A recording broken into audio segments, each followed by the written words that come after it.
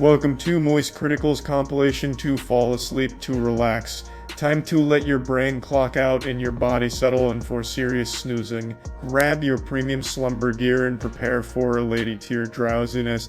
If this helps you drift off to dreamland, drop a like, subscribe, and comment goodnight below. Sweet dreams, you beautiful sleepy souls.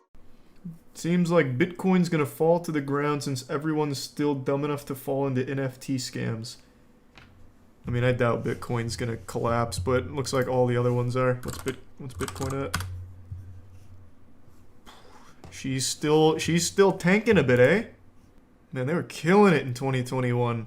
It's just a correction, as they say. Why the lost interest? Because I think it's solely from NFTs and shitcoins. Keep in mind, all of this growth was at the time when NFTs, like, their hype was at their highest. Even your dad was hearing about crypto. And then your dad got scammed. Then your dad got scammed again. Then your dad found more shit posts from Elon Musk, got scammed again. Now your dad hates crypto. He sold. Everyone's selling. I think it is solely from NFTs and shitcoins. How much money have you lost? I haven't checked this since last August. I've lost a ton. Probably all of it, I assume. And that's fine by me, man. As long as I get to stop seeing all of those, like, crypto copium hype beasts on Twitter, I'm fine with it. I'll let if that goes to zero, whatever. Yeah, I don't think Bitcoin's ever going to, like, actually collapse. It'll probably settle somewhere in, like, the 20 to 30k ballpark or something. I'm just pulling numbers out of my ass, but I don't think it's gonna die. Bitcoin has died hundreds of times. This won't be any different. Yeah, I see that cope a lot too. This one is super different though. I don't think there's ever been as much crypto hype and as much crypto scam and shady shit as there was throughout all of 2021 when Bitcoin made its crazy run. The faith in crypto is at the lowest it's ever been. I got into Bitcoin late 2015, early 2016, so I saw all of the rises, all the falls. There was never a time that looked like 2021, ever. There were plenty of scams though back in the day. True, there was BitConnect. There was one other big exchange that I never remember the name of. I think it was like Mt. Gox. I think that might have been it. That's true. But the only people that got scammed back then were normal crypto bros. Now, in 2021, the people that got scammed were just average, normal, not internet savvy people, not tech savvy people. And now they will never come back. That shit will just get slapped down. And every company tried their best to hijack NFTs as quickly as possible for a quick turnaround. I don't think there's a chance anyone believes in NFTs again. Even Poppy's Playtime made NFTs. Yeah, they did. Everything. Literally everything. The moment I saw Paris Hilton shilling Bored Apes on Jimmy Fallon was the moment NFTs died. I feel like you can kind of pinpoint the day NFTs died. I really think it was when Gwyneth Paltrow introduced her own Bored Ape. I really feel like that is when it actually went into a death roll, like an actual death spiral. Because after that, I recall everything going down. It was Saturday Night Live that killed crypto. That killed Dogecoin. I don't think it killed crypto in general. Weren't they trying to make a Bored Ape movie? You're talking about the ape cartoon. I forgot what it was called. I think it was like Red Ape. Yeah, Red Ape Family. Well, episode 2 came out 2 months ago. Hold on a second. Hold on a second, sports fans. Oh, and you can even buy episode 3 NFT. Let's go. Please make your way to the boarding gate. God. What a beautifully awful cartoon. I love the comments they picked. One of them just said, "This is epic." I saw another universe too, royally fucked, by the way. Creatures called trolls, who were trapped in a thing called YouTube. Poor things. Oh. No, they were assholes. Virgins making reaction videos in their mother's basements, all talking about how shitty we are. Oh. Men. No, babe. This is the most NFT bro shit of all time. The insecurity immediately oozing out of the script. Holy shit. Not even a minute in and they're whining. Just instantly fucking whining. Thanks to resub Twisty and the bits of Bungie. So episode 2 is just the creators all in their feelings, like, oh, you guys you're trolls. You're in your mom's basement. That's so sad. Fuck. I see why no one talked about episode 2 in the crypto community. Jesus Christ, that makes them look like such pussies. They make fun of Saberspark in episode 2. So is this just like their YouTuber call-out episode? Red Ape's so strong. We don't care that you guys are mean. What you experienced was a rip in the multiverse caused by the power of the golden NFT you stole. What the fuck are you doing in our bed? I get lonely at night, and I like to cuddle. Good God. You're grooming his shit. Hey, that's my kid, fat fuck. The name's Fat Fucking Ape. Who do you think you... Oh my God, this is fucking awful. Episode 1 was bad, this is worse. At least episode 1 had, like, animation to it, kind of, I guess. I don't know, it's really hard to fish for, like, even a single compliment for it, but it wasn't this bad. Yucky. Yikes. Who is this for? I don't know, I guess just more insecure crypto bros. I really couldn't tell you. Like, even the comments just eat them alive. So I don't know who watches it for, like, entertainment. They even hide their own likes because I'm imagining the likes were so little compared to the view count that it also looked bad. Yeah, I don't get it. I don't see the point. Nah, the whole point was well, I don't know why I said I don't get the point. The point was to drum up hype for the NFTs, and they sell them on OpenSea.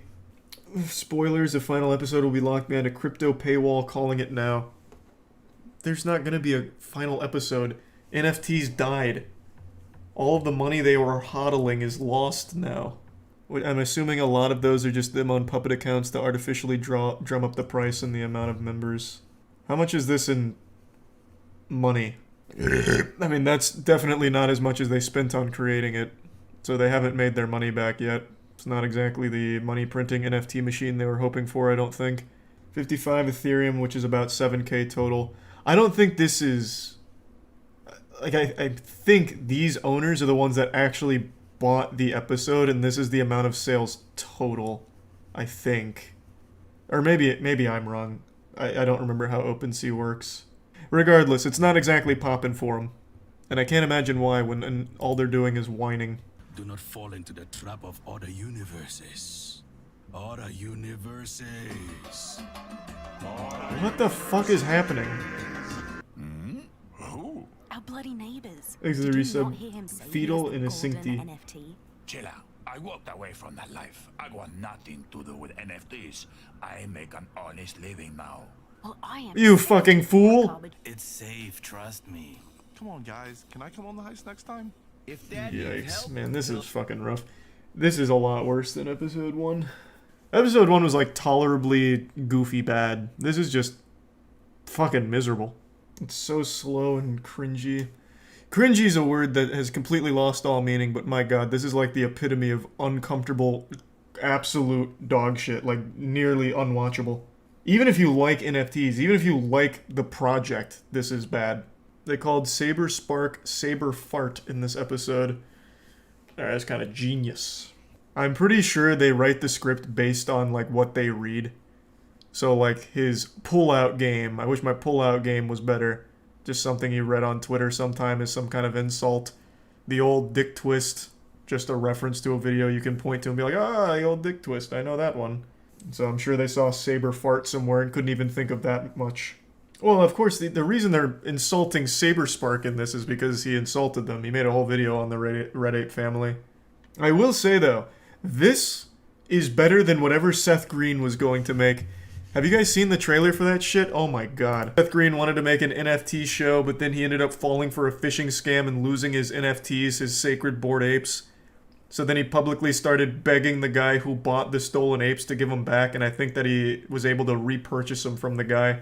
It's so embarrassing. I kind of want that rose. Don't take the rose, sweet. I'm taking my break. What? Yeah, it's fucking awful. It's so bad. It's so bad. So I will say, the one compliment, well, I can give 2 compliments to Red Ape family. 1, it's better than whatever the fuck Seth Green was cooking up here. And 2, at least it has an ending. Like, at least the episode ends in 14 minutes. This was gonna be fucking miserable.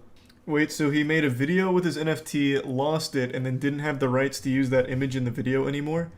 Yep. So he was making an NFT show with his NFTs.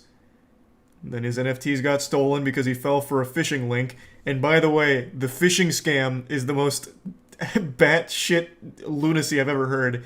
He clicked on the phishing link and thought he was minting Dex Cats or something, Dax Cats, another NFT. He thought he was minting them, but was actually just getting robbed. And then publicly groveled at the feet of the guy who bought the stolen NFTs to let him buy them back, which he did.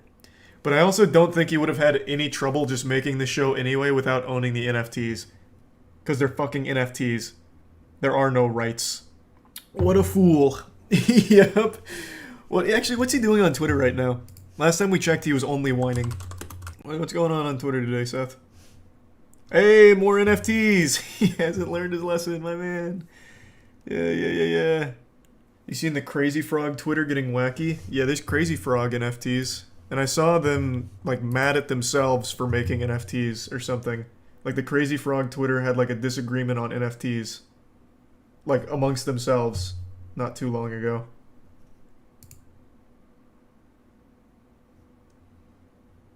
The Mandela effect is real. That's referencing the Crazy Frog penis. Who up crazying they frog right now. Nice. That's pretty good. I'm going crazy mode. Run. It's pretty good. This seems like a good account. Crazy Frog's feeling himself a little bit. That's fine. I'd give this Twitter account like a B. Only because of the who up crazying they frog right now. I don't know what it is about those posts from like actual brands, but that shit is the goofiest thing to me. You British bastards will feel the wrath of Hector, the rage monkey. Good lord. Man, the action's pretty intense though. Are you okay? Disgusting.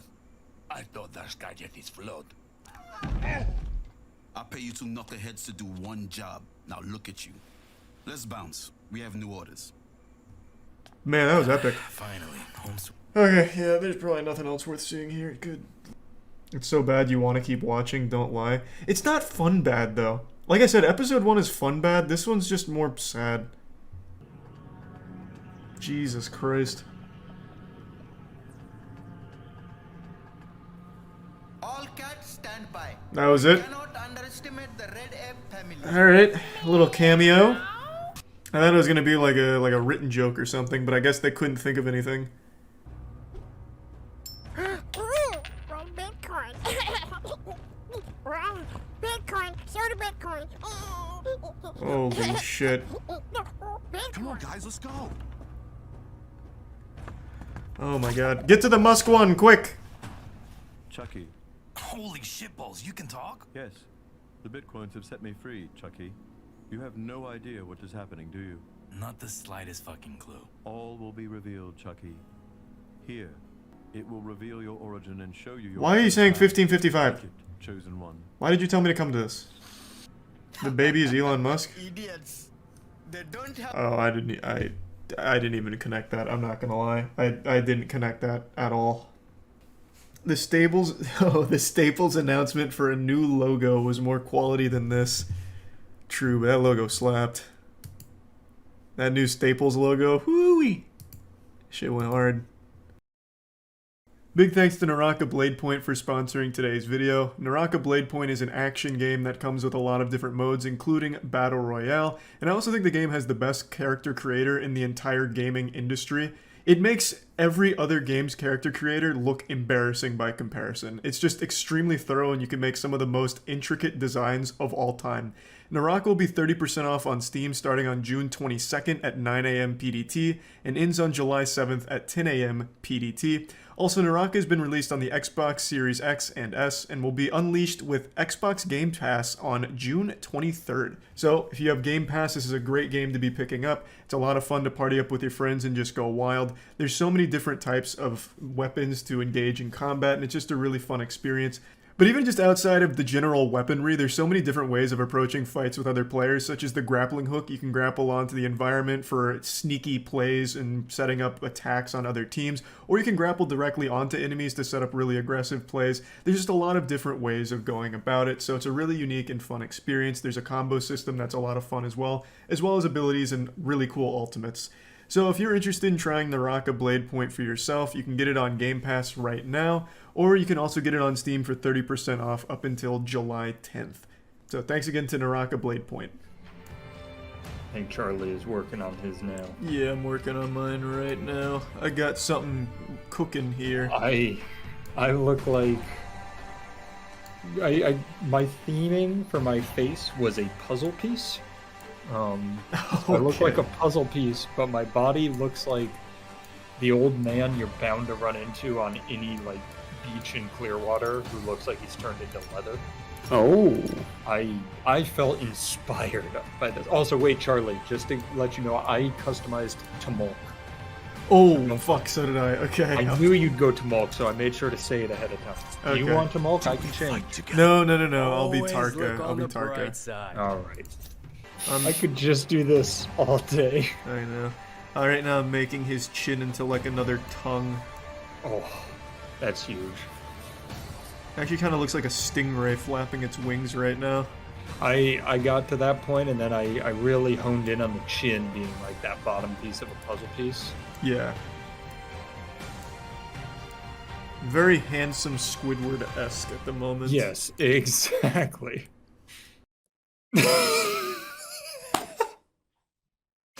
What the hell is that?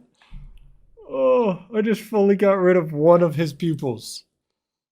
One side of his face is just empty. Alright, I gave my guy little Dobby ears, but only on the left or on the right side, so if there's any enemies on the right, I'll hear them coming from a mile away. I gotta tell you, my guy's looking pretty cool. I'm pretty satisfied with where I'm at right now on my guy. I'm really focusing on things not being symmetrical. Yeah, I think that makes it have a good look. Alright. I closed one of his eyes and the other one's like massive, so... Yeah, I did one little one and one massive as well. No, I closed the other one, so it's like it looks like Zoro from One Piece after the time skip, so he's got one eye closed. Ooh, I've got him with a very goblin-esque nose, very like snobby almost. My guy's mouth looks like he could catch rain like in a bucket. Nice. Yeah, I know exactly what you mean. Right now I'm fucking with his nose a lot and it's changing everything. So now he's got like a snowman carrot nose. Alright, my character's done. What's a cool name for him? Like Haas Delgado? I'll just be Champ. So I hosted a custom room and asked people on Twitter to join, and I started that lobby up and absolutely went wild on them.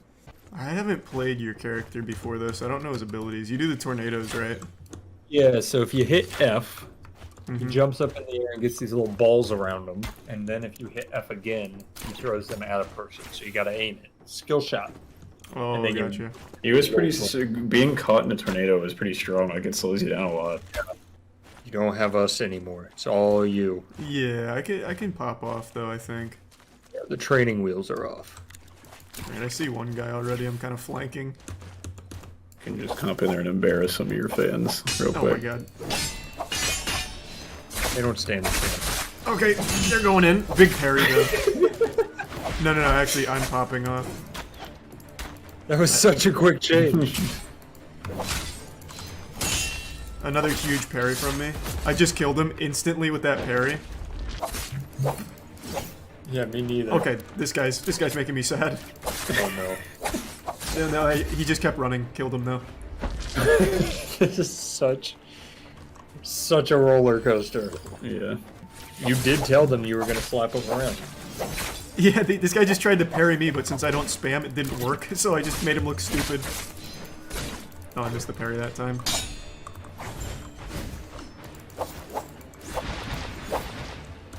Oh, unlucky. Thought you could get away? Oh my god, you fucking idiot! Blasted, I'm 3-0. I love It's gonna come out. It's just gonna be Charlie bullying his audience. I am absolutely spanking these guys right now. Oh, this guy just... Oh, that's so sad. Oh. I was looting and I heard his footsteps because he tried to attack me while I was looting. Now I parried and killed him. And I turned around and just annihilated him. I'm actually just nasty, man. I'm gonna try and fight this guy while he's in his ult. Okay, that was a bad idea, I just died. Yeah, that was stupid. Okay, so when someone ults, you're basically dead. So, I won't do that again.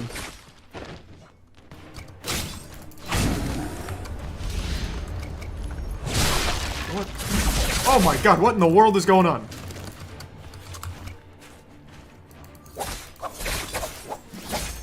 Okay, I still got the kill. Ah, I'm out! I am actually so nuts at this game, boys. It is nasty. He's still trying. Oh, he actually got me there. Don't you let my promote down. I love Charlie is never happier than when he's laughing while just shitting on me. Yeah, when oh he's my god, it feels, like it feels so good when I absolutely just annihilate. Huge parry again, sorry kid. Oh my god! Why did you join my lobby in the first place? Alright, 3 of them collapsed on me, makes sense. Makes sense. No, they're teaming up. Yeah, they had to, they had to. You can't take that. Yeah, no, they had to, they had to. Now, Charlie, is my ult long range? You kind of jump at them where you're looking, and if you get a big spinning tornado around you, I think knocks them up and slows them. Big parry, you're dead. Sorry. Unlucky kid. These poor kids. Watch us see the footage afterwards, and he's just getting shit on. Oh my god. You need to see this footage. You guys haven't seen me like this. Just killed another. Stink ball down. You like that? We were holding you back. Yeah. Nope, not today, kids. Alright. Come back. Nope, I said not today. Stop it. What are you doing? I said no. He's become a bully. Goddamn. Oh no, I'm getting teamed on. That's so unlucky. Figured out how to beat him. Yeah, they send 2 or 3. This guy just spawned and I'm already brutalizing him. I'm not giving him even a moment of respite. Buried, sorry, you're dead. What? Someone just saved him. Oh. Okay, they're actually teaming, I think.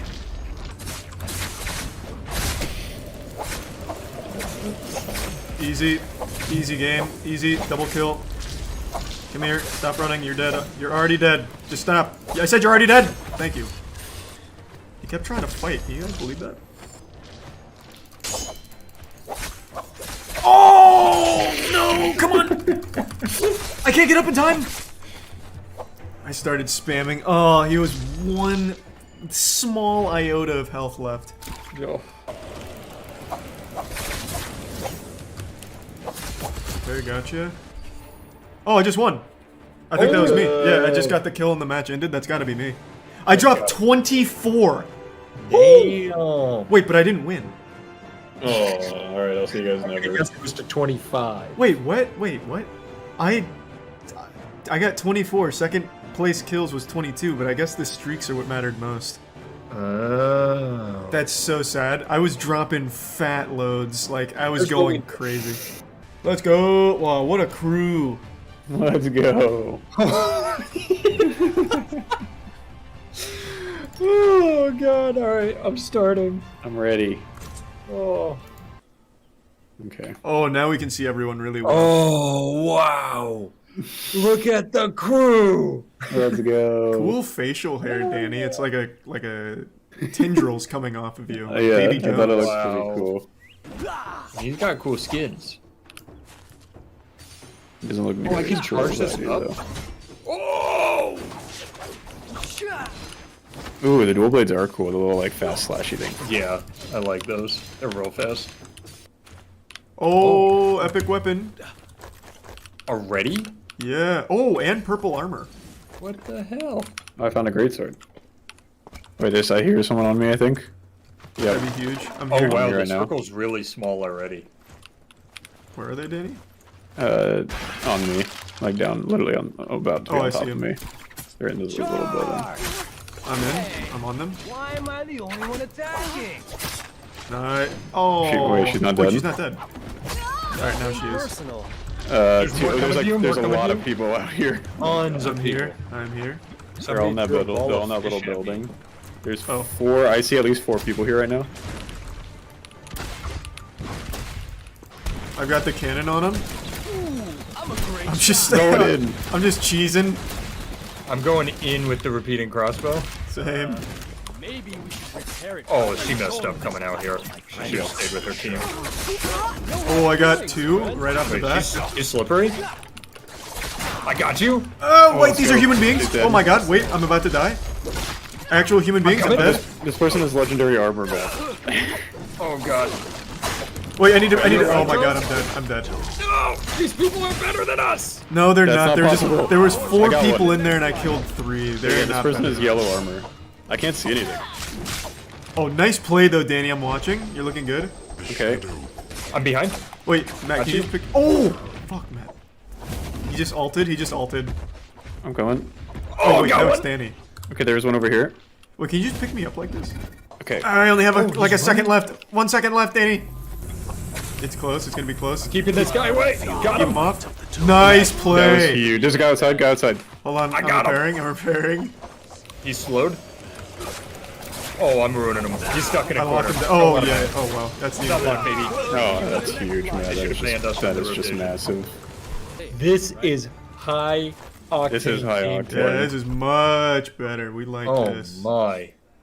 There's only 5 other people left. What is this? Yeah, we really slapped them down in here. Good lord. Yeah. Oh, I see one. I see one over here. Look at this. Alright, Over where? ping. I just pinged it over there. I'm coming with you. Oh, it's a team. It's a team. I'm going for long range cannon I plays. got a legendary, Okay. like... Matt, come where combat. I know, I'm coming. Alright. I'm on the legendary armor girl. Me too. I love this part. Oh, I fell. Give me a sec. Legendary armor's running away. I ulted. Oh, I'm parried. Oh, this shit! Hold guy. on. I gotta Bad disengage. news. I had to them ran away. disengage.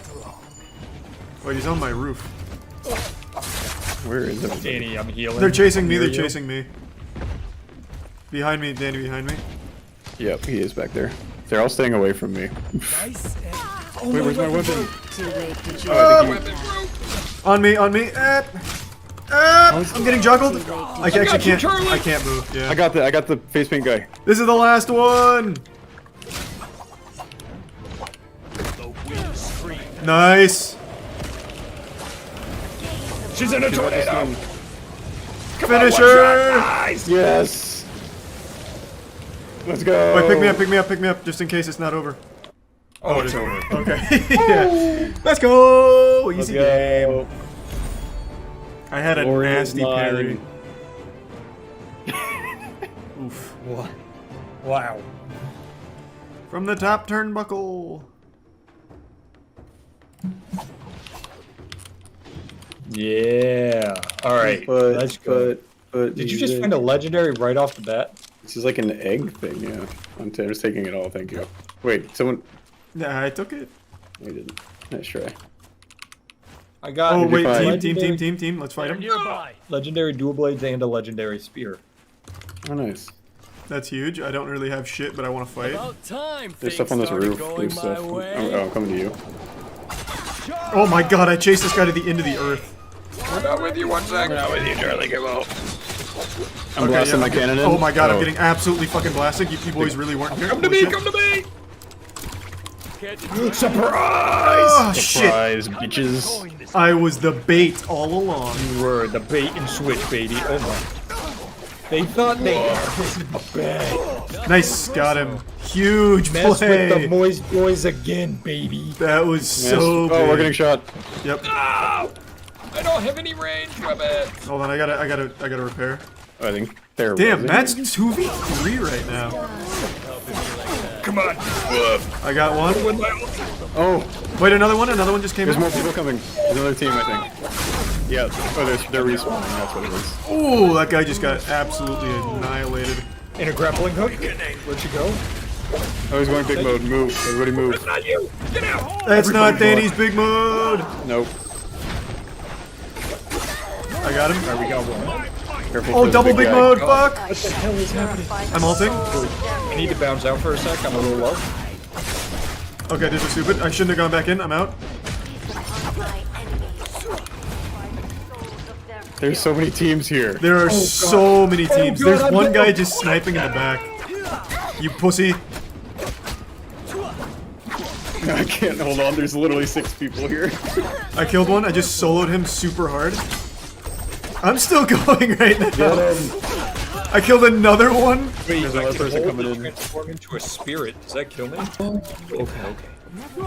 Oh shit! Wait, they increased the damage that being outside of the zone does. I didn't know that. Yikes! I'm going to respawn right now. I just revived myself.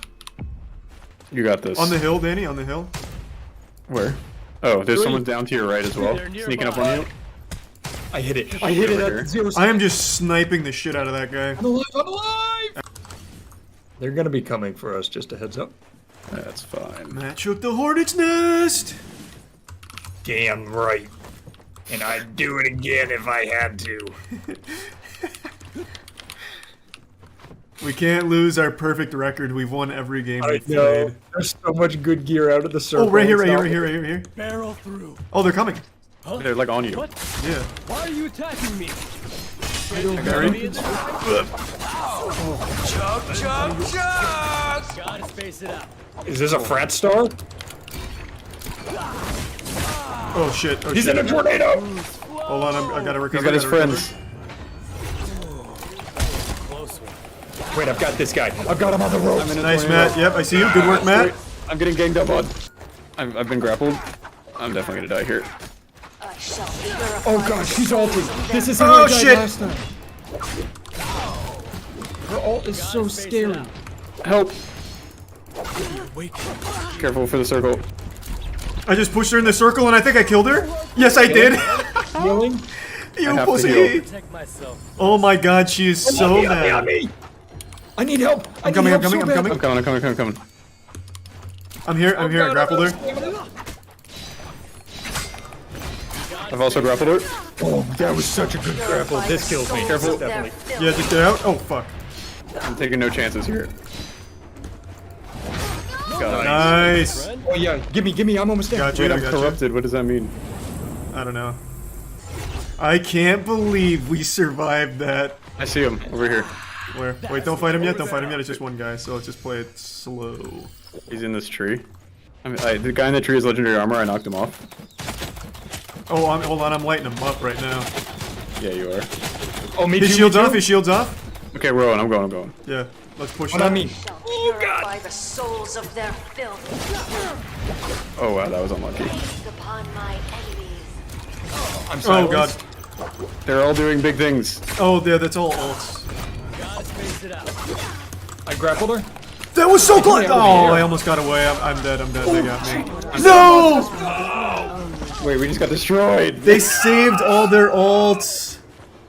Those cowards. That one ult chick swings the purple sword, goes on for like 10 minutes. It's crazy. I know, that's such a crazy one. Oh, I dropped 9 in that one? I Yeah, dropped you a kind bad of one. nutty on that one. Yeah, I was going little crazy mode, little Insano style. We are all obsolete now. Machines are taking over. Like a carrier pigeon to a mail truck, we've been replaced.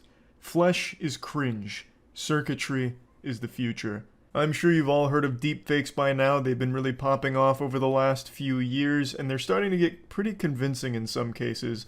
Like, I'm sure you've seen the deepfake Tom Cruise on TikTok who blew up not long ago.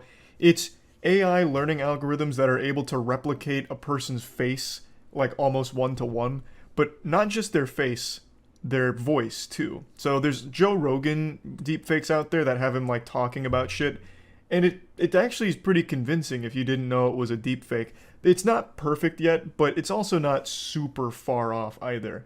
So deepfakes are a really impressive new technological feat we've been able to achieve, but I also think that all the good that can do is also pretty scary, and I want to talk about that because I watched a video today that I'm sure you've all seen by now called AI generated a moist critical video. So all of you probably already know this, but yesterday I was attacked. This wasn't your common comic book bad guy. In fact, not even the Joker could compare to its evil doings. We are talking war criminal mass murderer, baby killing monster of a man, the one and only Jim Wool. Let me start at the beginning of this anime arc. This is no simple story. By the end of it, I grew as a person, I learned something. So I was walking down the street here in Florida, and I see Chad Roberts from Cold Ones. My natural reaction was to beat the absolute shit out of him. Unfortunately for me, the cops were right near us and I got arrested immediately. When I was thrown in the slammer, I knew I was in for a bad time when I saw him. Jim Wool. He stared at me like I was a slab of meat for him to feast on like a Norse god in its banquet at the table of gods. I rushed to the bunk beds to get the pillow to defend myself. But just like Dio from JoJo's Bizarre Adventures, he was in front of me by the time I turned around. And that's when it happened. Jim spared no mercy. It was like Martha and Thomas Wayne in the alleyway. I was done for. Until from the corner of my eye, I saw Chad. He forgave me for my actions. He helped me beat the monster of a man that is Jim Wool. Anyway, after he bailed me out and saved me, he invited me on the podcast, and we had a cold one with Max and had a fun time. That's about it. See ya. If there weren't those little record skips and hiccups in the speech, I would have thought this was pulled directly from one of my videos, like an excerpt re-uploaded here. It's so goddamn convincing. I don't know how they did it. They pretty much cloned me. They must have raided the trash can outside of my local Smoothie King and scraped my DNA off the straw I was sucking on, because they have captured me in binary here. It's just fucking amazing, honestly. They made a moist critical video without me. This story they told is just phenomenal. It's not exactly true to my real life character because I wouldn't beat the shit out of anyone, because I know I would be the one that ends up getting their teeth fucking blasted out of their skull. But aside from that, this feels like a story I would have actually told on my channel at some point. Also, shoutouts to Chad for being such a good guy about bailing me out of jail or whatever, saving me from Jim Wool. Like, goddamn, this story had everything you want.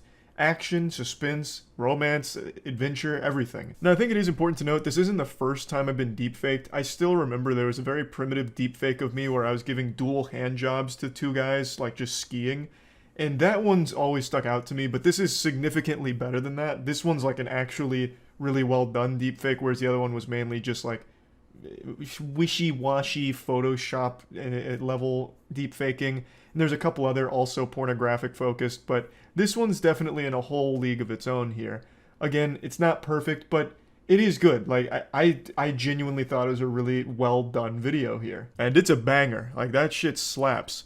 But if that moist critical AI ever becomes sentient, God help us all. There'll be no dildos left on the shelf for the rest of us. The point is, though, it got me thinking, and it's something I've talked about before, with the potential of deepfaking. Like, take, for example, deepfaking someone's face as a political tool. I'm not going to get political, I'm just giving an example. Let's say you wanted to ruin your opponent's reputation. You could hatch a nefarious, evil plot to deepfake them in a compromising situation. You could deepfake their voice and have them saying slurs on video. You could take a sketchy video of like a crime or something bad and deepfake their face onto it. And you could just fool a ton of people into believing it. And you don't even really have to try that hard these days to convince people of things because everyone believes anything. No matter how fucking nonsensical it is, they will believe absolutely anything. The world's flat? Okay. The moon is hollow and filled with reptilian humanoids? You betcha. JFK Jr.'s been revived through forbidden necromancy and is gonna cruise around in a limousine in bumblefuck nowhere, Washington this summer? I'll sit there and wait. Real thing that happened, by the way. People were convinced, QAnon crowd was convinced JFK Jr. had been revived and was about to announce his presidency run or something. It was fucking wild. Point is, you don't have to try that hard to convince people of things because they'll believe anything. But if you put forward deep-faked evidence that this is capable of, you could fool a lot more people and manipulate the masses on a scale never before seen. Like, that's just an example of one way it could be used wrongly, but it actually can take our jobs. Like, unironically, it could. In entertainment, for example, you could, through AI learning algorithms, deepfaking, you could basically have a movie that starred no real human beings. It was put together entirely with CGI and deepfakes. So you could have a modern movie starring Marilyn Monroe with guest performances by the Beatles, like have John Lennon as a key character, because you wouldn't actually need them there in the flesh. They could just be deepfaked. They could be fully CGI'd, or you could even just have other actors do the mocap and then have the AI slap the Marilyn Monroe face or John Lennon's face on them, and you'd be able to have pretty much a dream roster, significantly cheaper, and what is currently impossible since they're dead. That's, of course, very far into the future of deepfaking technology, because you need to get the speech perfect, you need to get the faces perfect in order to actually sell the performance here, and it's just not to that level yet, but it can be as it progresses. It's still in its infancy right now, and still pretty impressive stuff. Like, some of it is actually convincing in certain cases if you didn't know that it wasn't real beforehand.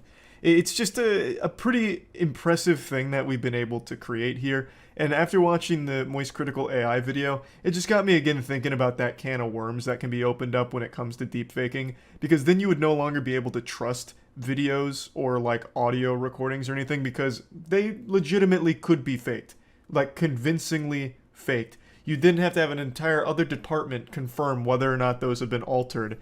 So there's just a lot of utility to it, as well as a lot of things that it could be used negatively for. But overall, I think the technology is great. I'm always on the side of scientific innovation. Like, go hog wild with it. Give me like the wildest, most sci-fi shit imaginable. Damn the rules, let it ride. I remember not too long ago there was a controversy, and I'm blanking on most of the details, but I think it was around CRISPR, where they're talking about like they can do these things with CRISPR for like DNA editing and splicing and stuff, but they were hesitant to do it because they didn't want to play God. And I say, fuck that, play God.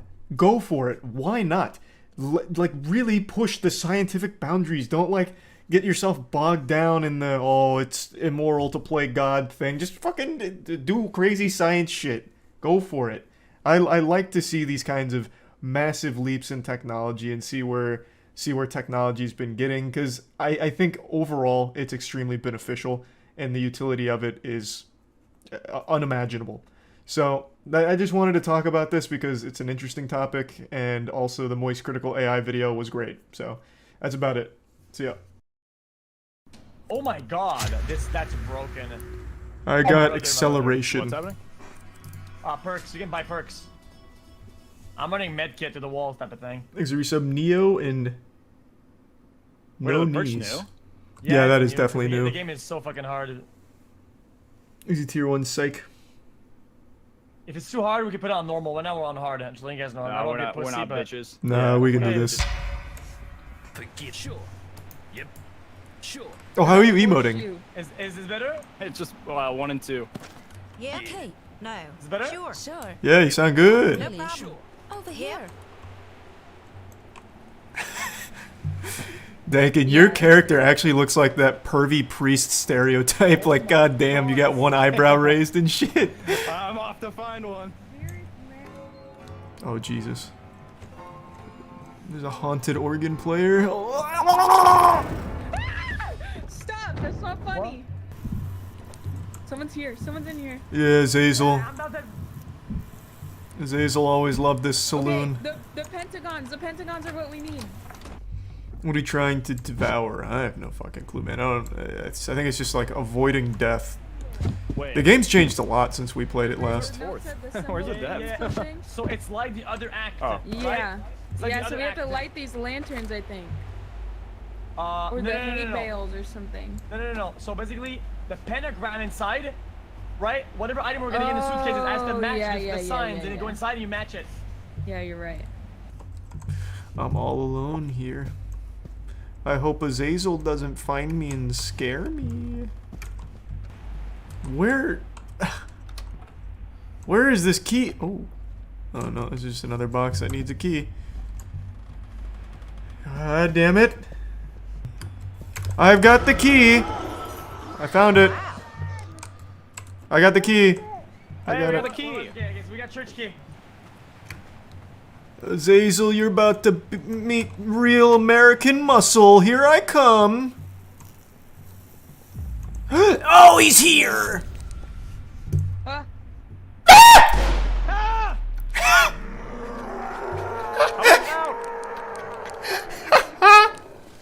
I'm doing the gas! I'm doing the gas! Kill him quick!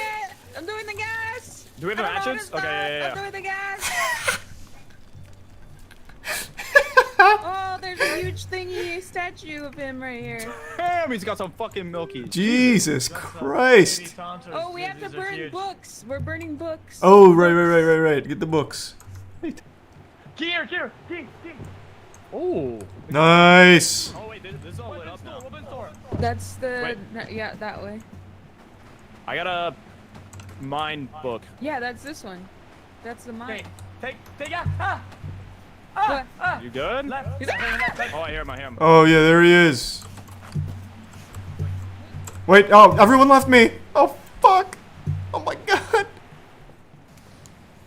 Oh, now we're fucking cooking. This is good work. Done. I got it. Put the book in. Yes, brother. Oh. Come on, my brother. I'm doing it. Give us a thumbs up, brother. Yo. Your face looks like Buzz Lightyear if he was on bath salts. What a goofy character. Oh, I picked it up. Oh, now we have to take the pentagram bookie and bring it to the top. Oh. Alright, good. Let's ride. Oh, we almost lost her. We're dead. No, you stop saying that. Jesus. We're fine. I hear him. I hear Shane's. We're fine. He's there. Storage lockbox key. Oh, nice. We have I got clothing store. Oh, we got the clothing store. Key. That was across. That was across wait, the. storage lockbox? There's a ghost here. He went to the right. Just run. You'll be fine. Wait, the dude's got a gun? Yeah, no, she's fine though. Oh, okay. Yeah, no, she's doing fine. Watch out! Keep my wife's name out of your fucking mouth! Oh, I'm getting hit! I got you. Easy. Okay. Now let's burn the gun key. Oh, blah. I'm on it. Wait. Or shoot him. Ow! I can't. Where's my UV light? I'm out of UV. I don't have any UV. Guys, I got another key. we need to do stables now. Stables. Stables is at Stables the is at very the back, yeah. Yeah. We gotta do it then. You can do this. Big speedrun strat. Oh my god, this strat's nuts. Oh fuck, not a strat.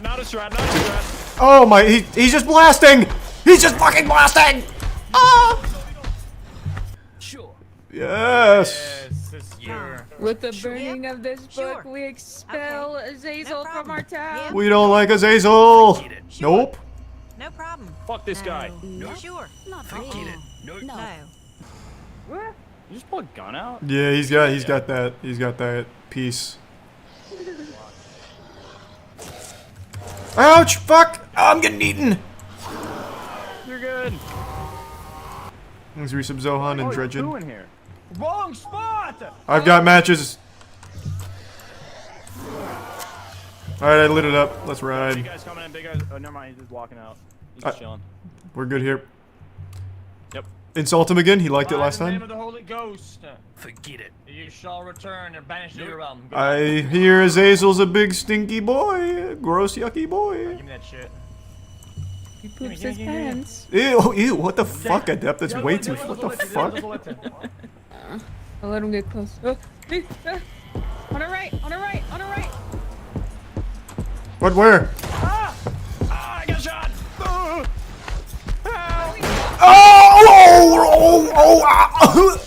Take it! Brother, take it! He's got me!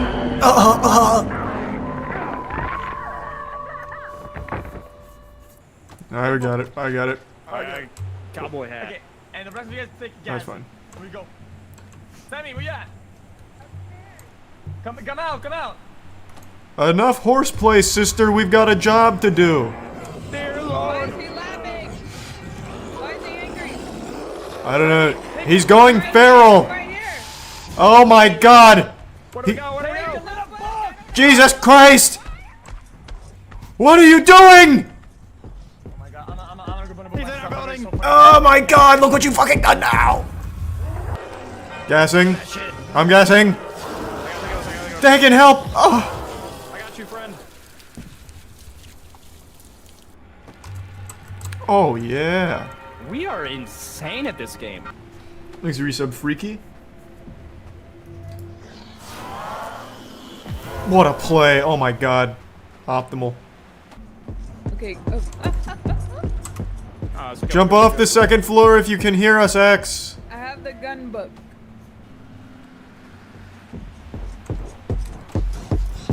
Oh god, he's really coming. That dude is booking it. Wow, she's really holding her own. Oh boy. Oh boy. That doesn't look good. Yeah, that is not good. No, no, no. Hey, thanks, big guy. No problemo, man. Oh, hey, what the fuck is this, man? Where's my coverage? Ow, help! Oh, Jesus Christ, he's blasting! Remember me! I fear no evil!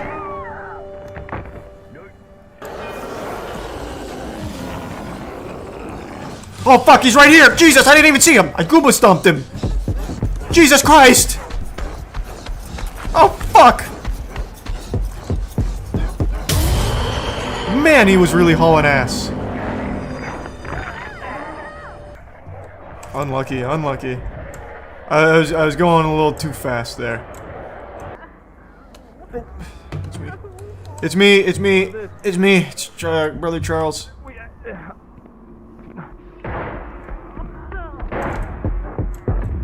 No!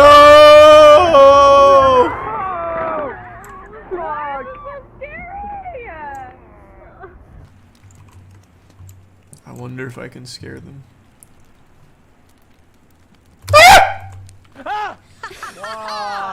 I got you again. Hey, no, no, no. Gas, gas. We need that gas. Let's go. I got it. Back to the Shadow Realm, Azazel. Now I'm gonna regas. Let's go. Let's ride. We need one more key. Azazel, I we fucked need your to mom. bank a bookie. Oh, fuck, he's sniping. Let's go. Oh, he's mad.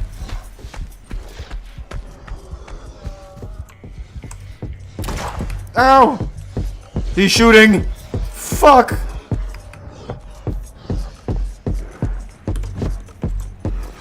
Oh my god, remember me as a hero. That was nuts. I need matches. I get the bookie. I'll grab matches. I know where some are. This one's lit. What is this? What does the book say? What does the book say? Oh my god, you don't want to know. It's speaking parcel tongue. Slytherin. He's coming. It was a noble sacrifice, sister. We won't forget it. Thank you, sister. We only need 3 more. Yeah, so we need this saloon book. Oh, Jesus! What the fuck? Maybe you'll forget about me.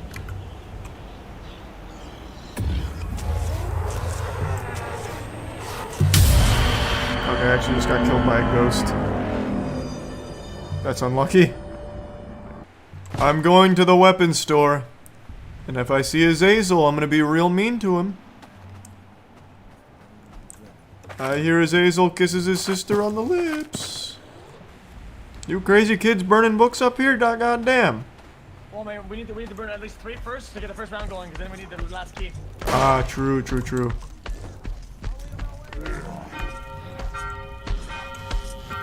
Got him.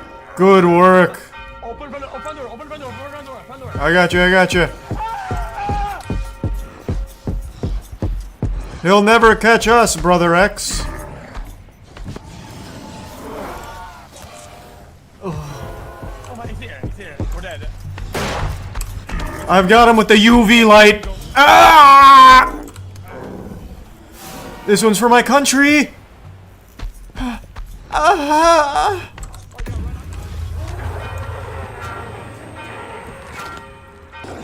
coming. He's coming. He doesn't know we're here. He thinks we Yeah, left. he is. He's right outside the door. He's left outside the window. I don't believe that. See? He's running past us. Dip, dip, dip.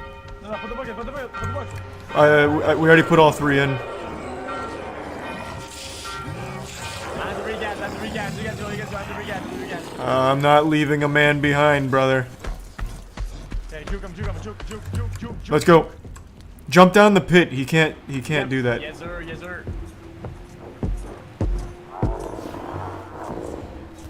Oh, good play! Oh my god, he's outside. What the fuck happened? How? How did he do that? How fast is he?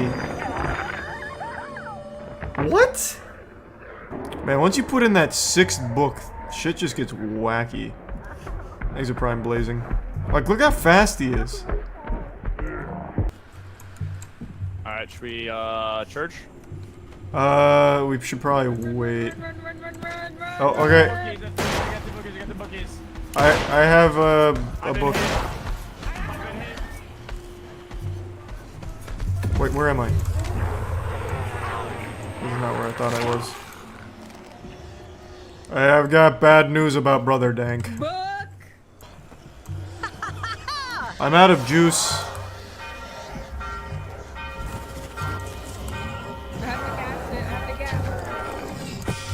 I put the book down.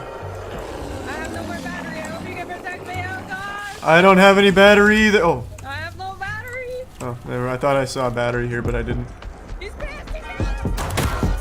Wow, this man is nuts. What the fuck was that? Oh my god, that turbo speed. He came in like McCree alting, but like super fast. God damn. Oh yeah! The whole congregation's gonna love this one. I'm coming. I'm coming. Let's go.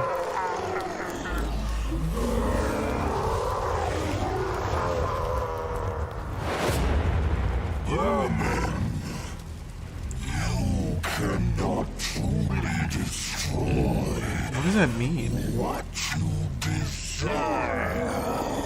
No one desired like a dual revolver wielding weirdo. What does that statement mean? Thanks, Reset Brain.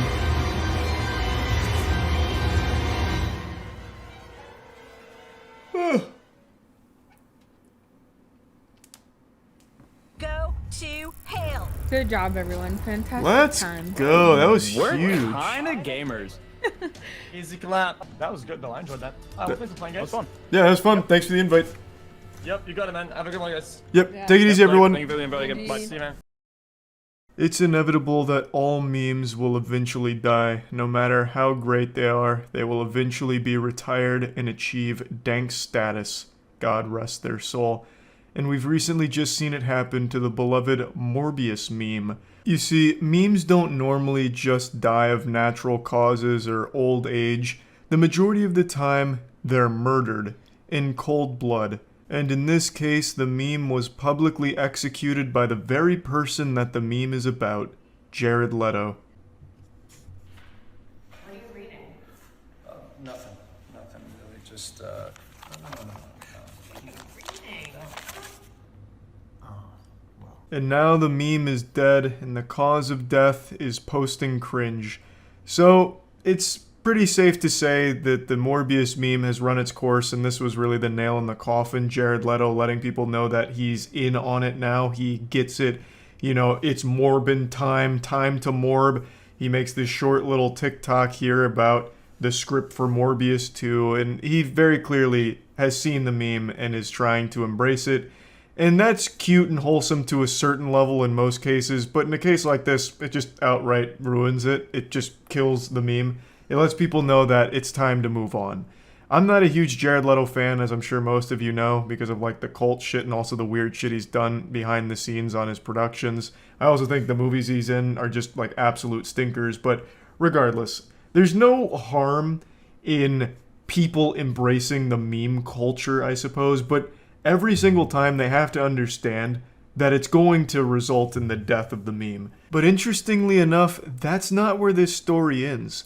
The fairy tale of Dr. Michael Morbius is a gift that just keeps on giving. There was still one Morb left up their sleeve, one more surprise for everyone. Sony announced that it would be re-releasing Morbius into 1,000 theaters as a way of trying to capitalize off the meme and the hype around the film, hoping that it could potentially have like the room effect where people go because they know it's bad and they want to laugh at it and share the experience with other people that are there to laugh at it. Just hoping that they could make a couple extra bucks off of Morbius, get a little more juice for the squeeze, because the movie didn't do very well. It flopped first time around, and it looks like they were kind of out for blood, and the internet convinced them that it was popular enough that, you know, everyone laughing at it might make them some money. So they rolled the dice and got fucked. It was another embarrassing flop again, making in total 85 grand and only $82 per theater they showed it in.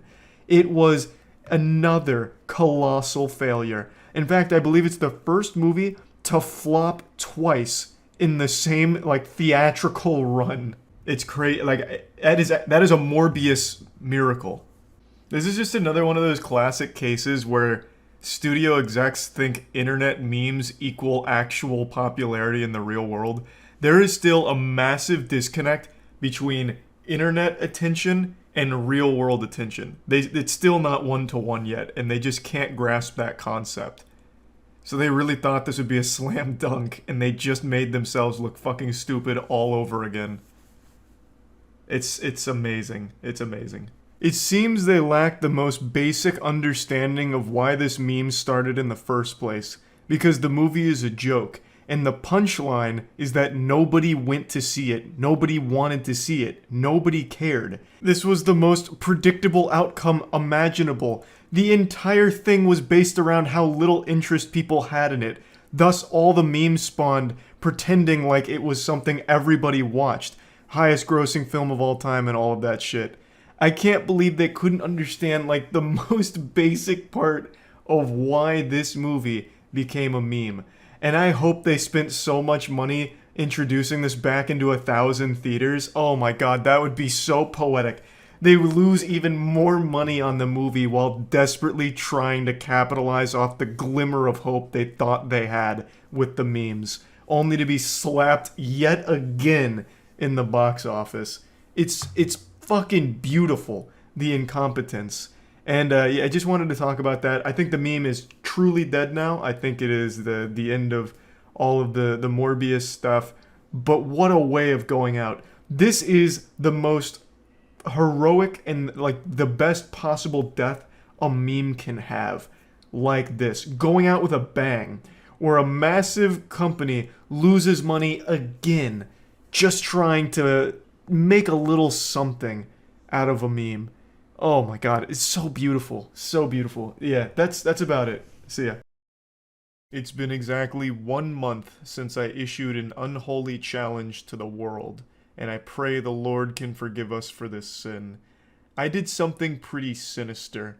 I set in motion a series of events that would lead to hundreds, if not thousands of people suffering.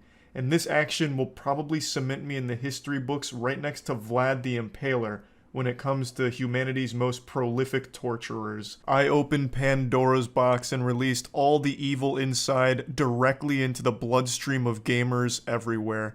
I put a $5,000 bounty on completing the hardest challenge in gaming, a challenge that no one has completed in 18 years, and then a week ago I actually upped that bounty from $5,000 to $20,000 since no one had claimed it over the last 3 weeks, and it's now been a month and still no one has claimed it. So in case you haven't been keeping up, I'll break it down as quickly as possible, give you a nice concise plot summary here to catch you up on the lore. I issued a challenge to anyone in the world to complete Halo 2 on Legendary difficulty solo with every single original skull turned on except for Envy. The skulls in Halo 2 modify the game to make it harder. The only skull that doesn't do that is Envy. It gives you camo when you turn on a flashlight. so it's actually helpful. Turn that skull off, keep every other skull on, so 13 skulls on legendary difficulty, solo, completing the entire game without dying. No deaths. Not a single death. If you die, you restart the whole thing. And it all has to be streamed, so that way we can verify that it was all done in a single run without any external cheats or splicing or editing tricks. It has been an absolute joy to watch people run this. Since upping the bounty to $20,000, we've gotten a couple hundred, if not a couple thousand new runners all trying it, and pretty much all of them have given up by now over the last, 48 hours, I'd say. They've just begun to fizzle out, probably for their own mental health, because if they kept going, they'd end up locked in a mental institution, because it is absolutely diabolical. It is fucking brutal. And since upping it to 20,000, it actually got picked up by a ton of news outlets. It went viral on Twitter with the entire Halo community talking about it. Even 343 Studios even mentioned it, wondering if it's possible, which it is. It is legitimately possible, just extremely hard. A ton of other outlets picked up on it, but not just in the US. It became international news for gamers. I know Famitsu, if that's how you say it, was talking about it. I also heard it was pretty big in Germany for a little while. So the news of the bounty has spread far and wide since upping it, and it has been incredible seeing so many people try it. I have watched probably close to 100 hours worth of people doing this bounty run, these bounty runs. It's been amazing. Now, I'd like to further illustrate just how difficult this challenge is, because I know a lot of people who might not be familiar with Halo 2 hear this and it's it's a first-person shooter. How can it be that difficult? I just want to start laying out the brass tacks here, because what I've done here is basically what Pain did in Naruto. I taught the world what true pain and agony feels like when I brought this bounty into existence here. I opened a portal directly to hell. So, like I mentioned, over the last month, we've had, if I had to guess, probably 1,000 to 1,500 runners actively trying it. That doesn't count people who tried it for a single stream for 2 hours and gave up. I'm talking about people that have tried it a few times over the course of a few days. Probably around 1,000 to 1,500. Do you know how many people made it past level 1? 7. 7 goddamn chiseled warriors made it past level 1 and have had actual deep runs. Just 7. It's right out of The Boys. 7 superheroes here. And the crazy thing is, statistically, you have better odds of making it to the NBA than you do making it past level 1 here in this challenge. It's fucking absurd. I want to quickly shout out these 7 brave gladiators for going into the Thunderdome and popping off. We have Jervalen, Pedrogas, Cordiaxis, Eric, Frazier, Mr. Monopoly, and Halo Completionist.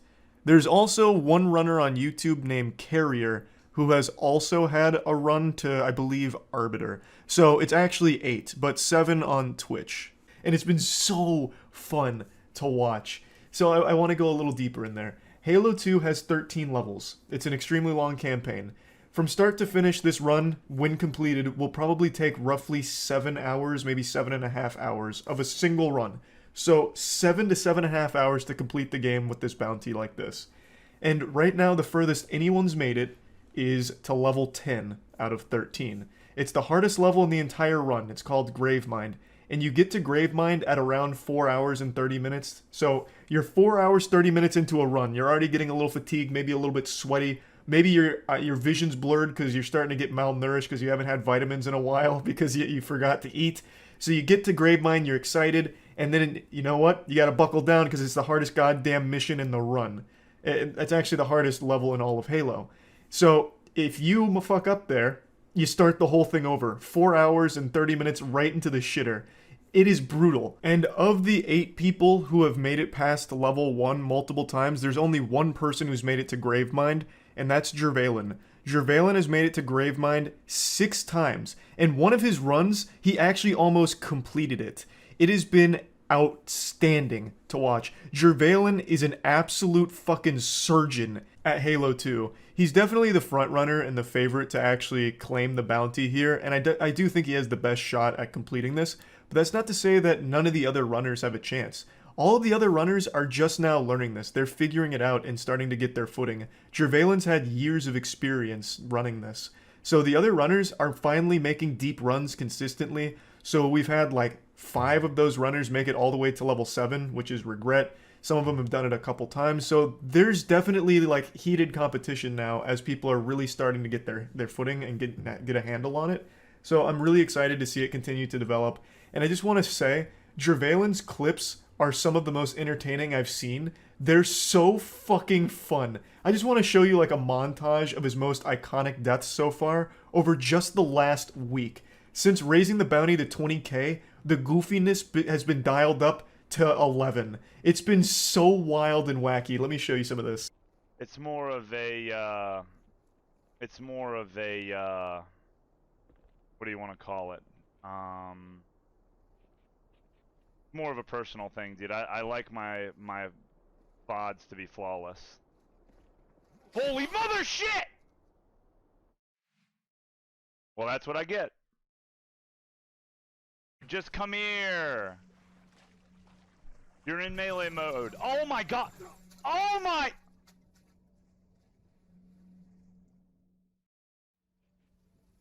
Wow. That one I think I need to be more to the right. I think I know what to do. I'm here, like this.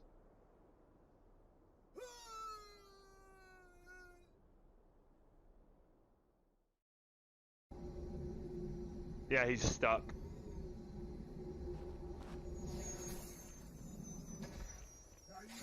Oh my! I just got baited, chat. I got baited.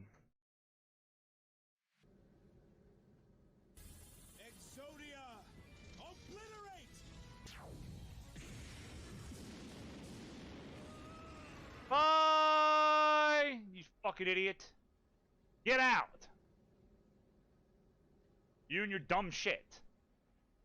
Come! Come! Get out!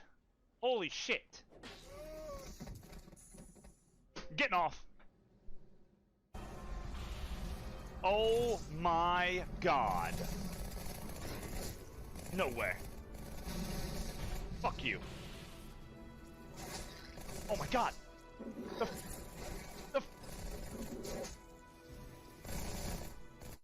The fucking thing closed! You suck!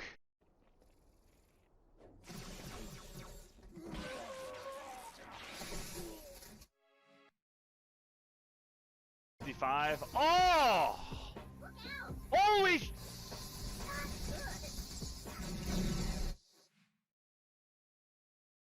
What? The fuck just happened? Every death in this run is heartbreaking because it takes so long to get back to it. But Jervalen does a great job even as a streamer because he's constantly talking to chat. In fact, one thing I've noticed about this bounty is all of the best runners are also really good streamers. Throughout the run, and since it's such a long run, they're always joking with chat, talking to chat, telling stories, keeping it lighthearted. So it's not only just like good content from like a gameplay perspective, but it's just like entertaining stream content in general. Like all 8 of these runners are like actually good streamers too, which is fantastic, a nice cherry on top of the cake. Now all of these goofy deaths I've shown you are not Gravemind. I want to show you 3 Gravemind deaths that he got this week, all of which would make even the strongest man weep. It's so sad. To get to Gravemind and die is just a rough feeling because it takes so long. So all of these are like 5 hours-ish, and my god, do they hurt.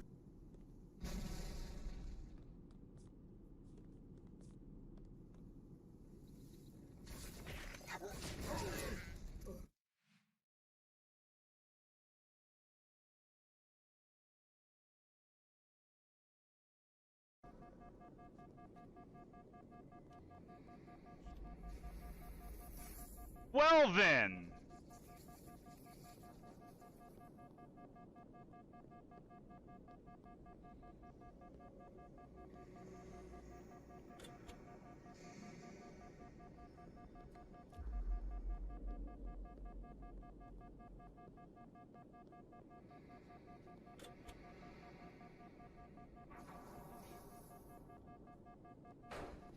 I have to get health off this guy or I'm gonna die in the next section anyway. I do have shield though, or I do have some health left on my character, so it'd be fine. Okay. Ate the overheat.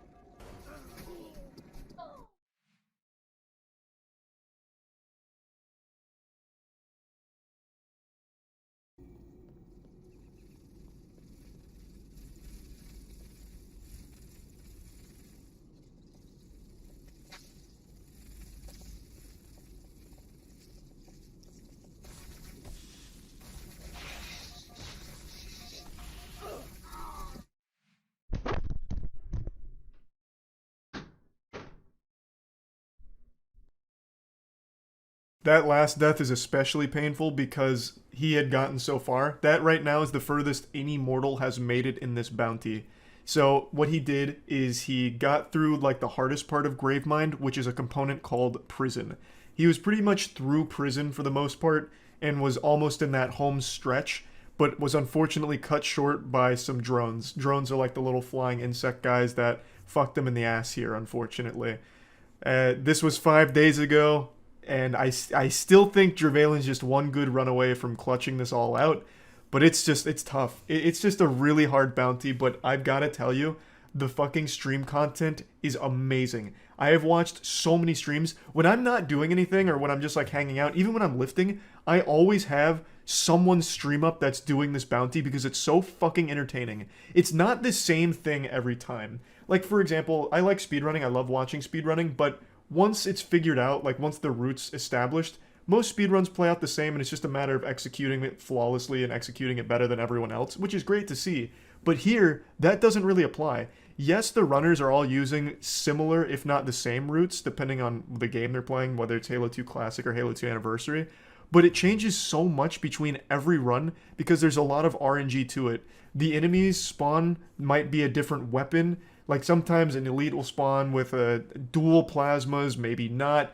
Sometimes enemies will do things that they've never done before, like the AI just goes rogue. Sometimes they won't even die to a back smack with like they're supposed to, which can just fuck your run right away. And it's all about adapting to the bullshit. So every run is always different and exciting. Just absolutely exhilarating to watch. So many incredible moments from this, and I absolutely love it. I know this challenge will be completed. I have no doubt about it. I know there were a couple people, like YouTubers, saying that it probably never will be done or calling it straight up impossible, but it's not. It is doable. It's just going to take the perfect run, and when that happens, it's going to be absolutely historic. 18 years, no one's been able to do it, and I know we're going to see it.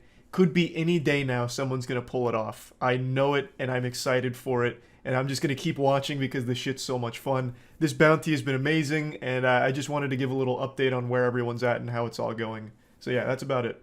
See ya. We're almost there. There you go, Charles. This looks kind of tank ranchy. This is it. We're here. This is where you turn in. Is the Alamo? Yeah. Okay. Here we go. Looking for giraffes. Keep an eye out. Where are they at? It was raining. Find them. Yeah, it was raining. Everyone knows giraffes don't like rain. Yeah. You just follow this until you find a building. You'll find one eventually. There he is, the boy. Oh, the sheriff's here.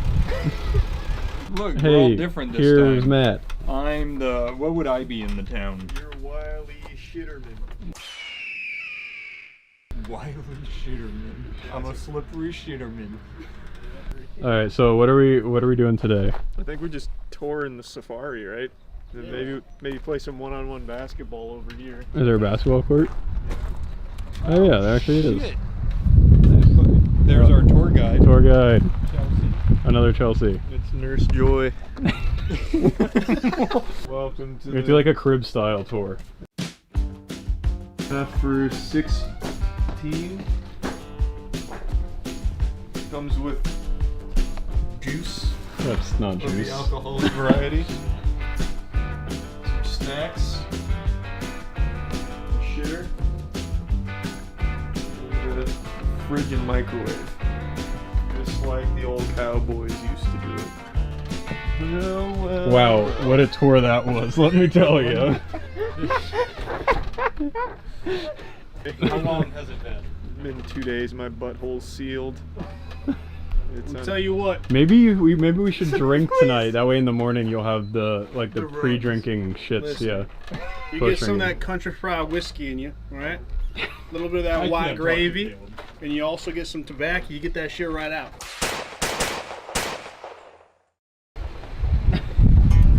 Let's give them a montage they can't forget. Yeah. I'll look for rare breeds. Yeah, hold on to your hats.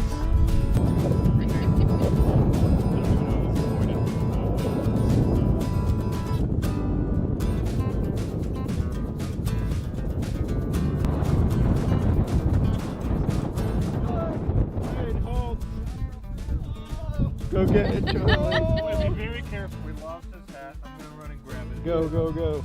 I can reverse. I'm pretty fast. Yeah, no, he's fast. Careful, he's a D1 athlete. There could be animals nearby. Man, there's a wildebeest on his tail. Matt's the prey now. Thanks, guys. It was like, what, a 6'8"? Yeah, so something like that.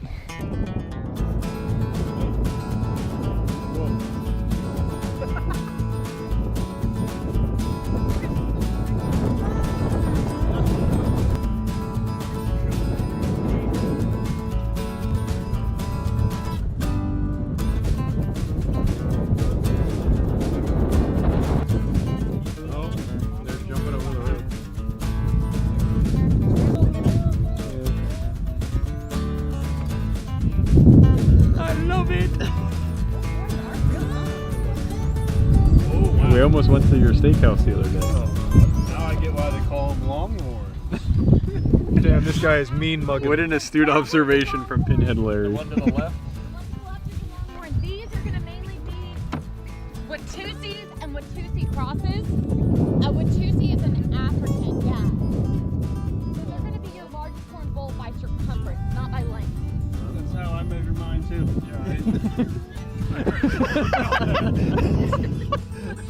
But like these are Yeah, this guy's staring us down. Mean mugging. He's so cute though.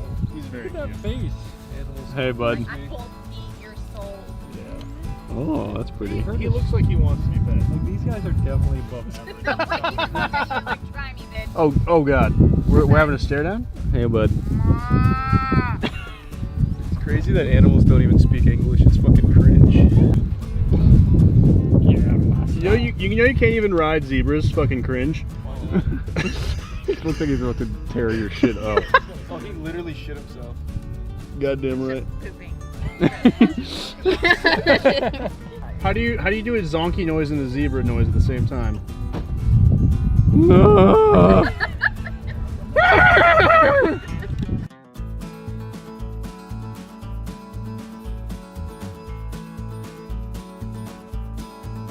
Can I chase him? Please, I'll drive up closer.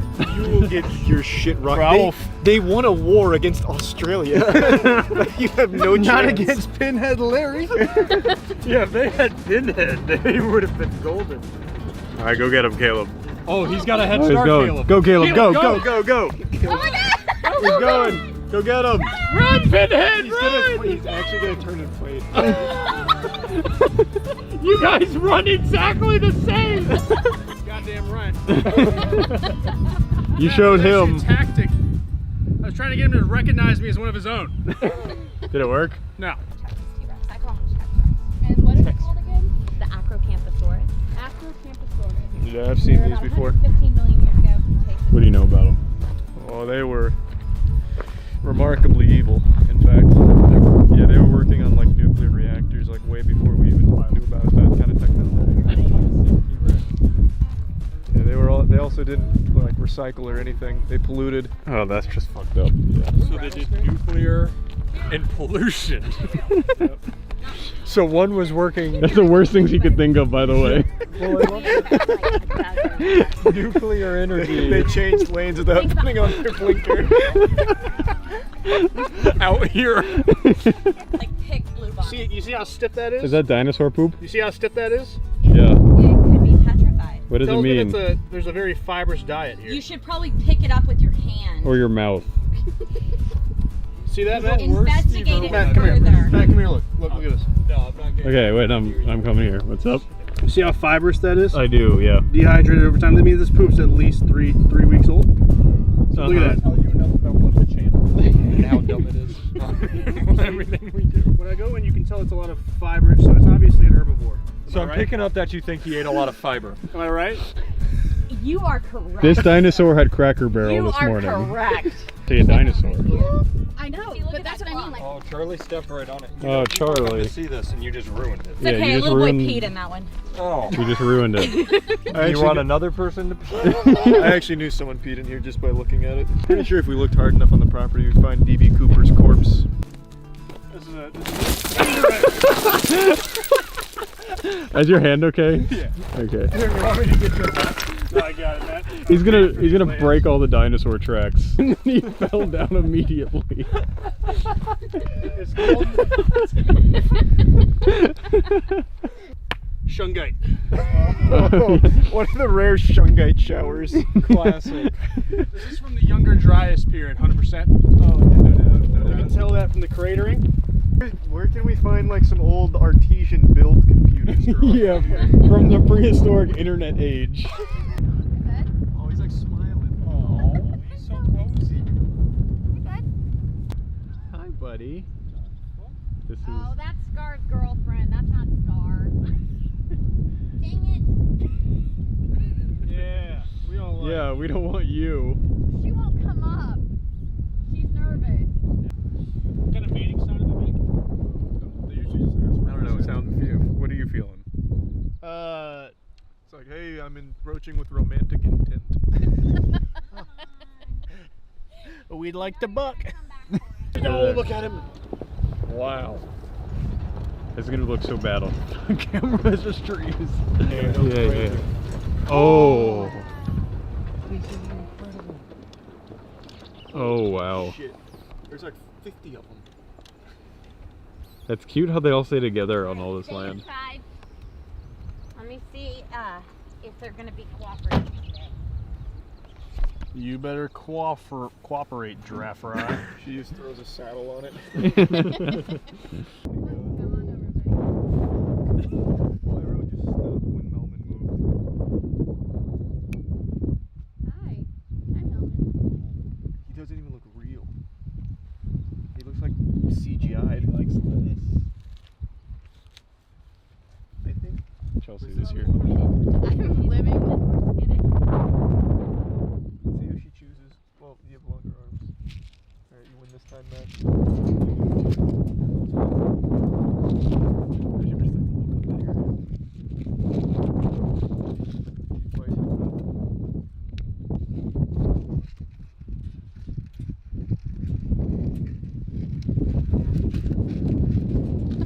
Chelsea's like finding moment. Hi, buddy. You are gorgeous. Wow. God, he's cool. I can't even with you right now. What do you think those eyes have seen? Look at those eyelashes. What mascara are you using, girl? Wow. And you said Boots is pregnant? They're always pregnant. Oh, interesting. So Chloe behind you is the one that had the little girl that we saw. Congratulations. Little Maya is just a few months old. Melman. Hey, Joseph. Melman is our alpha male. Oh, he looks like it. He's our head honcho. Oh. This is the best day of my life. Alright, Oh. a very small giraffe. Yeah. What kind of species of giraffe is that? Look into my eyes. Helicopter the whole night. Come on! I feel that. Where's my baby? Come on, Sebastian! His ears are nip. Come on, quit eating! They have Shrek ears. Against and then just rolls. So we can pet him? Hell yeah. In fact, he really likes to be pet under his leg. Don't slap him, Chelsea. Touch him! He likes to be pet under his leg. What is he made of? Iron. And he's actually like sensitive. So even just like barely petting him, he's like, oh, that feels so good. Yeah, it actually feels like they're So made out that's of Sebastian, the one in front. He's the older brother by 6 months. Oh, they're gonna fight. They're half brothers. Killian is 3.5. Sebastian just turned 4. And they live to be about 50. These are white southern rhinos. So they'll get about as tall as this fence. You want a pet? Yeah. Go for it. You think you could feed him? Oh wow. I feel about the same. Be careful. Fresh? Does it live up to the hype, Charlie? Yeah, it's awesme. That feels nothing like I imagined it would. I thought it was gonna feel like rubbing a car. You want to brush the rhino? Yeah, I knew you did. Watch this technique. Oh yeah. Oh wow, that's nice. He's actually getting a little excited, Charlie. Good work. I got good technique.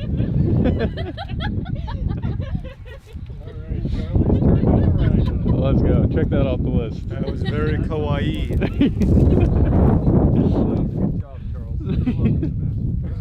Freaked him out though. Yeah, it freaked me out too. I'm like, alright, we're not into that kind of thing. It was a one lapse of judgment. Bash, we gotta get the fuck out. Let's ride. Devil magic. I'm too horny. Alright, let me see this brush real quick. Yeah, Charlie wants to do it. It's like brushing your teeth.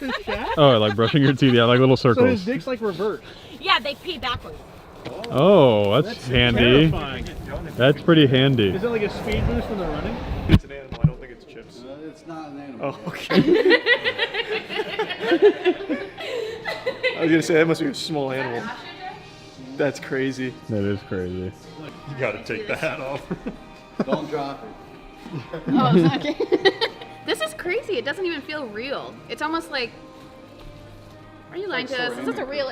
Yeah. She just laid it. Like She just. laid it this. Can you just hear this the ocean? in the past few hours. I can hear Africa. Okay. Give it a kiss. Well, I don't know where it was laying, but I'll pretend. Yeah. Looking good. I'll need a few more batches of Denki. Good news is, dumbass fucking Jerry planted only the really long growing seeds in all of my boosted pots. Amazing. Thank you, Jerry. Holy shit. It is crazy how many Goblin Punch deliveries I've been doing. I'm honestly selling and delivering more of this than the pizza places in this, I imagine. Like, Papa John's is gonna be out of business in this area. Everyone's too busy ordering Goblin Punch. Alright, this should be like 180k. Sorry, kid. I'm already there. 155. That ain't bad. Nice. Fuck yeah. Oh, he didn't like that. Sorry, Bill. I'll get you a better vape next time. Unlucky. I bought that at a gas station, too. That shit had, like, love and care in it. What in tarnation? What is this? Mixing Denki with Afghani? What are you doing? Jesus Christ, Jerry. That's so unsanitary. Those two strains, they're not a perfect symbiotic relationship. They can't share the same growth station. They're gonna leech off each other. Jesus Christ, Jerry! She doesn't study strains at all. Amateur. And the cross-pollination, it's despicable, honestly. I don't know what she's thinking.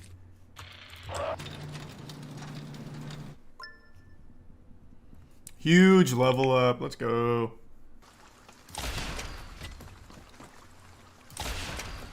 Damn it. Oh, come on.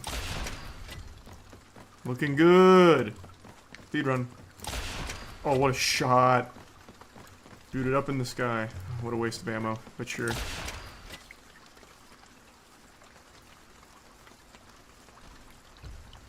Damn, I actually hit a balloon with that too. What a trick shot.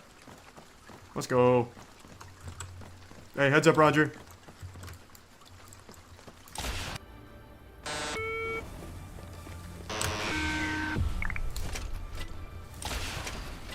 Damn, I was hoping that could push him. Damn it.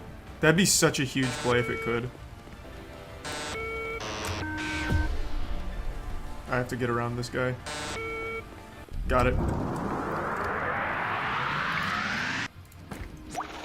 There we go. 41G, not bad. Oh, it's way too high. Get off of this planet! Oh, they're dropping bombs.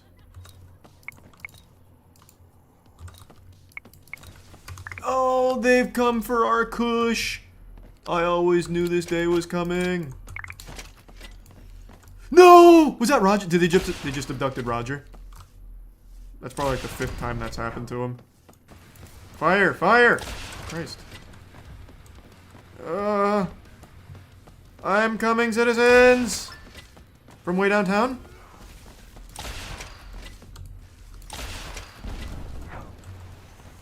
Ah.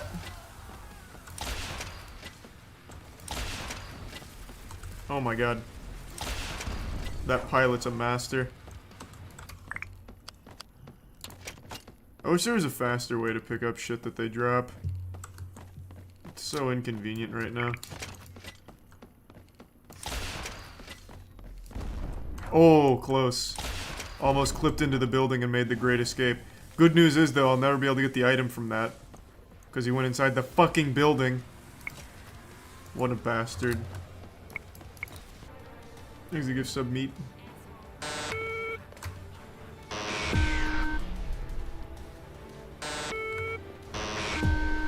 Oh, vaporized at the finish line.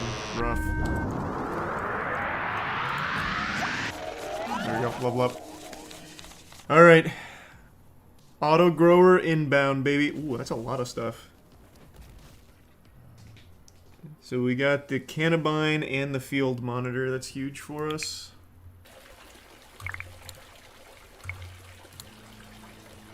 Oh, fucking huge! Oh, I still have to water these. This is a big time save, though. Don't worry, citizens. Oh. Oh, wow. That guy just hit me with a nasty maneuver. Well, let me kill all the aliens first, then I'll come back for the merch they're dropping. What deliveries do we got? Can't do this one. I can do this. More fucking Goblin Punch. This entire city is addicted to Goblin Punch. They absolutely love that shit. Roger just fucking phased in here. Good for him. Man's mastered the instant transmission. Oh, what a play! My speedrun strat looking really solid right now. Oh, right, I keep forgetting to look for a new employee. Keep forgetting, but now I've got it. No. Oh, I have Ash Blunts. That's right, I forgot that I unlocked her. I have nothing for her to do, though. I don't really need her stacking merch or anything. That just doesn't seem worth her time. Her going back into the grow room's also not helpful. Double security's worthless. Promo's worthless because everyone's already maxed. You can fill as many counters as you want in your shop. Yeah, it's just I don't see a need for it right now. Like, it's not going to speed anything up. Because, like, there's never any queue. You see? Like, all of my cashiers here are maxed. So they're really quick. I think for now we'll just farm for levels. Get ready for some vape and hybrid strains. I just need to find more locals.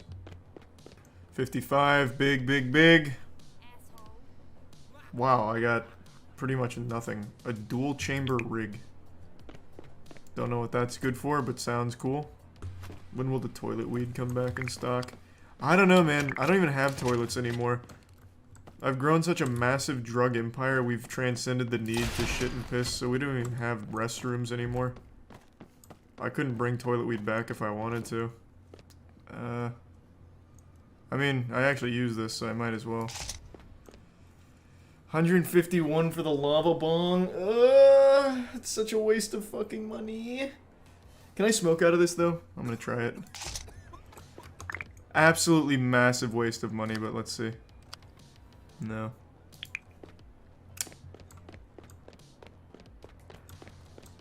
I'm not spending 400 grand on an alien lamp. Who is this? A YouTuber. What? Wait, what the fuck? This is huge. I'll promote your NFT and totally deny I did. Is that a I don't know, Philip Jensen. Is that a reference to a real person? Is this guy real? This is a real YouTuber? Wait, I have to look this shit up. Hold on. I'll do it on my phone so that way I don't accidentally crash the game again. Let's see. Philip Jensen. Yeah, let's see. Does this look right? They must have de-aged him in the game a little bit. Shaved a little 60 plus years off, maybe?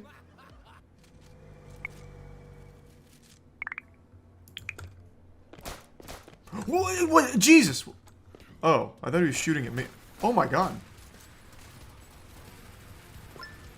What was... This man's just blasting. Is he shooting my he's shooting my customers. Actually, this is really good for business, because if they, like, are scared to come into the city, they'll stay on the pier near my shop. So they'll always be near my shop. This guy's actually great for business out here if he's just going to keep sniping people. Because then that'll force them to run to me for safety. Plus I have Steve on security. Another Goblin Punch one that's going to just deplete my whole inventory. Whatever. I wish they would stop always doing Goblin Punch. I would love if they'd branch out, like do some Swazi Gold. Some Maui Wowie would be amazing. I haven't had a single Maui Wowie delivery. Why? Why is that? I have so much Maui Wowie. Oh, this looks like the dolphin one. I'm guessing I ride out on this duck and start hunting dolphins or something. Oh, holy shit. Oh my god. She controls like a dream. No! Every time I do a minigame, a snitch enters my shop. I don't get it. That's so sad. Luckily security's there though.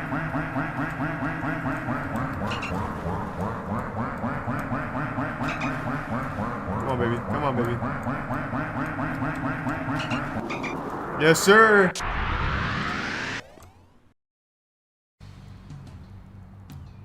Think you're fresh. Start splatting. Okay. Wow, this is weird with the motion controls. Oh my god. I came on here to hopefully bully some children like I do in Stumble Guys and like I did in Pokemon Unite. I think I'm just going to get ruined. Why is there a tutorial for the third game in the series? I imagine they've changed things around, and it's also there for imbeciles like me who have never played the first two. But I know Splatoon's mainly for a younger demographic, and I can't let kids have fun in the cyberspace, so I play every game that's aimed at kids in order to just be like this boogeyman. Teach them a lesson early on that sometimes things just don't work out. Not everything's gonna be fun. You should charge their parents for that lesson. Yeah, every time I absolutely demolish kids in a video game, I send their parents an invoice. Best girl. Alright. Okay. God damn! Okay, okay. Okay. I'll go pick a team now. Alright, well now I have to be Team Rock. Looks like that's where the furries go. Alright, I'm on it. Alright, we're gonna be Rock. I've already made up my mind. I'm in. The dog is off the leash. Time to rain terror across this battleground. You can't put the toothpaste back in the tube. Oh my. Oh my. Oh my god. Alright, now I'm ready. The only thing I've ever even seen from this game... Man, what the fuck? The only thing I've ever seen from this game is that one guy who raged every time he lost. I think his name was like Pulls12 or something. So that's what battles are like, huh? Yeah, that was a lot. That's a lot to take in. Whoo-wee! I didn't see a single opponent, actually, if you can believe that. Yeah, I just don't think motion controls are for me, man. Oh, I actually led the teams. Okay. Man, my team must have blew ass. I was not doing much of anything during that. Motion controls are a must. I feel like that's just brainwashing. Like, I'm sure it's fine without... We'll see. Like, it's not like I was making any big plays with the motion controls in particular. I was still top fragging.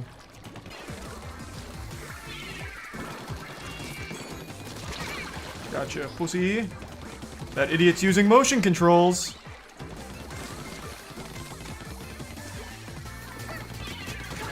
Outplayed.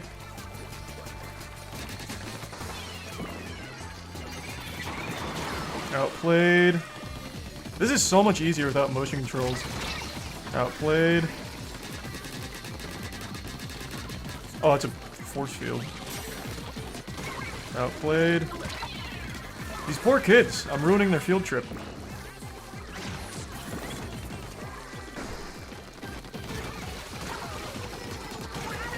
Okay, still popping. I'm gonna drop like a fat 20 bomb in here. Yeah, I don't know what this motion control propaganda is about. This is so much easier without it. Yes, sir. Another big dub. How many did I drop? That had to be like a huge amount. #1 overall splatter. Popular target. Oh my god, I'm nuts. That's the rise of Greasehole right there, baby. They're gonna be fearing that name at the lunch tables come Monday.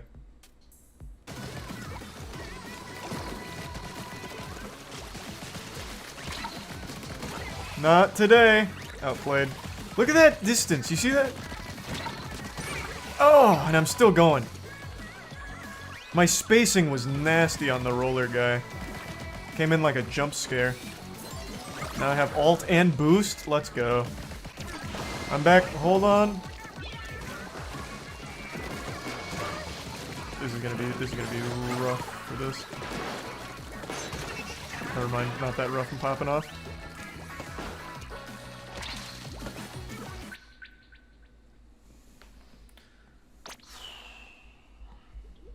Feels good. Nintendo should just be sued. It's a crime against humanity how bad their online service is. And before DC. Nah, I doubt it'll DC this time. I got a good feeling about this one. Let's ride, boys. This uses a lot of ink. Ooh! Was that even me?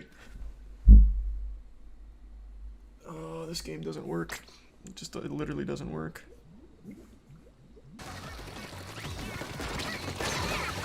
Alright, I'll take the trade. I'll take the trade. Fuck it, that's fine. We're 30 seconds in, no one's DC'd. Love to see that. This could be the one.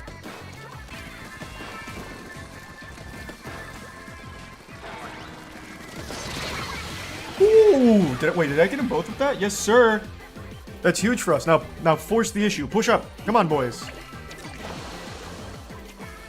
My Boy Scout troop isn't doing anything.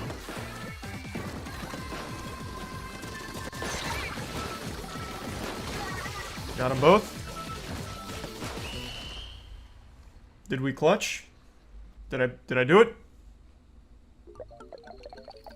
It's gonna be a tight squeeze. Unlucky. That fucking idiot! You buffoon! Where are they?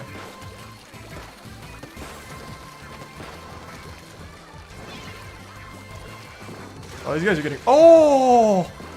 What a grenade! They're getting fucked so hard. Okay, I know that guy's 4 years old. And I don't feel bad at all. I'm teaching him important life lessons early on. Oh my god, how many kills do I have right now? 7 or 8? Maybe 9 or 10? Oh, and I'm still going! Oh, and I'm still going! Oh! Just stop spawning! It's for your own good, don't play. Turn it off. Just leave! Ah, just get the fuck out.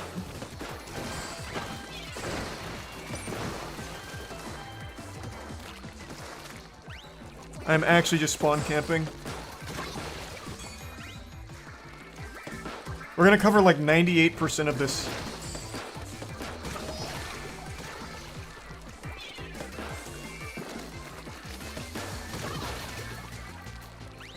Don't jump in. Don't jump in. I see you up there. Don't do it. Oh, God, why? Oh, I fell. Nope. I'm shutting that shit down. Not on my watch. What a slaughter. I'm pretty sure I dropped 50 kills. An easy 15. You love to see that. That's nice and crisp. Very good. 5 kills per minute. Yeah, that's not bad. That is not bad. Alright, let's swap. Let's switch it up. Luna's good. So far, Luna's my favorite. Oh! I like the roller a lot. The fact that it just one-shots is goofy. What's my ult do? I'm trying to push us through. Gotcha. Gotcha. Oh! Fuck, just ran the train right through them. I wonder, does this combo? No, it doesn't. I was wondering if I could do like the squid roll immediately after doing that, but it doesn't seem like it. Oh, actually you can. I've got the forbidden tech already, baby.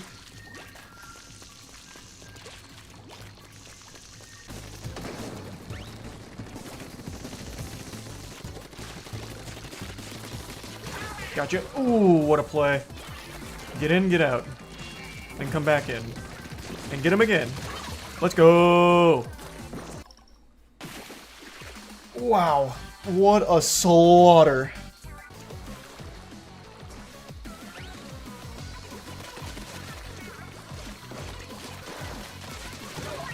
Gotcha.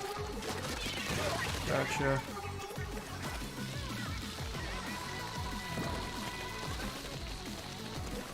This is so strong. Gotcha. Actually, that one might not have been mine. Mine. Mine. Mine. Mine. Oh, the other guy got me. Fuck! I was eating, though. I was straight eating the ass off of him.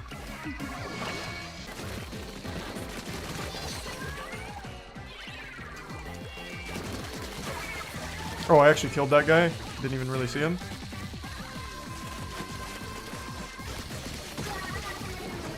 I actually might have dropped an easy 20 on this one. But I think we still lost. Oh, we definitely didn't lose. Never mind. I thought that one guy was wreaking far more havoc than he was. There's recent golfing. Not 20. We'll see. My highest so far is 15. And I felt like I got even more that time, but maybe not. I wasn't spawn camp 15. Damn. Alright, let's see how my sniping is. I'll play this like just an op, I guess. Gotcha. He's trying to snipe as well. Cringe.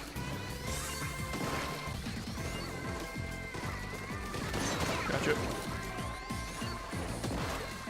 So this just doesn't have a lot of range is what I'm getting here.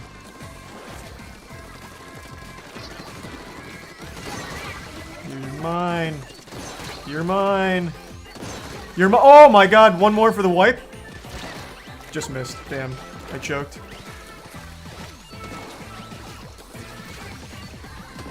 Fucking shame. Still huge though. Our sniper's good. When I'm using them. Not when anyone else is, though. Everyone else sucks shit at the snipers, except me. Feel like I'm nasty. I'm getting a phone call right now, but I'm busy. Can't they see I'm playing Splatoon? And absolutely wrecking ass? Get off of the point! Right. Hey.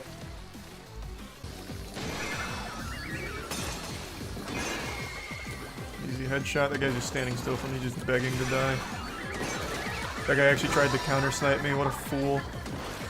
Some of these kids are so stupid, man. They're absolutely not going to pass trigonometry. Oh, I missed. But I don't miss twice. Never missed twice in my life. Never will. What do you think you're doing? What do you think you're doing? What do you think you're doing?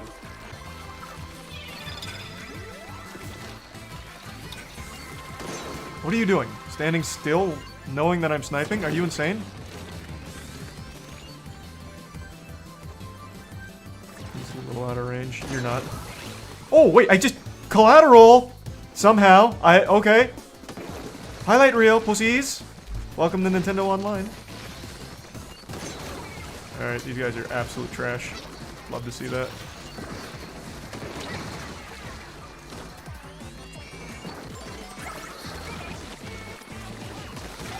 Gotcha. I'm starting to carry. Got him. Is it enough? Is it enough? Have I done it again? Oh, that's gonna be really tight.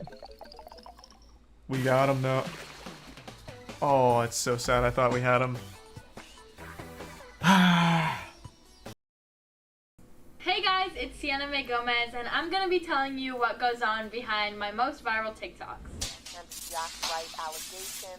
This situation is absolutely insane, with accusations flying from both sides. I wanted to share what I went through. All I can say is that I was in love with him. These are the facts, and I'm a witness. And why is all of your evidence posted and quickly deleted? His friends are painting him as the victim, and he is the victim, but not of me. Ooh, a bombshell. Damn, the editing here is super intense. I feel like I'm about to watch an episode of Euphoria. I'm young, and obviously I will not always get it right the first time.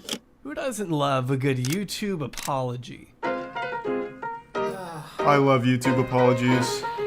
I'm so sorry for anyone that's been hurt. Continuous lapse in my judgment. It's hard to overlook the irony of David Dobrik turning off comments on a video titled Let's Talk. While some apologies may lead to an accidental admission of guilt, others don't even contain the word sorry at all. Some are scripted, while others are very much not.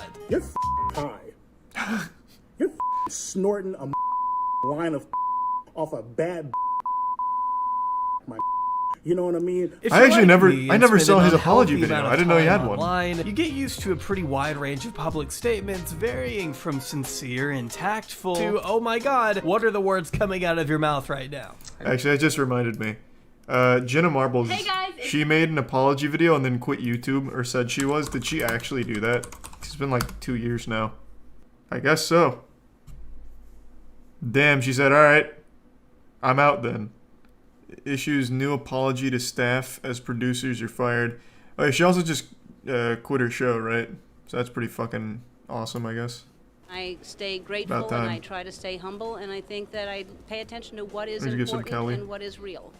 In recent months, her character has been called into question. Yeah, none of us like Ellen, I get it. Where's her apology? We'll focus on level producer. Ninja made you, Ellen. Don't forget it. I gotta keep moving forward and learning and growing. You know, some people don't teach you about how to live this lifestyle or how to be here in this position, but I'm learning and I'm growing. It doesn't exactly take a PhD in psychological studies to gauge who's actually sorry and who's only sorry they got caught. Accused of a literal crime probably won't have the best of luck defending themselves holding a tangible, actual script in front of them. To be fair, it's less of a script and more of like a summer reading essay.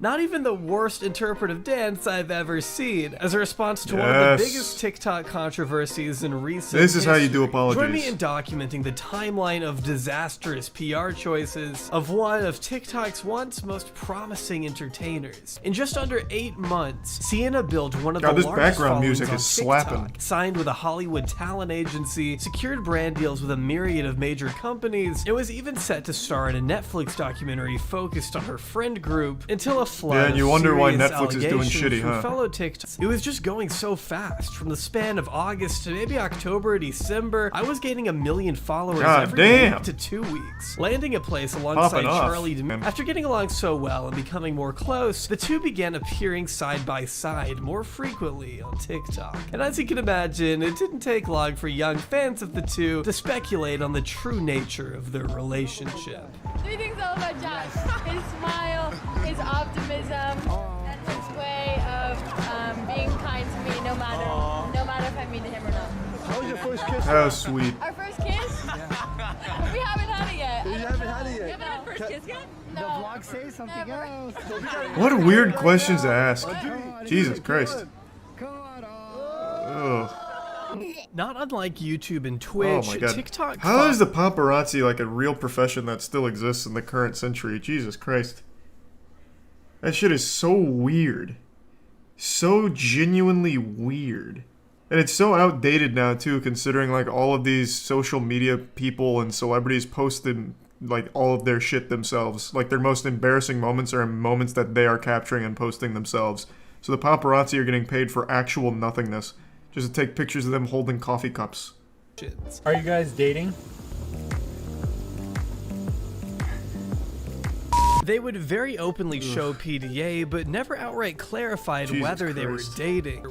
So with this These are some PR shrimp. win, I have to assume Sienna must have felt a new air of confidence. After all, it was around this time that Netflix was filming for a Hype House documentary. Centering around the chaos surrounding the biggest Hold teen on, I'm stars. curious. How many TikToker shows does Netflix have? Let me see. I'm curious.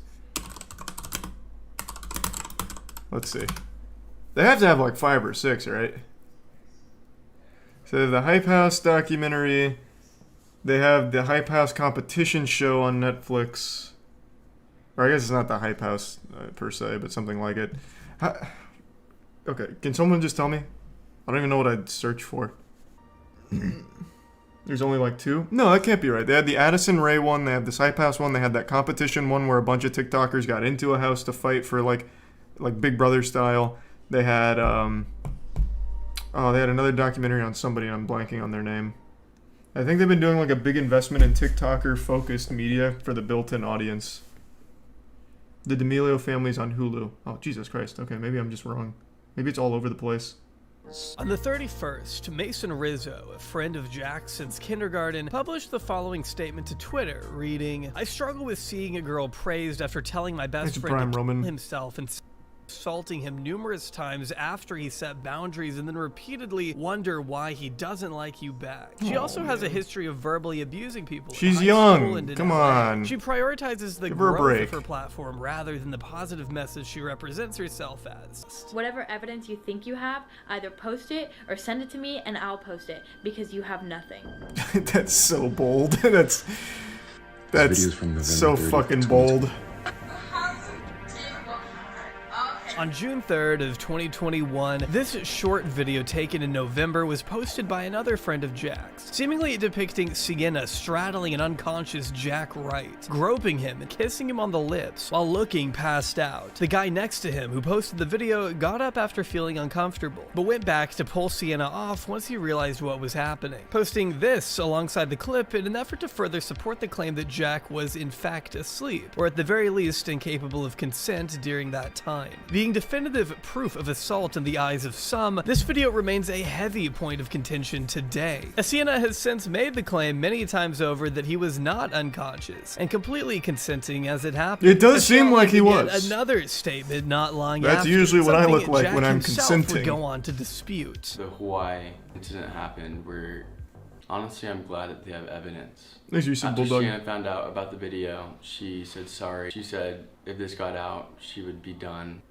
That is horrible, and she's The working on Bill boundaries. Cosby Jack classic. was a victim of sexual True. assault, but not by me. And I am a victim of continual I bet if they had an attempts to earlier cancel video, me there was and pudding. slander my name with false claims. It will not work. I'm here to clear things up and provide all sides of the story because I have been labeled as a sexual assaulter. Right out of the gate, Sienna's you demeanor said is potato. stronger and more aggressive than before. She comes off less concerned for her friend who she just previously said was sexually abused, and more frustrated with how the situation has affected her. Any video you go watch of us, please, and I encourage you to go watch my recent YouTube videos featuring Jack, God, our recent TikTok. this is so uncomfortable. You will Holy see shit. that this behavior Jesus Christ. was normal. Online, we touched each other, kissed each other, we were playful. Jack kissed me, and I kissed him. Within the boundaries of our relationship, this was normal. Definitely not doing much to sway people in her favor. But let's look. I would usually go over when he's unconscious and yank on his winky. So I went back and took It was part of our Not friendship. to mention when I got closer, I noticed her right hand inappropriately touching his crotch.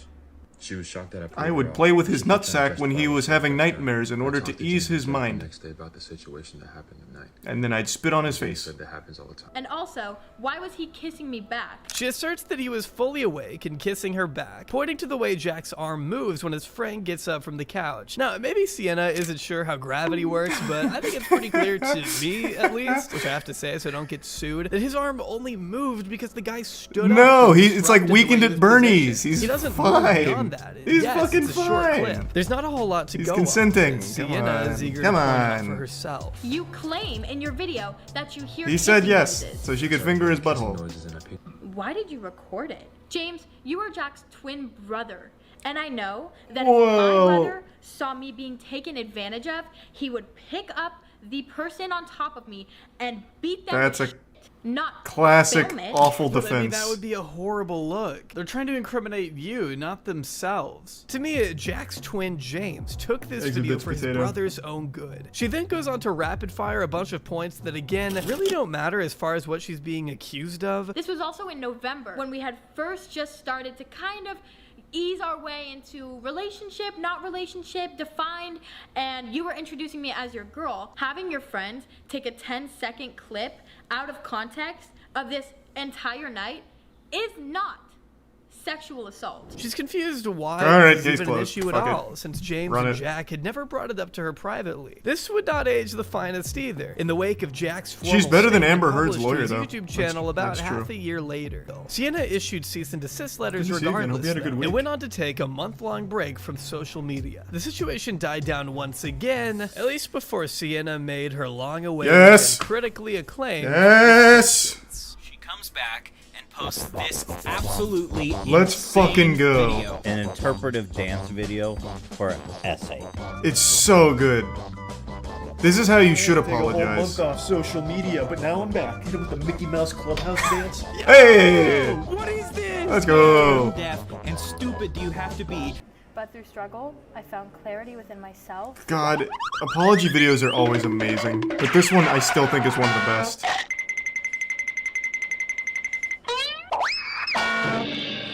I don't have anything to add. This Fucking is literally the epic. worst response to any controversy I have ever seen. So good.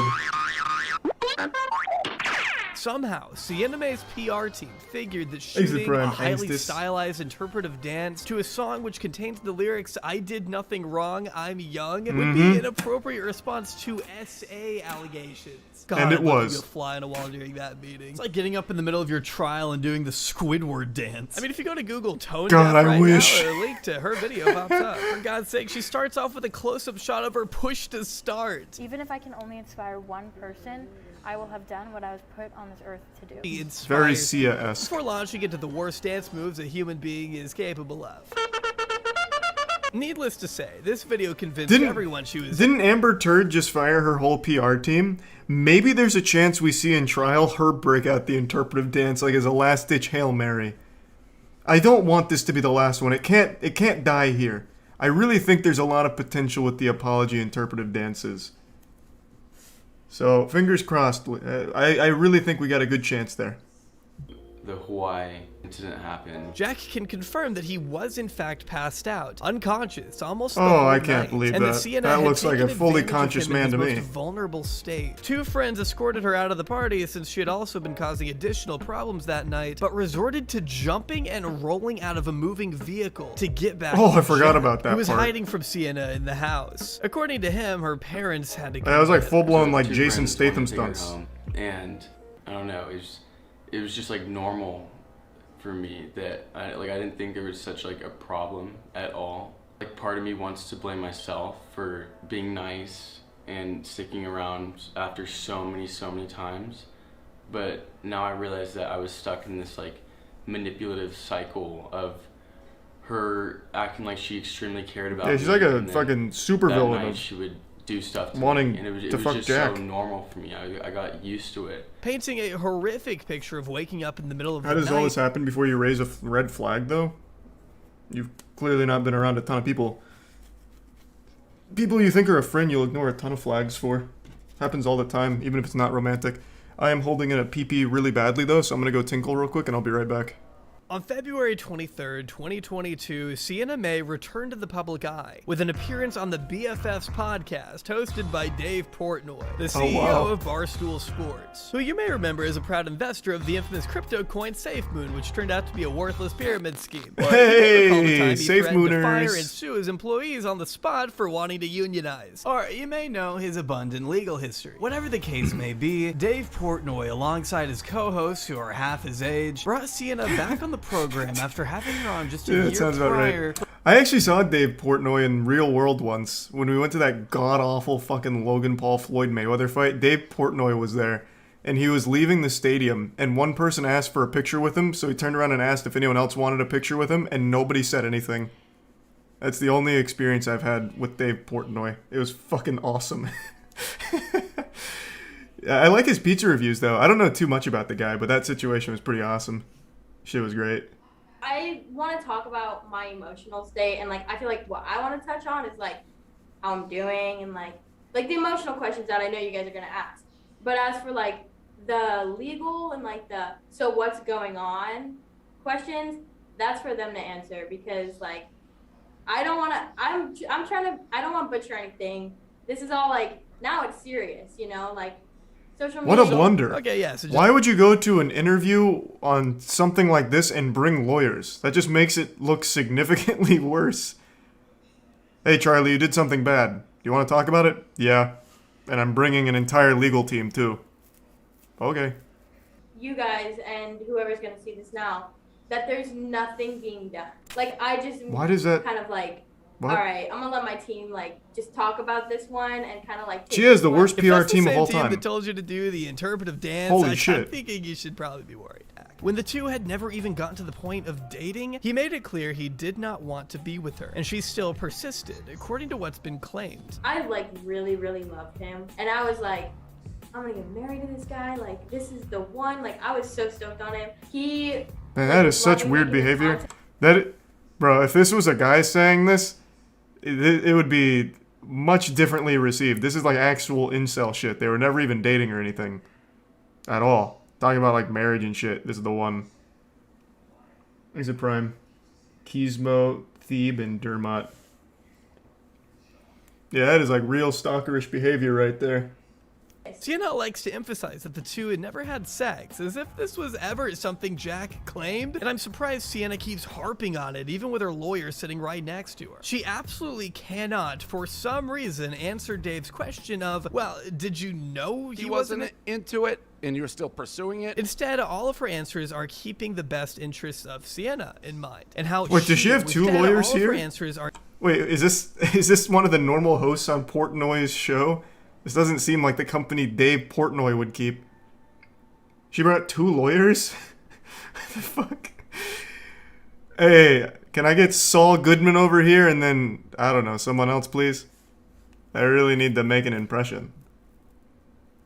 Are keeping the best interests of Sienna. Oh my god, you're right. Wait, they are in the same room, all of them. And you're still pursuing it? Instead, all of her answers are... Yeah, you're right. It's the same plants. I knew she was here because she reached out and patted her on the shoulder or whatever, slapped her in the face. God only knows. But yeah, I didn't realize this guy's in the same place too. Unless he has just been like deep faked in here. The National Center for Audio and Video Forensics was retained to perform an analysis on a cell phone video posted to social media. I was asked if the video could be used as credible evidence of the accusations against Ms. Gomez. In short, no. The posted video is not credible evidence of these accusations. The video is not original. The video has been heavily altered. The video based on provides what? No context to the events. Wait, how did... The video is not credible. Well, I think we need to clarify in these first two statements. This would be huge if you can prove the video has been heavily altered. You're telling me someone actually did CGI this shit in here? You're gonna need to, like, clarify here. That would blow this whole thing wide open. The video doesn't exist. Yeah. Point 5. The video is not real. In fact, nothing's real. What is solipsism? Of the accusations against Ms. Gomez. I feel like that was a bad CSI video. I mean, my instinct is people are gonna be like, that's a guilty video. It felt like a bad movie. Actually very funny. They shred this video in front of the guy who made it. But I have to say it's hard to deny the video is short and doesn't show the events leading up to and after what is taking place. She repeatedly chose to take advantage of Jack Wright when he was at his most vulnerable, keeping him at arm's length no matter where they went due to her bizarre, ignorant, and selfish infatuation with a boy who clearly didn't reciprocate feelings. I personally believe the latter. After everything Jack has said and personally testified against, it's hard for me to look at this video as anything other than the truth, even if saying that could get me crucified by Sienna's legal team. However, I don't know, man. Her legal team doesn't seem that adept. This guy actually put together a fucking CSGO montage to prove why the video is bad without any evidence. He just said 4 points. It's not original. It's heavily altered. Like, with nothing else there. It's kind of worthless. It doesn't matter how young and inexperienced Sienna was when she goes to such extreme lengths to keep Jack and her critics at bay, as to not damage the precious reputation she's built on a mountain of lies and sick dance moves. God, their dance apology is so fucking good. I love it. I wish more people would do that.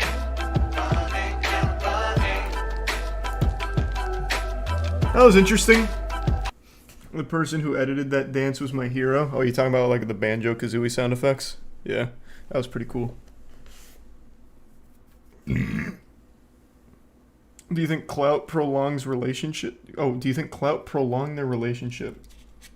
I mean, yeah, it was a business. They're both profiting off pretending to be together or whatever. Of course. Alright, this is in memory of Justin Lin's directorial career. He recently quit Fast and Furious 10, citing problems with the production and specifically Vin Diesel himself, saying, "Diesel shows up late to the set, he doesn't know his lines, and he shows up out of shape. So I'll be auditioning to replace him as the Fast and Furious director, and Rizzo will be auditioning to replace Vin Diesel. He shows up on time, and he's in the best shape of his life. He could rip the fucking head off an elephant if we needed him to. So this is us gonna take over Fast and Furious, baby." Yeah, it's gonna be great. Hey, I'm Rizzo. I'm a 5'8", D1 athlete, newly embedded F1 superstar, aka big fan. Decided to pursue acting because I like it, and that's about it. That's about it for me. All right. And we chose this guy because he's the best in the business. All right, so let's show him why they call you Rizzo Octane Diesel Izzo. All right, so you're in a street. Okay. An up-and-coming newcomer. He's come out of nowhere and he's blowing you out of the water. Am I on a motorcycle? No, you're in a car. Well, I don't think Dominic's ever been in a motorcycle, but you can wear it. You can wear it if you want. I'll wear it. This is gonna be our movie. Anyway. Yeah, make the character yours. Yeah. So you're losing a street race, and that's bad for your reputation because you're large and in charge, rock and roll titties kind of guy. You don't want to look weak in front of your people, but you're about to lose. You've just engaged Nas, and you won. Now hit him with your famous line, Dom. Oh, they're dating us.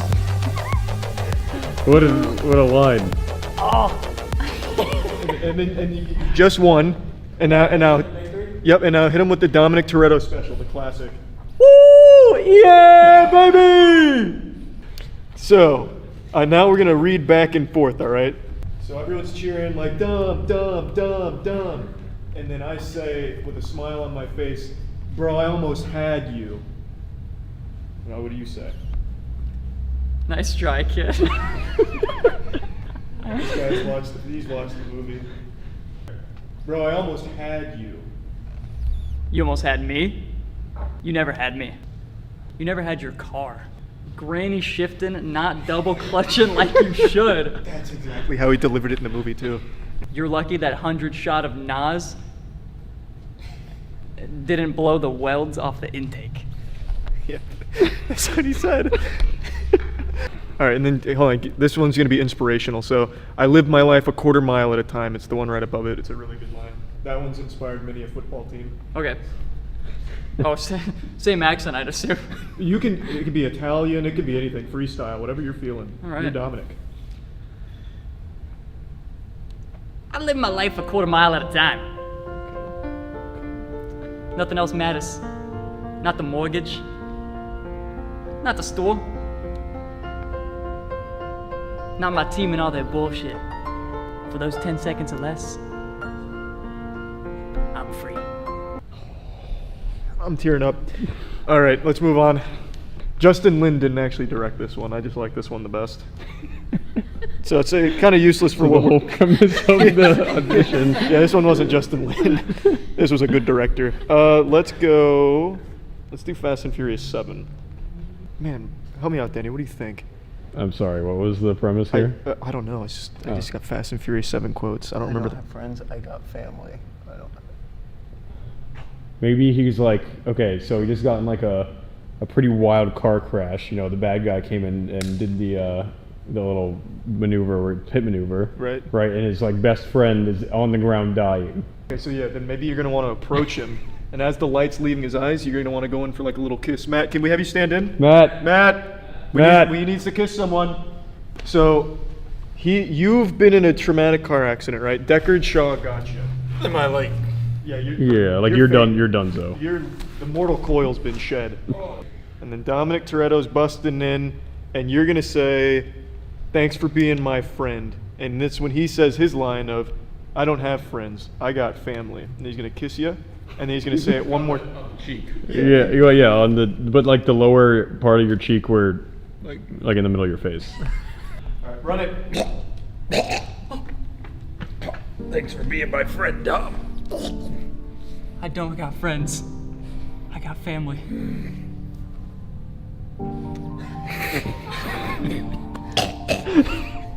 I don't got friends. I got family. That. I think I'm tearing up, and I don't know why. Right, hold on, let's go to Fast and Furious 8 now, since we crushed that one. 8? Yeah. So we're gonna have you as Charlize Theron here, and what happened is when you thought Letty died, you fucked another lady, and she's been kidnapped now. So, she's my wife? No, she's the one that kidnapped your mistress. Who you also had a kid with, by the way. Okay. That's just to give you a little more like character to start feeling the emotion. My name's Cypher. Yeah, so okay. I'm a hacker who kidnapped his mistress, baby mama. My mistress, yeah. I can't find any time that they met in the movie for quotes. But so you guys are gonna. You're gonna have to improv. Yeah, we're gonna set you a scene, and you guys are just gonna have to feel each other out here. Okay. I hate my job. Yeah. I guess I am a hacker, so I'm probably an e-girl. Yeah, how else are they gonna know you're a girl without a Swedish metal band? Is this better? So what ends up happening, and this is spoilers for any Fast fans, Cypher has the mistress killed, so she's dead. Baby's still alive, but now you finally confronted her and you're on a jet plane, so maybe you're a little, whoa, it's real turbulent up here kind of thing, and you're confronting Cypher now. And action. I killed your mistress. You want to know who that mistress was? Yeah. And action. I killed your mistress. You want to know who that mistress was? Mm-hmm. That was not my friend. Who was it? That was my family. I'm sorry. Get off this plane. Okay. Whoa! Man, you are ruining this. You're not even trying. He just hit you with like something on par with "we choose to go to the moon," and you can't respond adequately. Which part was the "we choose to go to the moon" part? Thank you. Action. Hey, I killed your mistress. Hey, you know who that mistress was? Who? Not my friend. And who was she? It was my family. Have you seen your baby lately? I've not. Where is my baby? The ocean. Get out of this plane. No, make me. What are you gonna do? I hate this so much. It's just gonna like turn into a porno or something. This is really cool. It's like Drama Club meets Brazzers. Why are we doing this? Come in here. We need you for a line, and there's no lines. That's part of acting, Matt. You make your own lines. That's Vin Diesel's school of acting. One of the main reasons Justin Lin quit is he kept changing the script. I was literally out there working. Now you're in here working. True. Harder. I'm glad you're taking over this project. Well, we're gonna travel back in time when I'm director. We're drifting in the prehistoric era. We're going ancient Mesopotamia, in fact. Going further back. Further back than the prehistoric. Where we play cavemen. We're going to the primordial soup, where the cells are drifting. Oh. So this is the two of you. Here, I'll let you study the material. Oh, it's a video that we have to watch and repeat lines. Well, you don't need to do the exact lines. It's to give you a feel for the tone.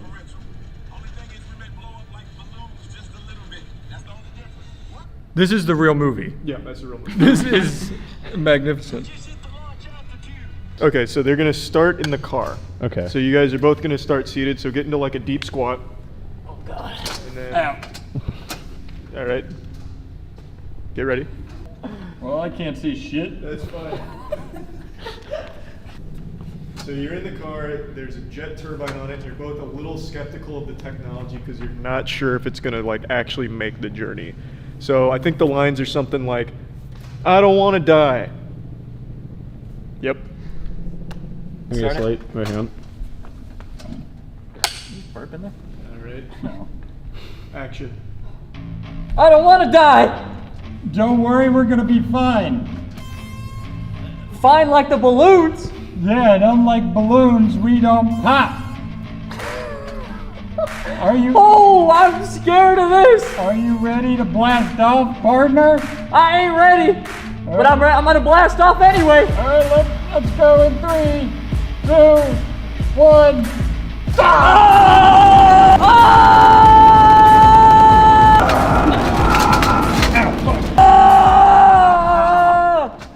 We're there. Oh, look, it's Earth. Look how beautiful it is. This is beautiful. Look, it's Earth. Oh, yeah. That's beautiful. It's great doing this with you, family. That was really good. Wait, where's the kissing? That's family. For family. Well, you guys really did a good job. Looking at him just through that little hole in this little hole is horrifying. Oh my god. Oh, I hate my life. Is there anything else, Charlie? No, I really think we captured the main beats of Fast and Furious. Actually, really hurt. Okay. I think we got the parts. I think we're gonna make a good team for Fast 10. I think so too. I don't see how we couldn't. Really after this? No, we're fine. Matt's gonna pass out. Yeah, I'm good. All right, well that's a wrap. See you guys on set. For family. For family. They have a pretty big cast for this game, from what I recall. Who is this? Is this Cole Sprouse? I don't think that's Cole Sprouse. I'd be beyond surprised. Maybe Dylan Sprouse. Let me have a look. Oh, Brenda Song is in. Wait, so they did just get the entire crew. The Sweet Life of Zach and Cody has been minted on the blockchain, baby. Oh yeah. Oh, I'm going Brenda Song immediately. Oh, you son of a bitch! What the fuck? I was gonna take Brenda Song. That's not fair. I'll just take Jacob, I guess. Oh, that's fucked. I was gonna try to pair Caitlyn and Jacob up. No, not on my watch. Studious, independent. Yeah, I want like a lone wolf character. I want someone that's able to survive on her own.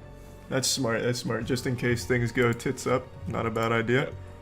I just want a team of like real jokesters. So this guy's kind of laid back and sarcastic. I like that. So I'm just gonna assemble like the the lacrosse team for my squad. I feel like the team's gonna need a lot of art to boost morale, maybe some macaroni pictures and stuff like that. So I'm gonna go Abby Quail. Abigail. It's just girls versus guys right now. Yeah, that's what we're building towards. Alright, we're building along gender lines. Performative, self-assured, confident. Yeah, that sounds good. Also, woman. Adding. Wait, what? Ooh, you just fucked up. Woo! Nope. Wait, so who do I get then? It looks like you're left with Nick. Light, awkward, impressionable. Fuck. I got the virgin. Alright. You ready? I'm ready. Us girls and Nick are gonna go into the female bathroom and just chat it out. We'll stay safe in there. Well, my team's gonna toss the pigskin around and talk about girls. I'm in streamer mode right now. This is safe. Are you sure? Yeah, I turned on streamer mode ASAP. I wonder what song they were listening to on the other hand, if you turned it off. Probably Graceful Or like Dead or Metallica. Fortunate Sons. Yeah, riding into Vietnam at the moment. Yeah. You'll be fine. I'm sure the input's only like... Oh, is this me? It's you, me? Was it me? Who? Wait, just slam on the desk. I hit 4 different keys and moved my mouse. Wow. That is How do we know which Olympic person's level which? goalpost. I don't know. Very impressive. Thank you. Oh, I think this is me. I'll do it. Yeah. We probably need a map. That's probably going to help us with the whole... But without the leaflet, we're not even gonna know why we're here. Well, we know why we're here. No, but seriously, how happened? We need the brochure because This is the normal. what if it gives The us one on the good phone. info like deals and like a helpline? No bars. Hey, eyes on the road. Was he looking at her tits? Whoa! Jesus Christ, there was a man praying out there. Do you see that, Jackson? Do you see the old lady in the back seat? Yeah, between. That was me. That was me. I got it. I got it. We got it. Good job. Good job. Because I'm driving. That's me. Oh no. He got rejected. That's rough. We can use that to our advantage.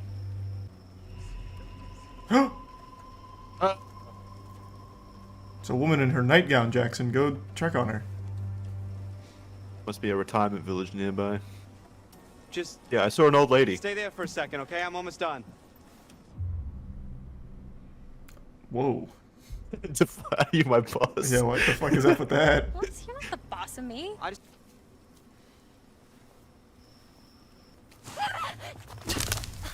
What the fuck happened? Was that a trap? It might have been like quicksand or something. What's happening? I don't know.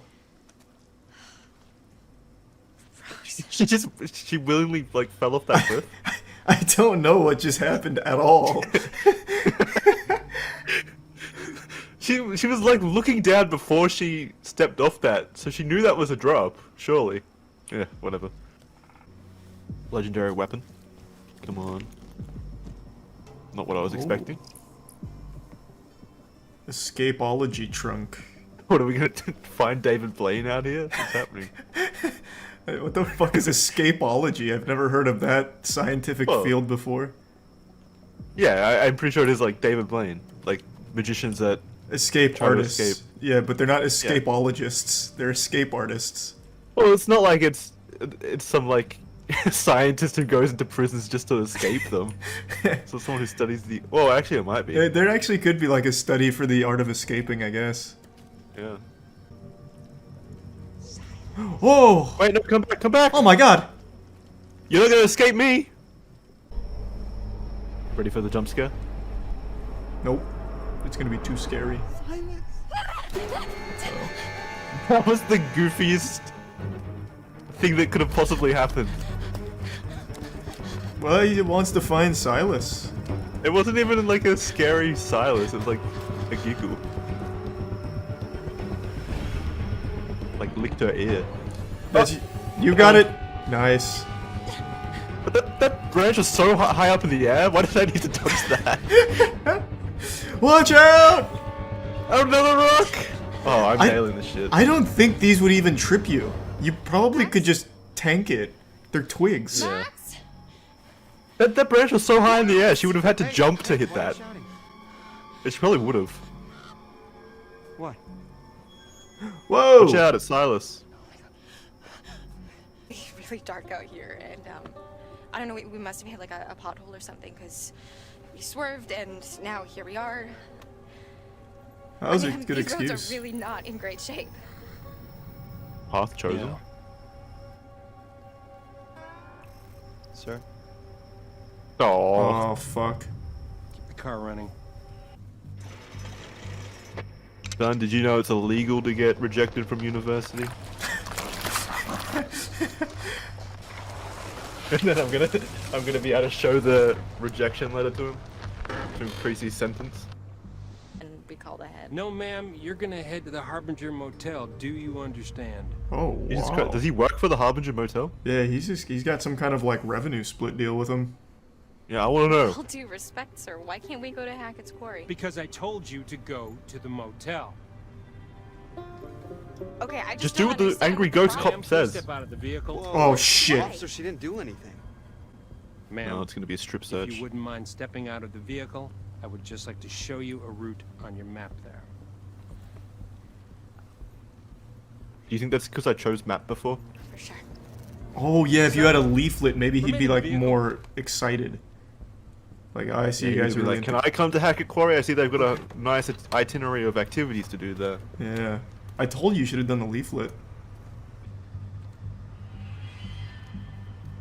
What the fuck was that? It went right through him. Right about here. He's a ghost. Harbinger Motel. Oh, is that... Well, Is here. how's he holding a pencil Right, then? okay, and where was Hackett's Quarry? The pencil is also a ghost. And the map I gave him? Well, Maybe it's like a Danny Fine, Phantom folks. situation. the Harbinger Motel can guide you there. Okay, so what we learned from that is the cops are bad around here, and we're also camp counselors. Mm-hmm. And someone named Silas. Max, can we Oh, just yeah. look around He was before an we jump to escapologist. conclusions? Did you actually even talk to Mr. Hackett, or did you... Oh! What the fuck was that? It's a person tied to a chair. It looked like a pig. Hey. Oh wait, you're right. It's not a. Okay? It wasn't a No, person. it was a person. Yeah, but they weren't tied to a chair. It was like a little back. I'm gonna get some gargoyle. help. I don't know why she is is trapped. Yeah, I don't know why she assumes he's trapped in there. Ah, that actually works. Super loud. Well, if it was a master lock, you can kind of just like flick those things on the side and they open up. I learned that from the lockpicking lawyer. Yeah, you could channel. You're not concerned about this at all? You're Well, not gonna like yeah, go run investigate away? it.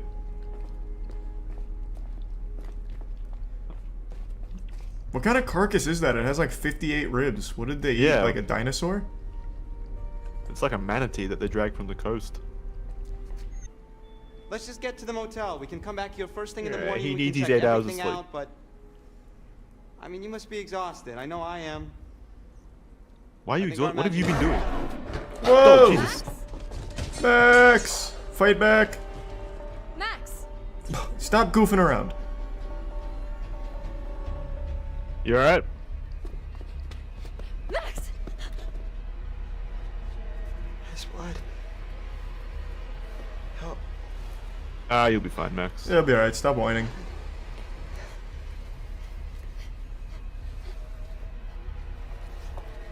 I think I'm bleeding a lot. No, no, no, no. Wow, Laura's Barely handling a this very well. scratch. Oh! No! You son of a Alright, bitch! Max. Max, I'll get help. I'll go find the cop, I swear. Good luck. I swear, if I get to control Max, I'm beelining right for you. Laura will not live to regret this. Should have gotten into university. Wait, what? Oh.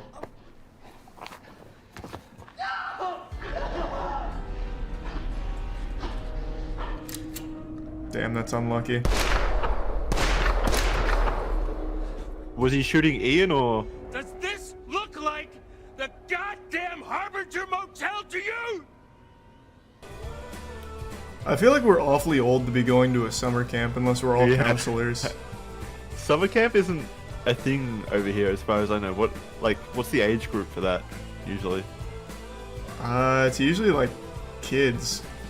Like anywhere from 6 to 12. I feel like this was gonna be another licensed song, but now it's just like YouTube royalty-free ad music. Hey, I prefer this. This is good music. Wait, it's done? The kids are gone? Yeah, we had a really fun summer. You know how many hearts are broken on the last day of summer camp? It's like a romance apocalypse. That was a real big moment for... You said a word I didn't know. You just changed his whole fucking perception on love. Yeah, I'll go cynical. This is Emma's. Oh, it's a bracelet. He's just gonna wear it. He's slowly becoming Emma. How was this a path I chose? He's got a whole new ending because of that. The ending where he's just glammed up all in jewelry of Emma's. Yeah, he's just fucking iced out. Oh, a bag of chips, new path chosen. Ah, fuck you, you spider fuck! No, don't squash it, it's just alive. It's just living. Yeah, I'll let it go. What's the point? I'm gonna let it go. Oh, it's gonna return in like the third act and kill the serial killer that's chasing us. Yeah, it's gonna be like a friend. Oh man. Jake, bags, focus. Small words, I like that. Now I know. What the fuck? How did I get over there? Jacob, go upstairs. Jacob, get bag. Caitlin moves on with her goddamn life. Oh, I see. Why? Stop speaking to him like he's a caveman. Oh, hold on. Something shiny on the floor. Jake hungry. Yeah. What's the map? That's a fucking Doesn't weird kill motto you, for a will camp. make you stronger. Not in the mood, sign. Man, this guy really is fucking dumb, alright? He thinks it's like a targeted. He thinks the sign's talking to him. He had to break into this place just because they wouldn't let him through the front door. Oh, skill. How could you be out of breath from that? I thought he was meant to be athletic. He is, Jackson. He's the only one that can clear that. Horror. I hate horror. How is this guy an arrogant jock? He's like a sensitive poet. Jesus Christ. Poet? He said, oh, I hate horror, and you're like, poetry. Well, no, everything else, like with the bracelet, not killing the spider, reading all the signs. I couldn't think of anything else that's sensitive. Man, that's a bad place to get stuck. What a weird thing to say. It's foreshadowing. I think we're gonna get stuck in there at some point. Yeah, but like, I don't know why he would ever say that. I don't know. Let me get these tongs. Maybe that's a new path I can choose. I think they're drumsticks. How you totally have a thing for Ryan. Wait, are we talking about Ryan, the sailing instructor with the sexy brooding loner thing that totally doesn't do anything for me at all? What is happening? They're very aggressively flirting, I think. Yeah, I guess. But they're flirting by talking about other people they want to fuck. So it's like a cuckold relationship. I'll be mischievous. Let's keep the vibes going. Ah, sexy. He's just like, you want to see my dick? Okay, sure. Look, it was... My whole thing is like, you know, maybe long distance, blah, blah, blah, blah, blah. And she was just like, Jacob. She gave you the look, huh? Yeah, do not pass go. Man, she just got you wrapped all the way around that dainty little finger of hers. How does she do it? Oh, I like this guy actually. So do I. It's hard not to like. Wow, he is seeing something fierce. His eyes go back to the sign. You think a shiny item? What the fuck is happening? He just starts drooling. It's like Guy Fieri when he stares down something tasty. Jesus Christ. I'll do defeated. Girls don't have what it takes to hang with the big dog. You're a real charmer, you know that?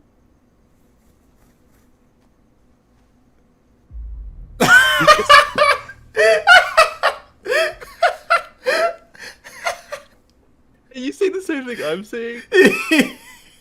With his face, his mouth wide open, his face looks like he just walked in on his parents having sex. Oh my god. He looks horrified. He looks so scared. Before any horror elements have even been introduced. I'll do encouraging. It's time to seize the moment. I don't know why you didn't make a move on Ryan. You should have seen. Oh, right. Chase the moment around all summer like a dog with 2 dicks until it dumps you on the last day of camp. Okay. I don't even get that expression. Dog with 2 dicks? Does a dog with 2 dicks chase things more aggressively than a normal dog with Take one? a look. It better be. Yeah, because it's got One twice more as much night in the sperm great it needs to outdoors get might rid of. actually I kill me. guess. Doesn't. Okay, and what does a rotor arm look like again? It's like a arm that's all rotary. You know, it's under the little black dome. This with is the leaves poking escalating out. quick. Yeah, this is getting kind of wild. Jake, you do realize that even if we somehow did get stuck out here, one more night with Emma wouldn't make a difference. Yeah, you're still Trust me, Jake at the end of the ship's made day. up her mind. Yeah. Sure. Guess we'll just have to find out.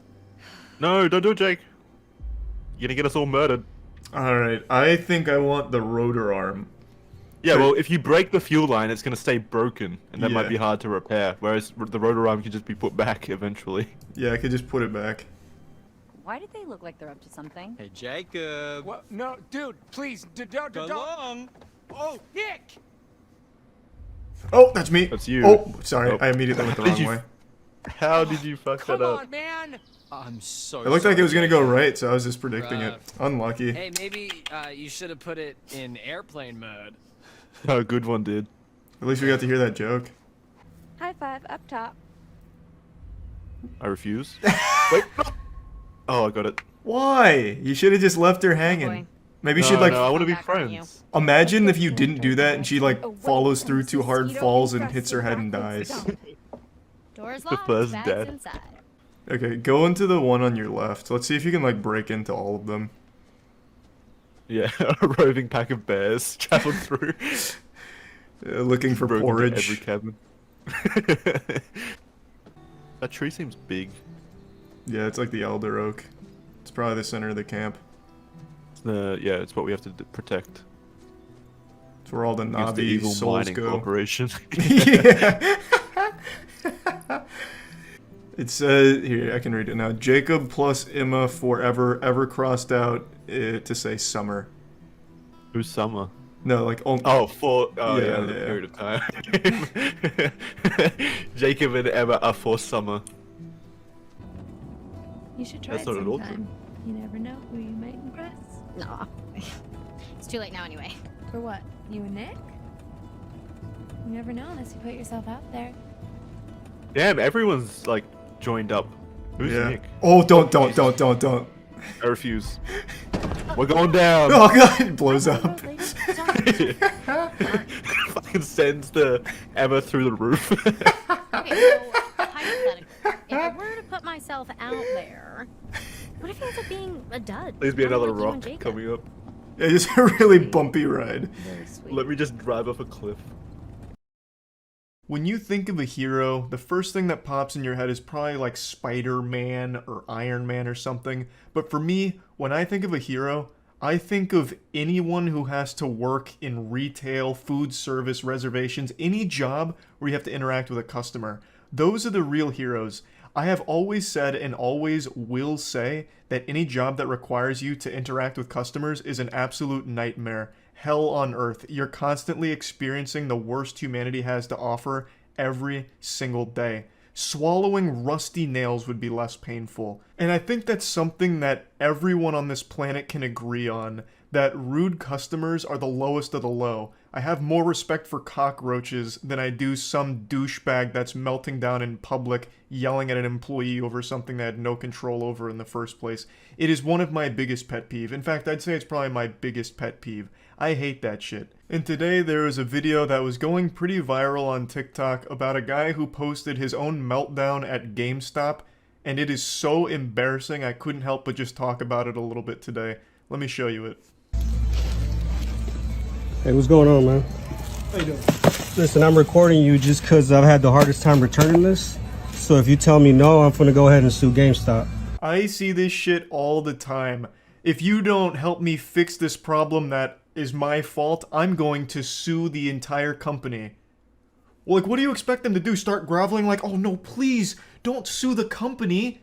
Oh no, oh goodness gracious, oh please, anything but that, shaking their fist. I'll do anything to fix it. Oh god, just let me rectify this situation. Like, why do you expect the employee to give a fuck if you sue the company? Why is this GameStop employee all of a sudden gonna try and defend the company, the corporation, like, oh no, you will not. I will not allow you to besmirch the good name of GameStop like this. I will fix your problem immediately, now that you've threatened legal action.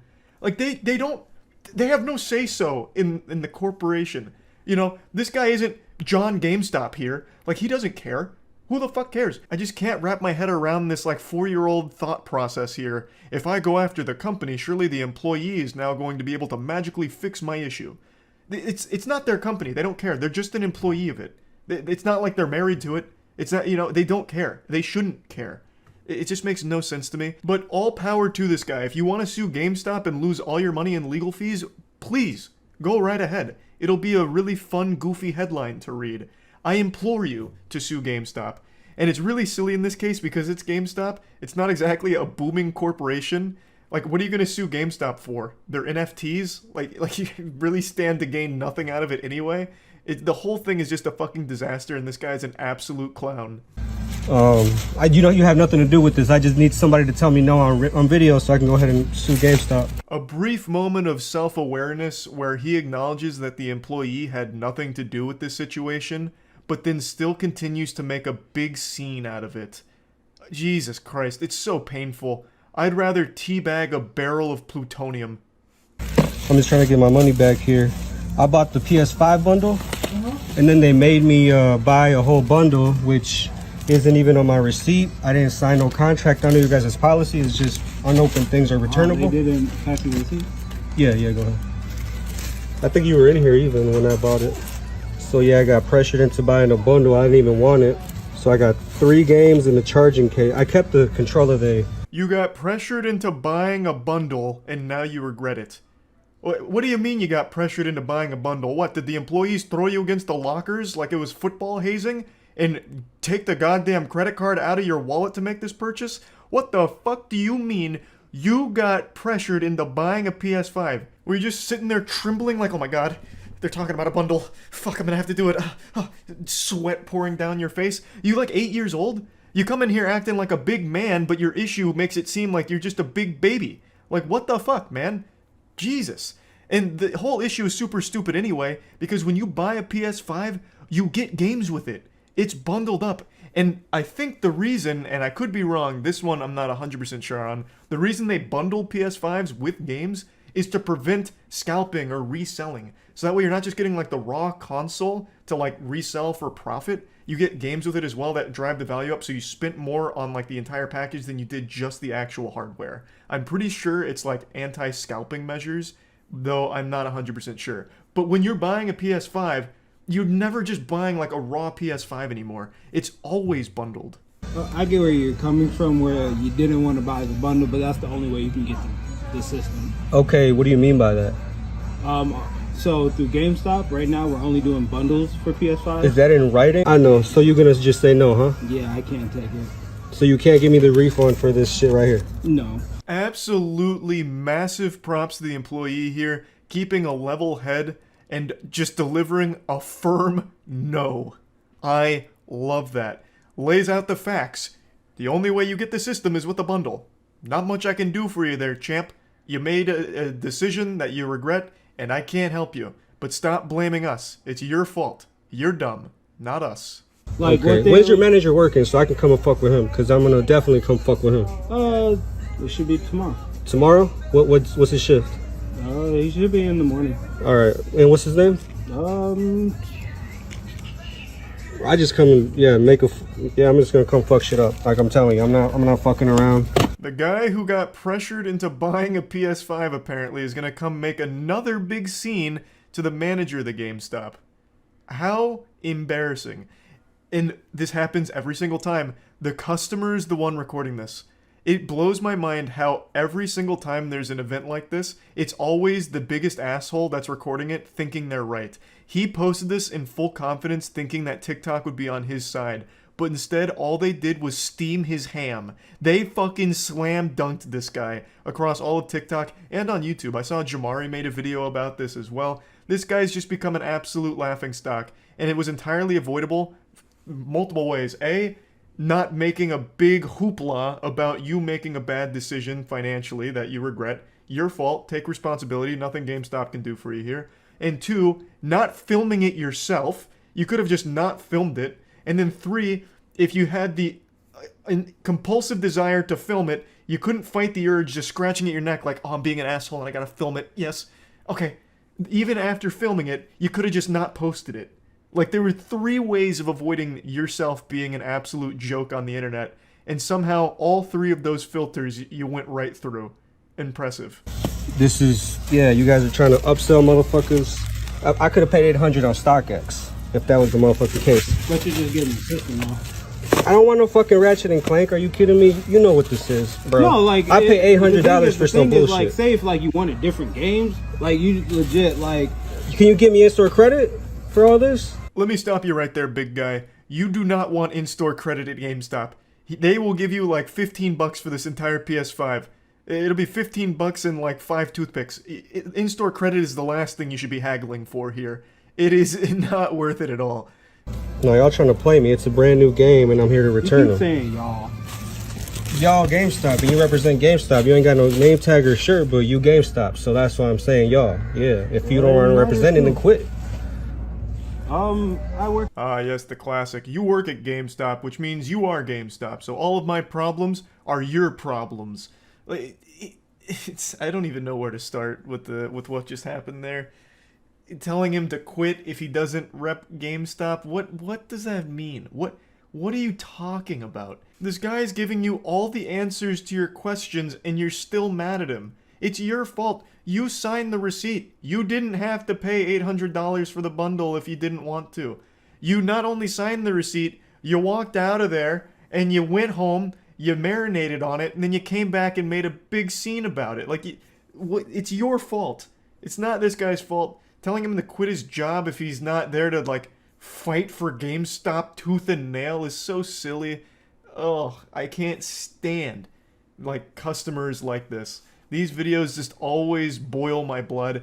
I've never even worked in like the customer service industries or anything like that, but my heart absolutely breaks for the people that have. It seems so miserable. And seeing customers in real life, like you see the worst fucking people. It's so aggravating. So yeah, I just wanted to talk about this a bit since the video was floating around, and that's really about it. See ya.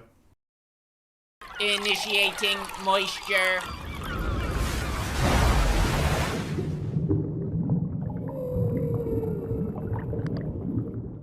Welcome to the Moist Meter. Today we're taking a look at Better Call Saul. The series finale just dropped, which means it's time for me to put on the lab coat and give a scientific breakdown for why this show is a masterpiece.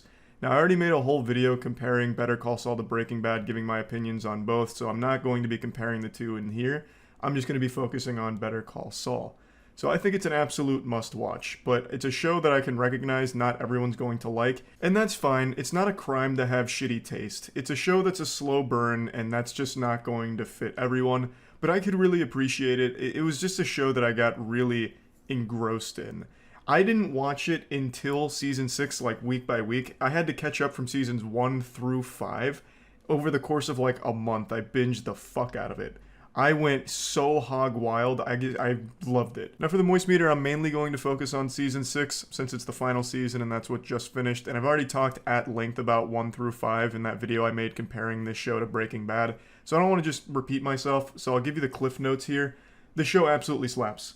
Again, it's a slower show, and that's not going to be everybody's cup of tea. It's not going to be everyone's spaghetti and meatballs, but if you're someone that's just looking for an extremely well-written story and extremely well-written characters, this show is absolutely going to be for you. I think there is no other show in television history that has this level of writing that Better Call Saul does. It was just an incredible fucking ride from start to finish. Now let's get into it and spread some peanut butter on this sandwich. Season 6 was broken up into 2 parts, with a hiatus in between where there was a few weeks with everyone's dick being soft, just scratching at the neck, waiting for it to come back and conclude.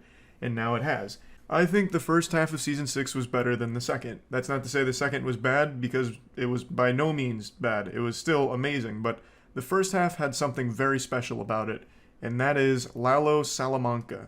I'm going to be getting into some spoilers here because, obviously, it's the series finale, so in order to give my thoughts, I need to at least talk about what happens a bit. In the first half of Season 6, Lalo Salamanca is this omniscient boogeyman that's haunting the characters. He can be anywhere at any time and kill you if he doesn't like the way you smell. He's just this looming miasma of misery that at any moment could just show up and kill, and god damn it, he does.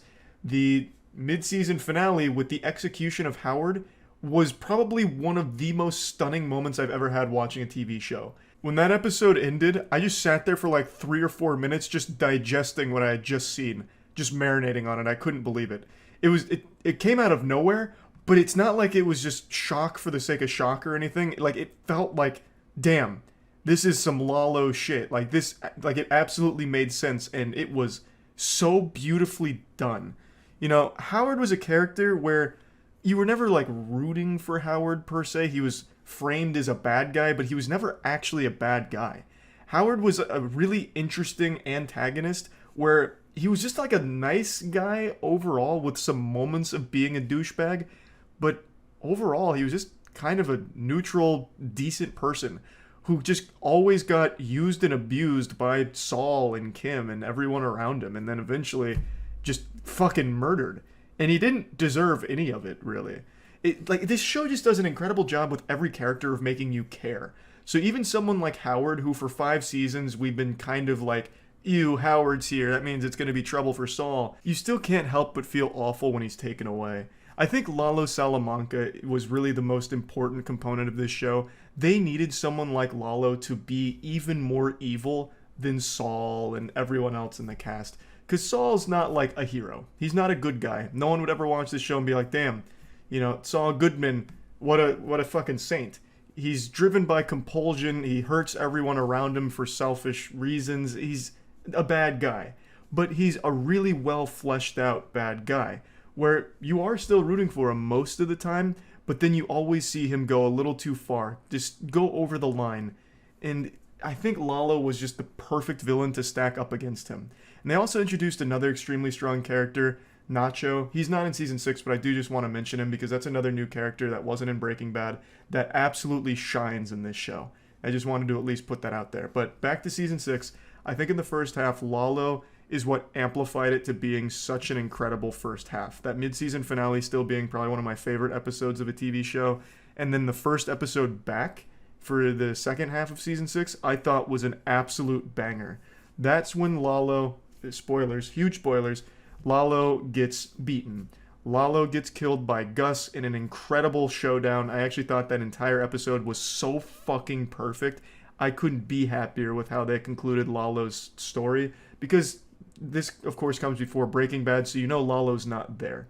You knew he was going to die at some point, but you didn't know how, and I thought they executed it flawlessly with Gus doing it. Until the very end, Lalo was a menace. He had outplayed, outmaneuvered, outgunned everyone at every point throughout this entire show, and even in the episode where he dies, he was still on top until the very last second with some lucky shots that got him.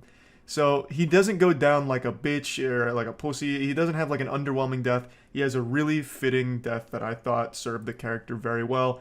And he gets banished to the Shadow Realm with a smile on his face. He laughs himself into the afterlife. A really great conclusion to Lalo, but in my opinion, I felt the show kind of stagnated a bit after that.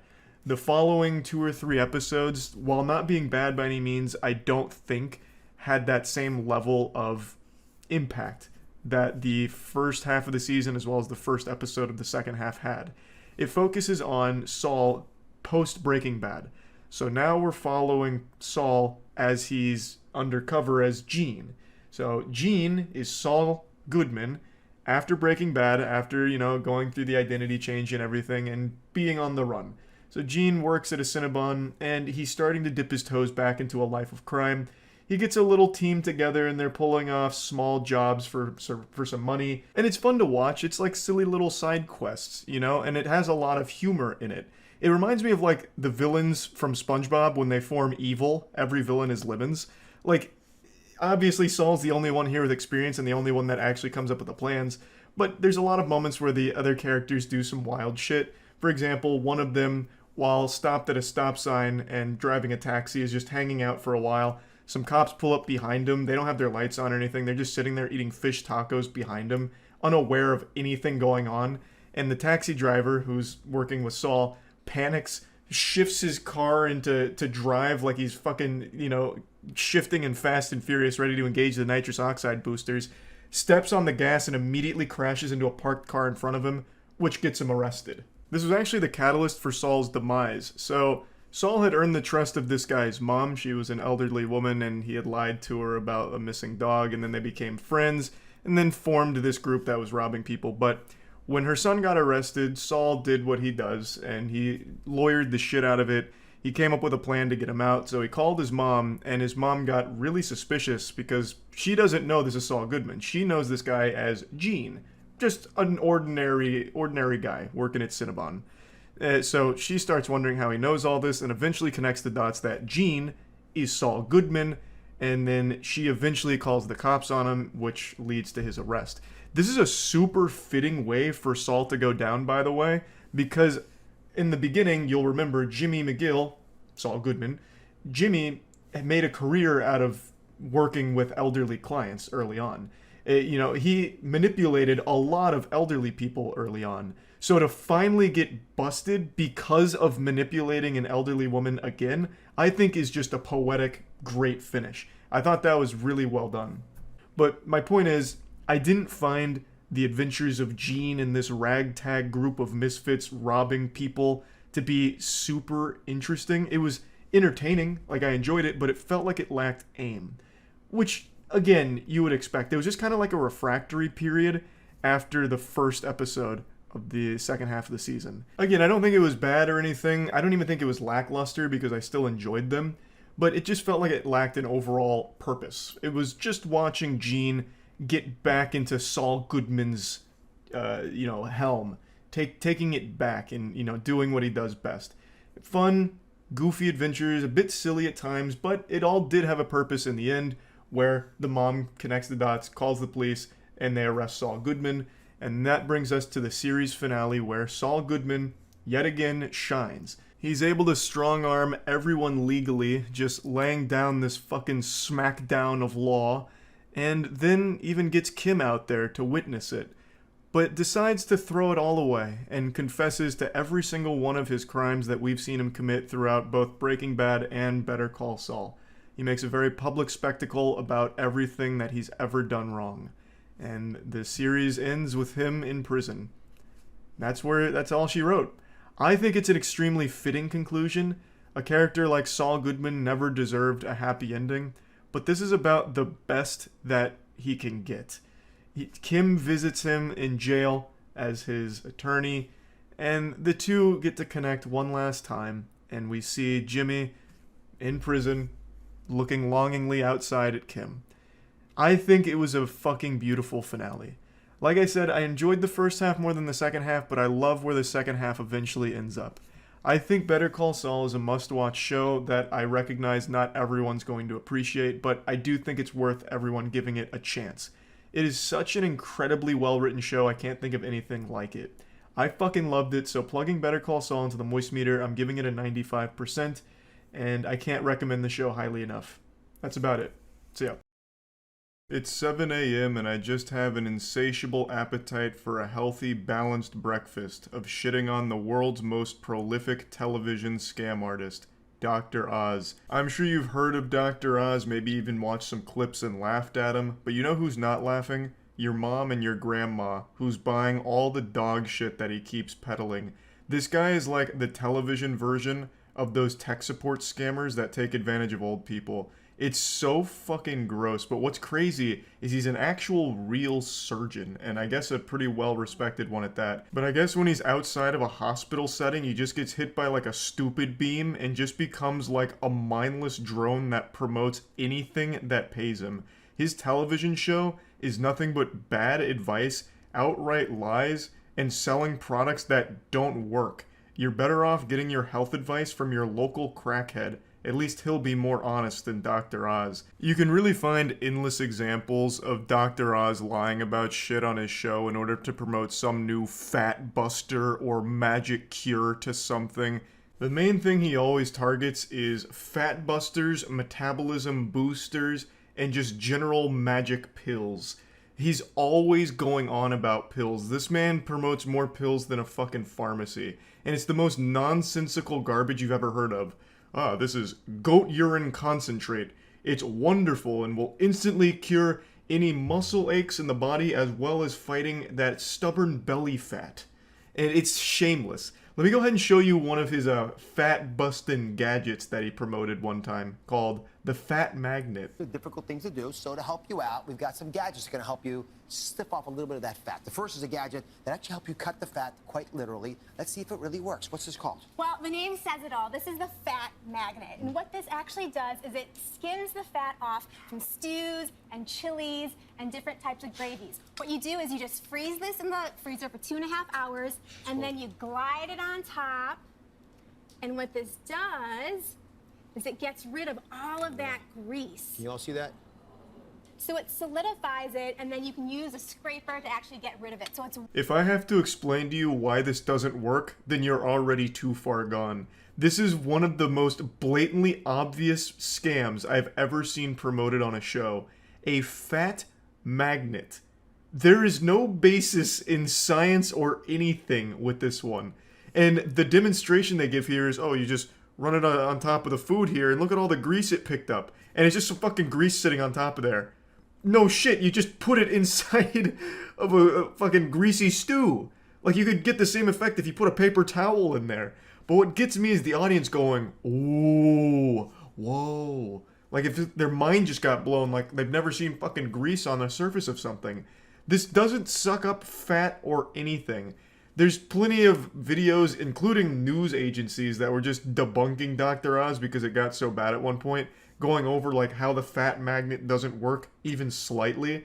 It is literally a fucking butt plug that can just touch grease and that's it. It's not some magic wizard grease wand that can somehow vaporize the fat and solidify it from the pan here. And it doesn't even try in their own demonstration. Dr. Oz doesn't challenge it or explain it or anything because it's not real. He was paid to shill it, and god damn it, he will. This man will literally sell anything. Now, from what I remember, most of it's not harmful to your health. I mean, I guess if you tried to take every single pill he's promoted, you'd probably explode, like something right out of The Boys. But, like, the actual individual stuff he peddles isn't, like, detrimental to your health. It's just useless and a waste of money. It'll just be some garbage like, you know, every afternoon around 3 p.m., if you gargle pickled chicken foot juice, it'll be great for your tonsils. Or if you go on my website right now and buy this magic bean pill, it'll give you bigger muscles and tone up that stubborn arm fat. Just nonsense. It's just absolute nonsense. And from most of the medical community, they call him a quack because of his show. Even though he was an actual real surgeon, and a pretty successful one at that. But this guy has become so corrupted, there is nothing he won't promote to his audience. I could probably pay him $50 and he would go on his show and claim that my pocket trumpet is actually a fat blasting apparatus, and then, you know, start talking about how if you just listen to me playing the pocket trumpet for 15 minutes a day, your body fat will just start to melt right off your bones thanks to the frequencies of the notes I'm playing. Just garbage. And he will do it with a smile on his face. If you've got a medical problem you can't solve, you may find the answer in the next few minutes. Start, and this is the area of energy medicine. Reiki, and you're a Reiki master. My wife Lisa is a Reiki master. So when the kids get sick, when I'm out of sorts. She actually comes by. I can't even tell when she's treating me. Sometimes she secretly treats me. She thinks I'm in a bad mood, and I see hands moving around, but I actually feel the heat. He's not only a dog shit salesman, he also has no problem selling pseudoscience. So in this segment, he's talking about energy medicine and Reiki therapy, where he brings on a Reiki master and talks about how if, you know, modern medicine can't solve it, maybe it's because it's not spiritually getting after you here with the energy therapy from Reiki. So he even tells this anecdotal story about his wife being a Reiki master. When the kids are sick or, you know, he's in a bad mood, she'll start waving her hands around and treating them, making her sound like the fucking Avatar here, just like blood bending in order to heal the family. It's outrageous. Oh, you know, actually my wife is a midichlorian expert. She's able to deduce the amount of midichlorians in the bloodstream and decide whether or not we're worthy to become a Jedi. Yeah, like, this is all a bunch of fucking nonsense, but he keeps using words like therapy, healing, treatment when talking about Reiki here, which obviously convinces the older viewers that it must be real because it's coming from a fucking doctor. Like that's so wrong.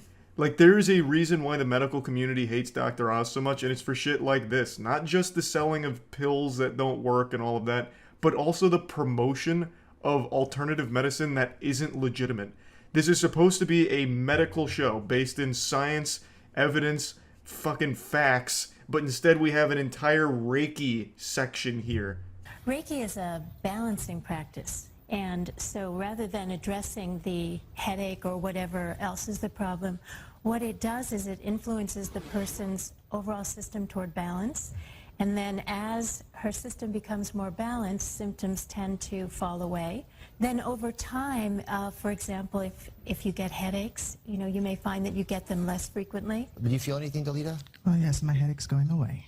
Your headache's going away? Yes. And do you feel any heat? Yes. Because those are usually what I feel. Oh my god, it's a miracle. She squeezed the headache right out of her skull there. She was able to touch the pain away. Fuck. Magnificent! I'll have to book a Reiki therapy session ASAP. It's so fucking stupid. I don't know what compelled me to talk about Dr. Oz today. I just started thinking about it and decided to jump down the rabbit hole again because it's been a little while since I checked in on Dr. Oz. I don't think he even has his show anymore. I'm not positive, and I don't feel like really looking into it so much at the moment. But this went on for years.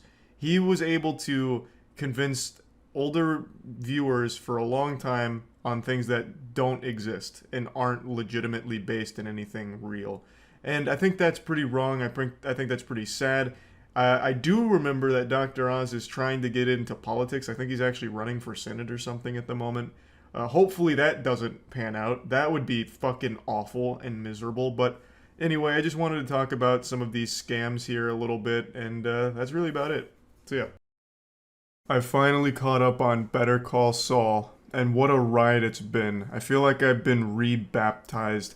I've binged all 6 seasons up till the mid-season finale over the course of about 2 months, and have loved every second of it.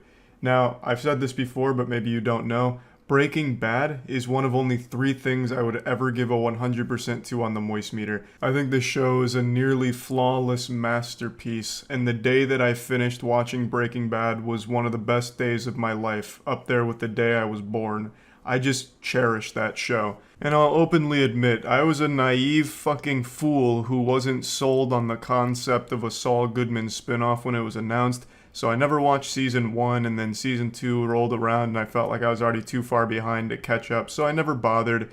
And it wasn't until a couple months ago where I just got that itch, like a professional athlete who just has that drive to compete at the highest level of their sport. That was me, and my sport was watching TV shows.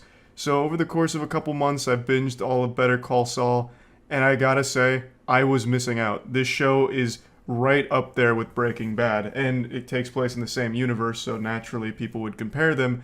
And I just wanted to make a video giving you my thoughts. Since I think so highly of Breaking Bad, I want to get everything out there with how I feel about Better Call Saul. And I want to make it clear right away, I fucking love this show. Better Call Saul has blown me away. It has just become like a second mother to me, and she's popped the titty out and I'm suckling. She's supplying me with all the nutrients I've ever needed. It's just another masterpiece. I'll of course be moist metering this show once it comes back from its mid-season hiatus. It went out to the store to get some cigarettes, and when it gets home, I'll moist meter it then when it's complete. And I don't really want to be comparing it to Breaking Bad in the moist meter when I'm reviewing it, so I'm just going to do all of that here in this video. Of course, there's no objectively right answer here, and they're two very different shows that go in very different directions and tones. And I don't think there's one that's like actually better than the other. I think they just exist beautifully together as a complete package for the universe. But I still thought it would be fun, since everyone else compares it, to give you my thoughts and tell you where I lean on which one I enjoyed more.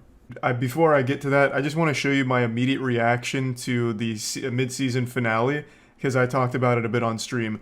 I am, however, caught up on Better Call Saul. Bro, that mid-season finale is amazing. And it's downright criminal that we have to wait like 6 weeks for it to conclude. I'm tight. Like, I'm actually mad about that. I was watching that in bed the other night, and the second it ended, I just sat there for like, I'd say probably about 2 minutes just digesting it. That actually shut my body down with a hype overload. It like overloaded my chakra. I was blown away by it.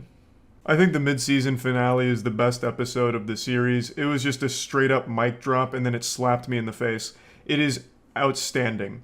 And it's up there with Breaking Bad's best episodes as well. It's the culmination of 6 seasons worth of character building and development with relationships, as well as how they get to this point, and a giant scheme that they've been planning for quite some time now, all coming to fruition, all bubbling over into an absolutely shocking conclusion, and I just cannot wait to see how it all ends. So I'm a huge fan of the show, and I'd like to get into how I feel about it versus Breaking Bad. I'm just going to hit you with the cold water right away and just drop my pants and let you see me for who I am. I think Breaking Bad is still the better overall show. But I don't think there's a right answer on this SAT question here in which one is a better show. It comes down to personal preference. For me, Breaking Bad squeaks itself away in a photo finish to take the dubski, thanks to the size, the scope, and the stakes of the series. Across all of Breaking Bad, you're constantly dealing with life and death stakes. You know, how is Walt going to handle this new problem? Is this person going to die? You never know who's going to die, and the tremendous impact that has on the world as a whole. Not just the characters, but it has a giant ripple effect that echoes throughout the entire show, and you get to see that throughout Breaking Bad.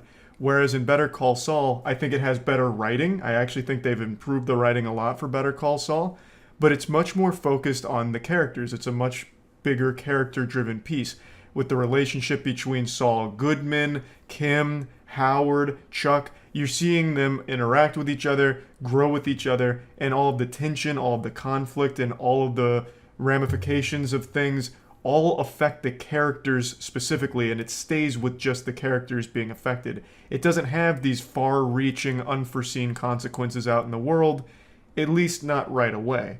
I will say, over the course of the last couple of seasons, the tone has been shifting ever so slightly to be more in the direction of Breaking Bad, where the stakes are getting raised. They introduced a new villain, Lalo, and I think Lalo Salamanca is the best villain in the Breaking Bad universe. And I don't say that lightly, but Lalo is a cold, calculating fiend, and every time he is on screen, he steals the scene. An absolutely amazing villain. He's like the fucking boogeyman. Just have you wetting your pants at the mere mention of his name. And you see that in the show, and it's great. You know, anyone that meets Lalo gets shaken. He has just this absolutely mind-crushing effect on people's psyche because he is just that feared. It's such a good character, such a good villain. But like I said, the show's very different from Breaking Bad in that instead of the tension coming from how Walt is going to handle a problem or what's going to happen to Walt as a result of a mistake, is someone going to die here, who's going to die here, how are they getting out of this situation, they're going to shoot their way out, what have you. Instead of like nuts to butts, action, death, and adventure, in Better Call Saul, the tension comes from, well, Saul's doing some sketchy shit. How is Kim going to react? He's still trying to get his approval from his brother, Chuck. How's he going to react to what Saul's just done? Is he going to go to jail? Is he going to be disbarred? So the tension and everything is still very much there, and it's very well done because the show does an incredible job of making you care about the characters. But like I said, as a personal preference, I preferred the life and death stakes. It made everything feel much more grand in scope. But I still do love Better Call Saul, and like I said, it's not always like that.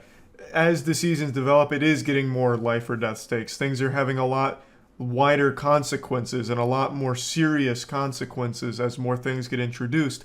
But on the whole, I think Breaking Bad just did a better job of giving me the sense of wonder, mystique, and holy shit, this is big time. This is huge. This is going to affect the whole goddamn planet, what Walt's doing in the laboratory.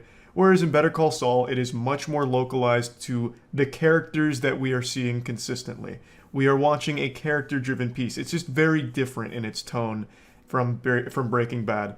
And I still love it. Like I said, I think Better Call Saul has better writing. I also think it's shot better than Breaking Bad, which of course makes sense since it's the same team. They're obviously going to be getting better at this. But I also think Saul Goodman's fall from grace and temptation to the dark side of the Force is better executed than it was for Walt in Breaking Bad. It's meticulously crafted with Saul Goodman where he's just constantly tiptoeing over the line into a very shady area and very more and more morally indefensible. Whereas in Breaking Bad, it's kind of like a switch that flips to a certain extent, where Walt immediately just starts becoming a really bad guy and getting worse and worse and worse. Saul Goodman starts as someone that you can't help but root for a little bit. It's a guy who's, wasn't a good person in the past and has done their absolute best to get their approval of their brother and make something of themselves. And it's a pretty wholesome story that I think a lot of people can relate to with the Saul Goodman backstory as Jimmy McGill. And as you continue the journey, you keep seeing him go a little further and a little further and a little further until now he's at a point where he's doing some fucked up shit. And I think the way that we got here in Better Call Saul was executed better than it was in Breaking Bad. It really did a great job of slowly showing you Saul succumb to temptation and end up where he currently is. And he never comes across as the villain. He never comes across as some heartless, cartoon, mustache twirling bad guy, just evil for the sake of being evil. And he never comes across like Walt either. Walt is someone that you clearly can't root for by the end of the show.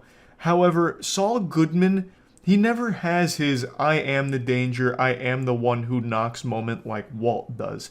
Even when he's doing the most morally fucked shit or defending someone from the cartel or doing something for the cartel, there's always almost a way of justifying it to see how Saul could have gotten here. And since we've grown so much with the character and seen him from the bottom till now, there's always a way of looking back on his past and being like, yeah, I kind of get how we got here.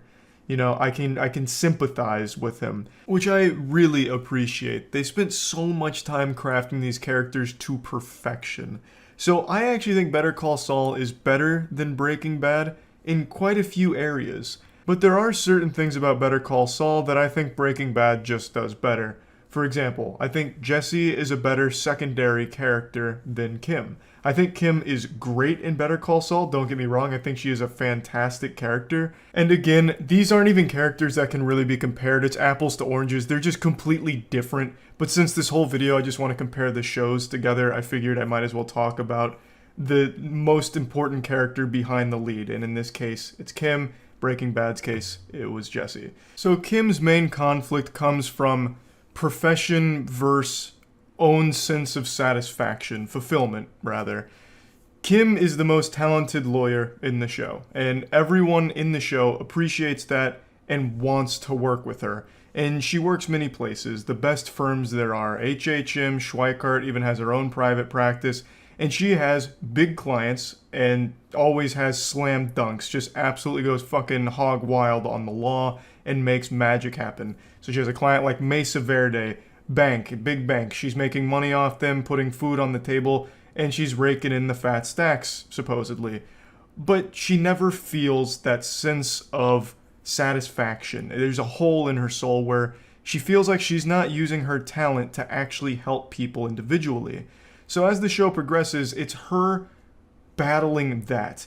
you know, juggling profession versus morals. She wants to help people, but she knows she also needs to make money. She starts her own practice at some point, and then she takes a lot of pro bono cases, which then leads to her fumbling Mesa Verde a bit. And everything that she goes through usually revolves around the law and her use of it, whether it's to help rich people, which also makes her rich, or to help people that she thinks needs a fighting chance in court, where without her they wouldn't have it. And I think it's great, and I think it's handled really well. Like I said, I think Kim is a fantastic character. And I love the way they're handling her tiptoeing into the pool of temptation. She's been going through subtle changes over the course of quite a few episodes now.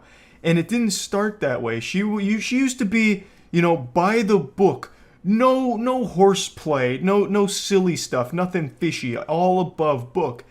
But as her and Saul Goodman get closer and closer, Saul Goodman begins to rub off on her. Now she's starting to come up with her own schemes and scams and bending the rules, and it's just been a really interesting transformation to watch that I think has been handled masterfully. But then in Breaking Bad, there's Jesse, and holy shit, he's gotta be the saddest character in television history.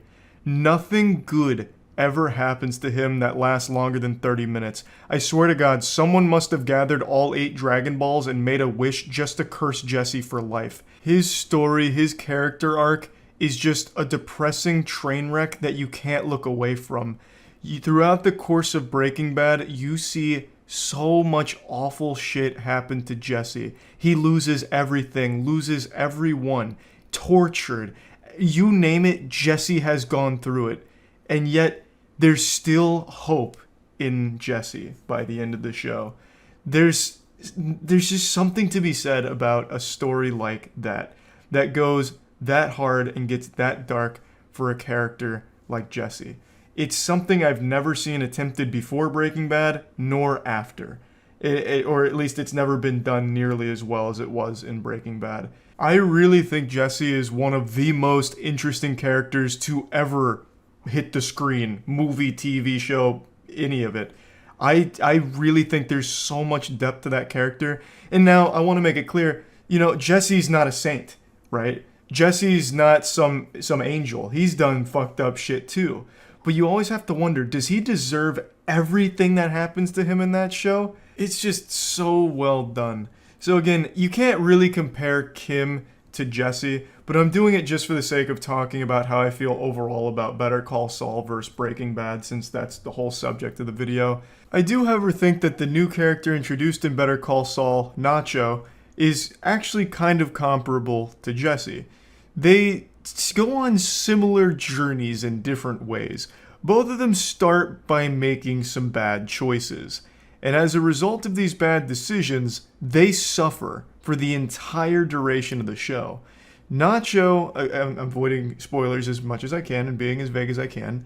Nacho, throughout the course of the series, is being used, abused, shot, beat up, all for the sake of the people that are doing this to them, furthering their own goals by using him to achieve it.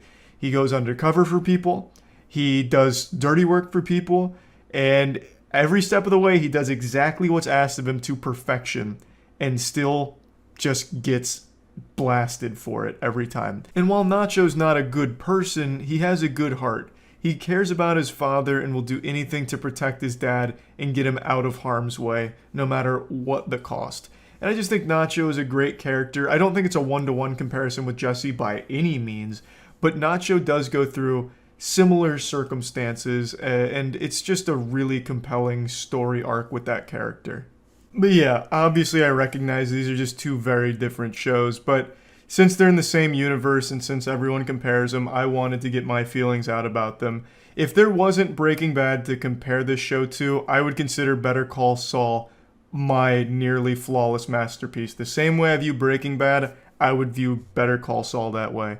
But since Breaking Bad is there, I still give the edge to Breaking Bad just because, for my personal taste, I just appreciate the stakes being that much higher. And it's just a slight edge I give Breaking Bad over Better Call Saul. I think Better Call Saul is better in quite a few areas. And I actually do want to say this. I think Saul Goodman is a deeper character than Walt. You never really can put a finger on how Saul gets to the point that he's at. Is it greed that drives him, or is it something deeper? Is it the people around him that pushed him over the edge finally? Everyone always looked down on Saul and expected nothing from him. His own brother always just referred to him as Slippin' Jimmy and never saw him as anyone that could do anything good. He believed he had a good heart, but at the end of the day would always lead to down the most destructive bad path imaginable. So is there something in the way that people treated him that perhaps made him feel spiteful? That he had something to prove. And you just never get a concrete answer for what really gets Saul Goodman to the point where he goes over the line. Whereas in Breaking Bad, it's no secret, it's not like the goddamn, Coca-Cola formula. Everyone knows what drives Walt to do the things he does and get to the point that he ends up at. It's the power. Walt loves being Heisenberg. He says as much. He makes it very clear how much the power means to him. His previous life was shitty. He was just an unassuming teacher with perhaps a bit of a problem with his self-esteem. But as Heisenberg, he's the fucking man. And that means more to him than anything. People get hurt around him, and yes, he'll feel bad about it, but the power makes him feel better. It's very clear what drives Walt in Breaking Bad. In Better Call Saul, it's a little muddier. You're not ever really sure how Saul truly feels about the things that are happening around him and the decisions he makes. So I just think he's just a bit more of a deeper character, which makes sense since Better Call Saul is much more of a character-focused piece as opposed to Breaking Bad. I think both shows are absolutely amazing. But again, like I said, I do very, very slightly give the edge to Breaking Bad for my personal taste. But I think both are truly masterpieces. And if you haven't seen either one, I highly recommend them. And I just wanted to talk about this and compare them in a whole video here since I won't be doing it in the Moist Meter. And yeah, that's about it. See ya. Today, Will Smith posted a YouTube apology video for slapping Chris Rock at the Oscars. And when I saw it, I had to scratch my head and wonder why. It happened so long ago. I was confused. Why is he apologizing now? I felt like Robin Williams coming out of Jumanji asking what year it was. And then I remembered that happened this year. It was 4 months ago that Will Smith slapped Chris Rock's head clean off his shoulders at the Oscars. He turned an award ceremony into a public execution when he blasted Chris Rock to Valhalla, just banishing him to the Shadow Realm with a slap.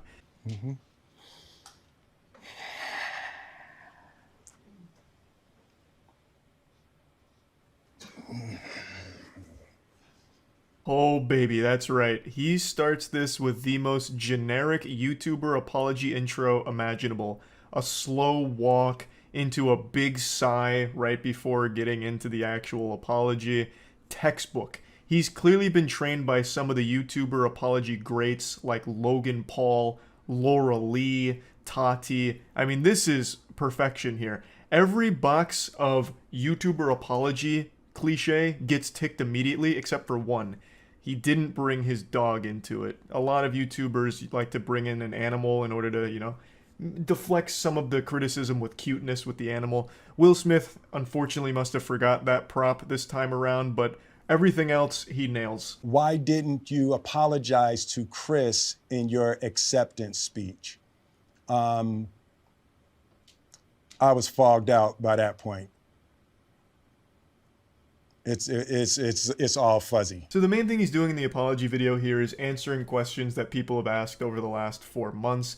And again, I have to wonder why even bother. It's been 4 months on internet time. That's basically ancient history. Like, that's back there with like Y2K now. Most people have moved on and forgotten about it. So it's a little weird to be this tardy to the party with addressing these things. Now, of course, I understand this was like a career-ruining moment for him, so he wants to do his best to be perceived positively again, both by movie execs as well as the general public. So if he really did feel strongly enough that he wants to apologize, then all power to him. But anyway, the first question that he addresses here is one that I don't think anyone with half a brain ever asked in the first place. Why didn't you apologize to Chris during your acceptance speech? The answer should be pretty obvious if you have eyes. It's because he was still mad. He was still fuming. Of course he wasn't going to apologize for it. Literally 15 minutes before he accepted that award, he had just charged the stage like The Undertaker during WrestleMania going into the ring and clobbered Chris. So of course he's not going to immediately like fold and be like, man, sorry Chris, that was out of line. He was still upset. That's why he didn't apologize. I don't really understand his excuse of I was still, in a fog. It was all still fuzzy. Like in the moment that makes sense, but over the last 4 months, what, you've just been in a perpetual fog? You've been in like the upside down or something? Like, what do you mean? You've had 4 months if you wanted to publicly apologize to Chris and you didn't. And even to be fair here, you still don't. He says I'm sorry to a lot of people, but the one person he doesn't say the words I'm sorry to is Chris. I've reached out to Chris, and the message that came back is that he's not ready to talk, and when he is, he will reach out. So I will say to you, Chris, I apologize to you. My behavior was unacceptable, and I'm here whenever you're ready to talk. That almost sounds like a trap, like, hey, I'm here whenever you're ready to talk. And it turns out Will's been training for the last 4 months with slap boxing, so he's been like slapping brick walls until they collapse, so he's ready to really get him with like a double whammy, get him with that encore performance. There's a big difference between saying, I apologize to you, and I'm sorry. I don't think people really understand the value of just saying, I'm sorry. I think it's the most important thing to say during an apology, which he does say later on to other people, but never Chris. To Chris, he just says, I apologize, and the action was unacceptable. Which is, that's good, that's definitely a start, but I really think you needed that cherry on top here of an I'm sorry. This is also just one of those things that should have been handled privately. I'm sure there were plenty of ways in the pipeline to let Chris know that you were genuinely remorseful for what happened, but I understand why he thought this was a good idea. I'm gonna make a video coming forward, publicly apologizing and owning up to my mistakes, letting people see how horrible I feel and what I'm doing to change and be better. The thought process makes sense. Let people see a vulnerable side of you and let them know that you made a mistake and you know that. And that, it again, does make sense to anyone who's never been on the internet. I think one thing most people online are starting to understand and wake up to is that when you make an apology video, you lose. It's like what war games taught us. The only winning move is not to play. When you make an apology video, it is a lose-lose situation for you. You're either going to have people that don't believe that you're actually sorry, or they're going to have people that think that you didn't need to apologize in the first place, so now you look stupid. You look like a pussy. Which I'm already seeing with Will Smith's apology, like, why is he apologizing? He stood up for his wife. Does he not support his wife anymore? Oh my god, I've lost all respect for Will with this apology now. And then on the other side of that coin is, man, Will really needed to apologize, but this apology video was so dog shit, he missed the mark entirely. This is the worst apology video I've ever seen in my life. You just don't win with an apology, so again, this should have just been private. 3 months replaying and understanding the nuances and the complexities of what happened in that moment. You slapped the shit out of a man. It's not that deep. Talking about it like it's the most complex situation of all time. Like this slap was somehow, like a Cold War or something here. It was a simple act that affected a decent chunk of people. Chris, most notably, I would say, was physically affected by the slap, but Will's career was also hurt by it. Chris's family was probably pretty upset by it. Like, yes, of course, people were affected by it, but it's not like there needs to be like 4 months spent of just digesting this giant web that all spawned from a slap. Because, again, at the end of the day, it's really not that deep. After Jada rolled her eyes, did she tell you to do something? No. It's like, I made a choice on my own, from my own experiences, from my history with Chris. Jada had nothing to do with it. Jada was behind the camera with a teleprompter and a gun, making sure this question was addressed properly. Of course, I'm kidding. Jada just has very odd moments publicly with Will that I think are very tasteless in the things she says to and about Will. And it's the reason why a lot of people felt like she may have contributed to this overreaction from Will. You know, her rolling her eyes and then just having all of that context with the things she has said publicly about and to Will just made people wonder whether or not she was somehow involved in that decision from Will. But he's clearing the air here, saying that it was just him doing it. And you know what? I'll take his word for it. I think this was just an impulsive decision here. I don't think Jada has some kind of device that she can control Will's brain like something out of Dexter's lab. I really think he just completely overreacted and went fucking berserk here for some reason. And I don't think Jada is necessarily guilty of that, but I do think she is guilty of being a very toxic partner. I know that sounds parasocial to say, but the amount of clips and videos of Jada just shitting on Will to his face is baffling. Like the time where she was just talking about cheating right to him and how much she like enjoyed it or whatever during their red table talk. Oh my god, it's so hard to sit through. As Will's like in tears about it and she's just joking. Oh man, it's fucking brutal. And so now Will looks like a cuck. I mean, I'm just not a big Jada fan. I'll say it. I don't think she's that nice. What would you say to the people who looked up to you before the slap, or people who expressed that you let them down? Let me just stop you right there. You don't have to apologize to me. I found this whole thing to be highly entertaining. I thought this was extremely goofy, and no one seriously got injured or anything like that. This was just an absolute fucking wild moment. And honestly, for this section, he should have just said, "You're welcome." You know, to the journalist that wouldn't stop fucking writing about it, like a million articles all going deep into it for no fucking reason, talking about how this is setting a bad precedent and how in the next Oscars, all of a sudden people might be showing up there with battle axes to attack their critics, how journalists are no longer safe, you know, this and that. Like, he honestly should have just said, "You're welcome," for the 2 weeks of just articles and videos about it. Now, of course, there were super fans of Will that were disappointed to see this, and I think it's cute that he said that he was sorry for it and letting them down. He apologized to Chris's family, his family for the negative backlash they've faced. He apologized to pretty much everyone that was directly impacted by it. And now in this section, he's talking about how horrible he feels when he doesn't live up to people's image of him. And I will say he does seem pretty sincere for the most part. But again, it's been 4 months. Most people have moved on. This was pretty unnecessary. Though I'm sure a lot of people that did feel like really disappointed appreciate the gesture. Disappointing people is my central trauma. I hate when I let people down. It hurts me psychologically and emotionally to know I didn't live up to people's image and impression of me. Deeply remorseful. And I'm trying to be remorseful without being ashamed of myself, right? I'm human.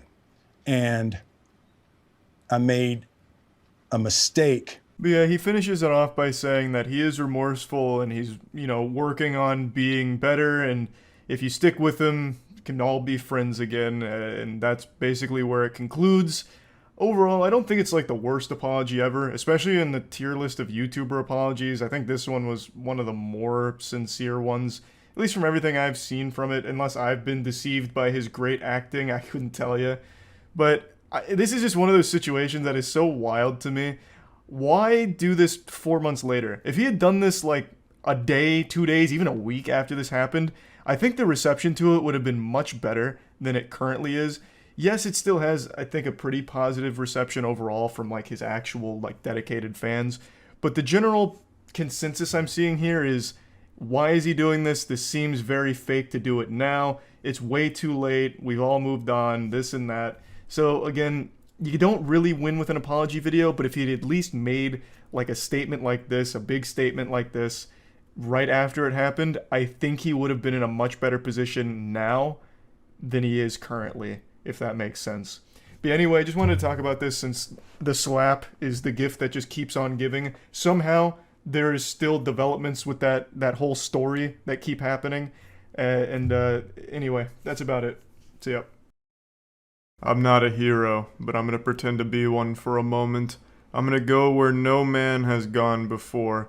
A place where God prayed his children would never find. The last page of myanimelist.com. Much like Indiana Jones, I've been consumed with the idea of discovery. I want to find and watch the worst anime ever made. Like the objective biggest pile of dog shit ever for anime.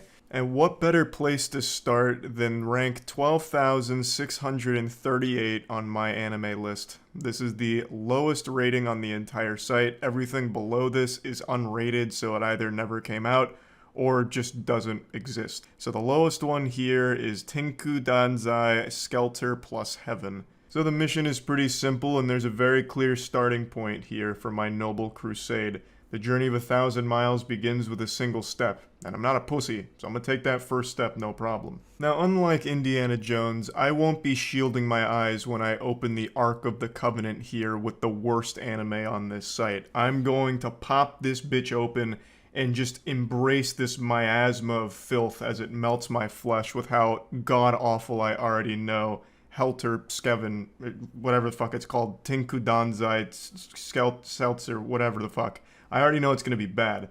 But going into this, the one right above it is actually what I want to talk about first. There are some confusing and wacky little tiddlywinks of trash on this list that pretty much no one would consider anime. Not because they're elitist, but because they're like 2-minute YouTube poop shorts, like this. This piece of content here is 2 minutes and 50 seconds-ish, and it's on YouTube. This girl is Sayuri. Sayuri! This creature is Sayuri's mama. Mama! This creature is Sayuri's papa. Papa! Hiroshi! Sayuri! Mama, papa, mama, papa. Now you know how it feels to chew 5 gum. This shit looks like a little Tool music video, kind of. It's very peculiar, but I wouldn't really consider it like an anime per se. It's just more of like a small shit post that for some reason has a My Anime listing. So when going through all of this to look for the worst anime ever made, things like this I probably won't even bother considering. I just wanted to put that out there right away since there's multiple entries like this on there. So let's go ahead and dive into the lowest ranked anime on the site. Tinku Danzai Skelter plus Heaven equals garbage, I suppose. Well, this was a lot worse than I expected it to be. I'm pretty sure this was made by someone who escaped a lobotomy mid-operation. So you start this piece of shit by slowly zooming in on this marble that's supposed to be the Earth while a heartbeat sound goes on for like a minute. It overstays its welcome almost immediately, and it's the longest shot in the entire movie. This is 20 minutes of pure agony. But it's not all bad though, at least they translated it to English using Babelfish. Skelter plus Heaven. Her fate which does not get used to by nature, machines was left to your hand. The human body arms which had the program embedded so that a command may be obeyed from when born. That's Socrates level wisdom right there. This sounds like a poor translation from some random person in the YouTube comments, but it's actually what they used in the movie. 警戒態勢だぞ。聞いてないのか。でかいな。300メートルくらいか。 Luckily the plot's super easy. There's a squid here, and we want to kill it. That's about it. Everything else that happens is pretty nonsensical, but that's the core idea. So the guy you just saw walking in is like a team leader who puts together a squad of waifus in order to fight this squid. And the squid's not really doing anything. It just kind of looks like a 3D asset for a tentacool. It's just like this weird, goofy, like vanilla ice cream cone squid thing that just floats around and doesn't actually participate or fight back at all, really.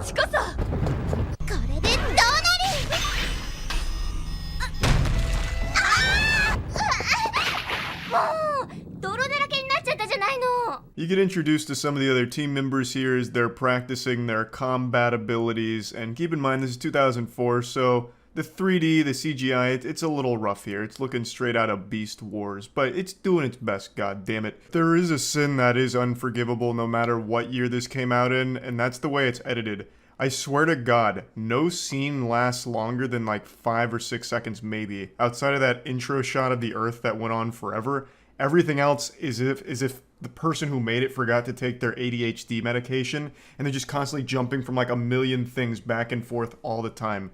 So nothing actually ever connects. もう5年も経ったんだね。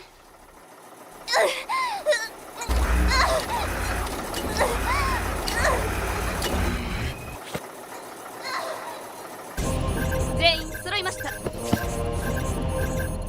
That's not me editing this at all. That's just how it is in the movie. It's like an AMV where they try and capture the most boring moments imaginable. So I don't know what any of that was or how it connects even after finishing the movie. This whole movie is just like a series of random fever dream moments. It's like you're trying to remember a weird dream you had, but you only have those fragments. That's this movie. That's all it's composed of. Just random scenes that they animated for some reason, and then they just threw them all together. There's nothing that connects them, and there's nothing that makes sense. For example, them on like the hydraulic ass pounder machine, it doesn't really do anything. It's there for a split second. It's like this subliminal messaging, almost. Just like flashes of images that are hard to process because they don't last long enough to really grasp them.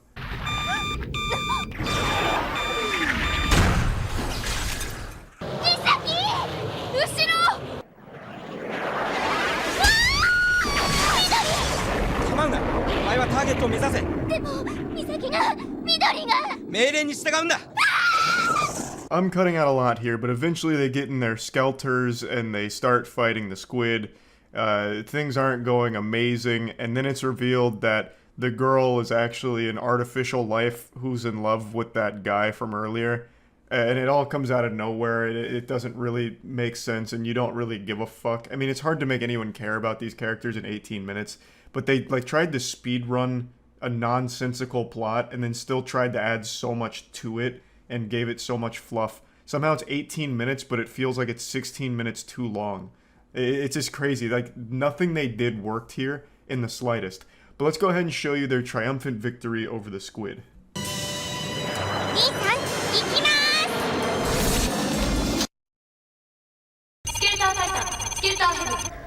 これが制御コア。声が頭の中に。べきただ一人の人のために私は戦っているのよ。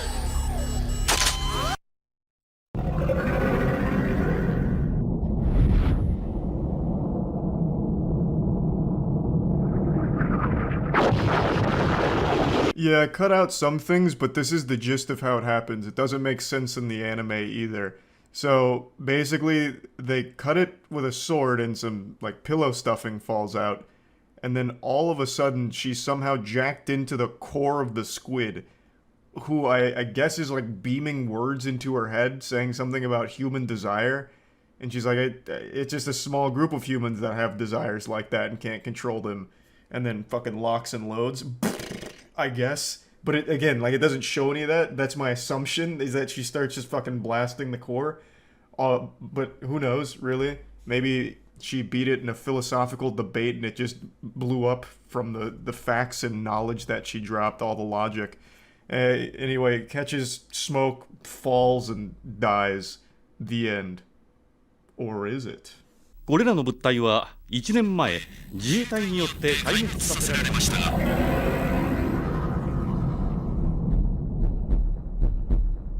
The squid had some friends, and they're equally as menacing. So yeah, I mean, that's where that movie ends. Definitely a bit of a super stinker. Worse than I expected, I'm not gonna lie. It was a big waste of time. So if you have 20 minutes that you just want to waste, I guess this is a good way of doing it. I would say that there definitely are moments where it is like fun bad, and it's not long, so it's not the worst use of your time if you just want to kick back and make fun of something with your friends. Definitely a good start though for locating the worst anime ever made. I do think this is probably going to be up there towards like the top 10, top 15 ever. This is really bad. That's about it. So yeah. In 2 weeks, there has been 2 major cases where video game taunting has become a massive, massive issue online. Last time it was in an Apex tournament where one player teabagged his teammate and the entire team got banned from all future tournaments that were hosted by that org. And before that, it was a player on Twitter making a giant thread about how teabagging in Valorant is traumatizing and is the same thing as real-world sexual assault. Even just mentioning that Twitter thread is painful, like gargling glass. Comparing video game teabagging to sexual assault just reflexively makes the human body want to vomit. It's so fucking gross.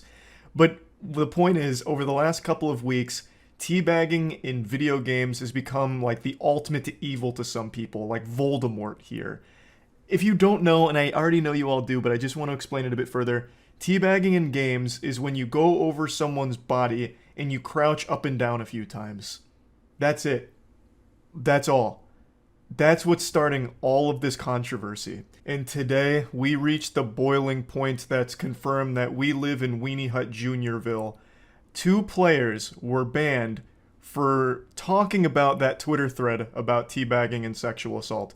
They made posts saying that it's very silly and disrespectful to compare teabagging to sexual assault, which it objectively is. Anyone with half a brain would agree that it is outright disgusting to compare video game crouching to fucking sexual assault in the real world. It is asinine, and it's just downright wrong. And today, 2 pro players were officially banned by Riot Games for their statements on that subject. They made posts saying that it's wrong to compare crouching up and down in a video game to sexual assault, calling it silly, calling it stupid, and they received competitive bans from Riot Games. And not only that, they got doxxed by Riot publicly. Their full names in the headline of their bans. And their names, they didn't have public. They didn't want their full names out there. Instead of just giving their gamer tags or their their handles online, they gave their full fucking names. Just a huge, stinky, embarrassing blunder from Riot here. I think it's been, what, like 2 weeks? I made a video called Horrible Tweet I Can't Stop Thinking About, and it was all about that huge Twitter debate, wrong word for it, that huge Twitter clownery where someone made a giant thread all about how teabagging in video games is sexual assault. I'm sure you all remember that, right? A Twitter user made a giant case for why teabagging in Valorant is the same thing as real-world sexual assault and it's traumatizing, this and that. Very silly stuff, very goofy. That was top-tier Chef Kiss's goofiness. And today, as of 7 hours ago, it turns out the account that posted that initially was affiliated with a professional Valorant team, as I understand it, and 2 people that also clowned at it on Twitter who were professional Valorant pros got banned for it. So I'm doing more than Riot did. They straight up doxed them. So the 2 pros that obviously joked about that horrible take on teabagging being sexual assault, they got competitively banned. And then Riot doxed them. They said, like, in order to protect the identity of the person who started the tweet, we've kept their identity to person A.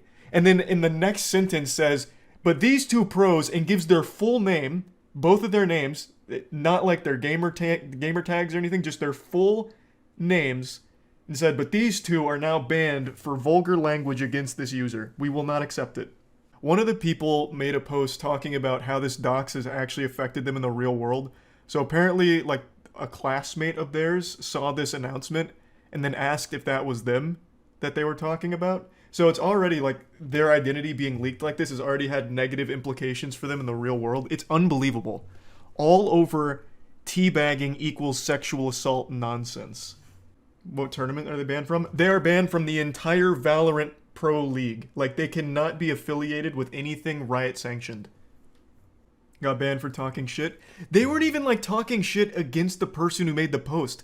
They were just pointing out how outrageous it was to claim that teabagging is the same thing as sexual assault. Like, they weren't even, like, attacking the actual poster. Scribble faster? I'm trying to. By the end of this, I'm going to end up with, like, a repeated stress injury to my wrist from having to censor their names so many times here. Because Riot couldn't be bothered. It looks like a goddamn CIA classified document with a bunch of like redacted all over it. Yeah, so this is the start of their statement here. So that, again, that Twitter thread was started by a member of Gallerance, apparently. I'm not super familiar with Gallerance. From a glance, I looked them up. It seems like it's like a Discord community that's all about like welcoming all kinds of people in there. I suppose. I don't really know. I don't think the Gallerance had anything to do with this ban. I don't think they mass reported these two players or anything. So I don't know for sure, but I don't think they did. This seems like it was Riot just putting their own dick in their ass. So I think their Gallerance is probably hands clean of this. But yeah, so the two players made posts on Twitter regarding that Twitter thread, and Riot is saying that it was targeted harassment and vulgar language against members of that community, which is a violation of their rules. So they've been banned from Riot-sanctioned events for... Oh, well, one player's been banned from Riot-sanctioned events for 3 months, and then the other one I think is 9. Yeah, 9. This was one of them. I believe Don got 3 months, yep. I don't think I need to say much more. I shitposted on Twitter, and apparently it's vulgar language. Thousands of other people, including pro players and streamers, have done it, but nothing for them. Below is all the evidence that Riot sent me. Feel free to look at them and find the vulgar speech that I used. Oh, and then in regards to the doxing, thanks for leaking my full name. People from school are texting me about it. So this is one of them. Pretty standard dunk. Nothing alarming there. Nothing that's gonna have you go like, oh, too far.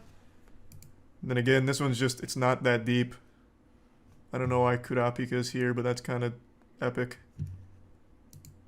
This one's just a meme. Like, it's not even vulgar language, so it doesn't even fit.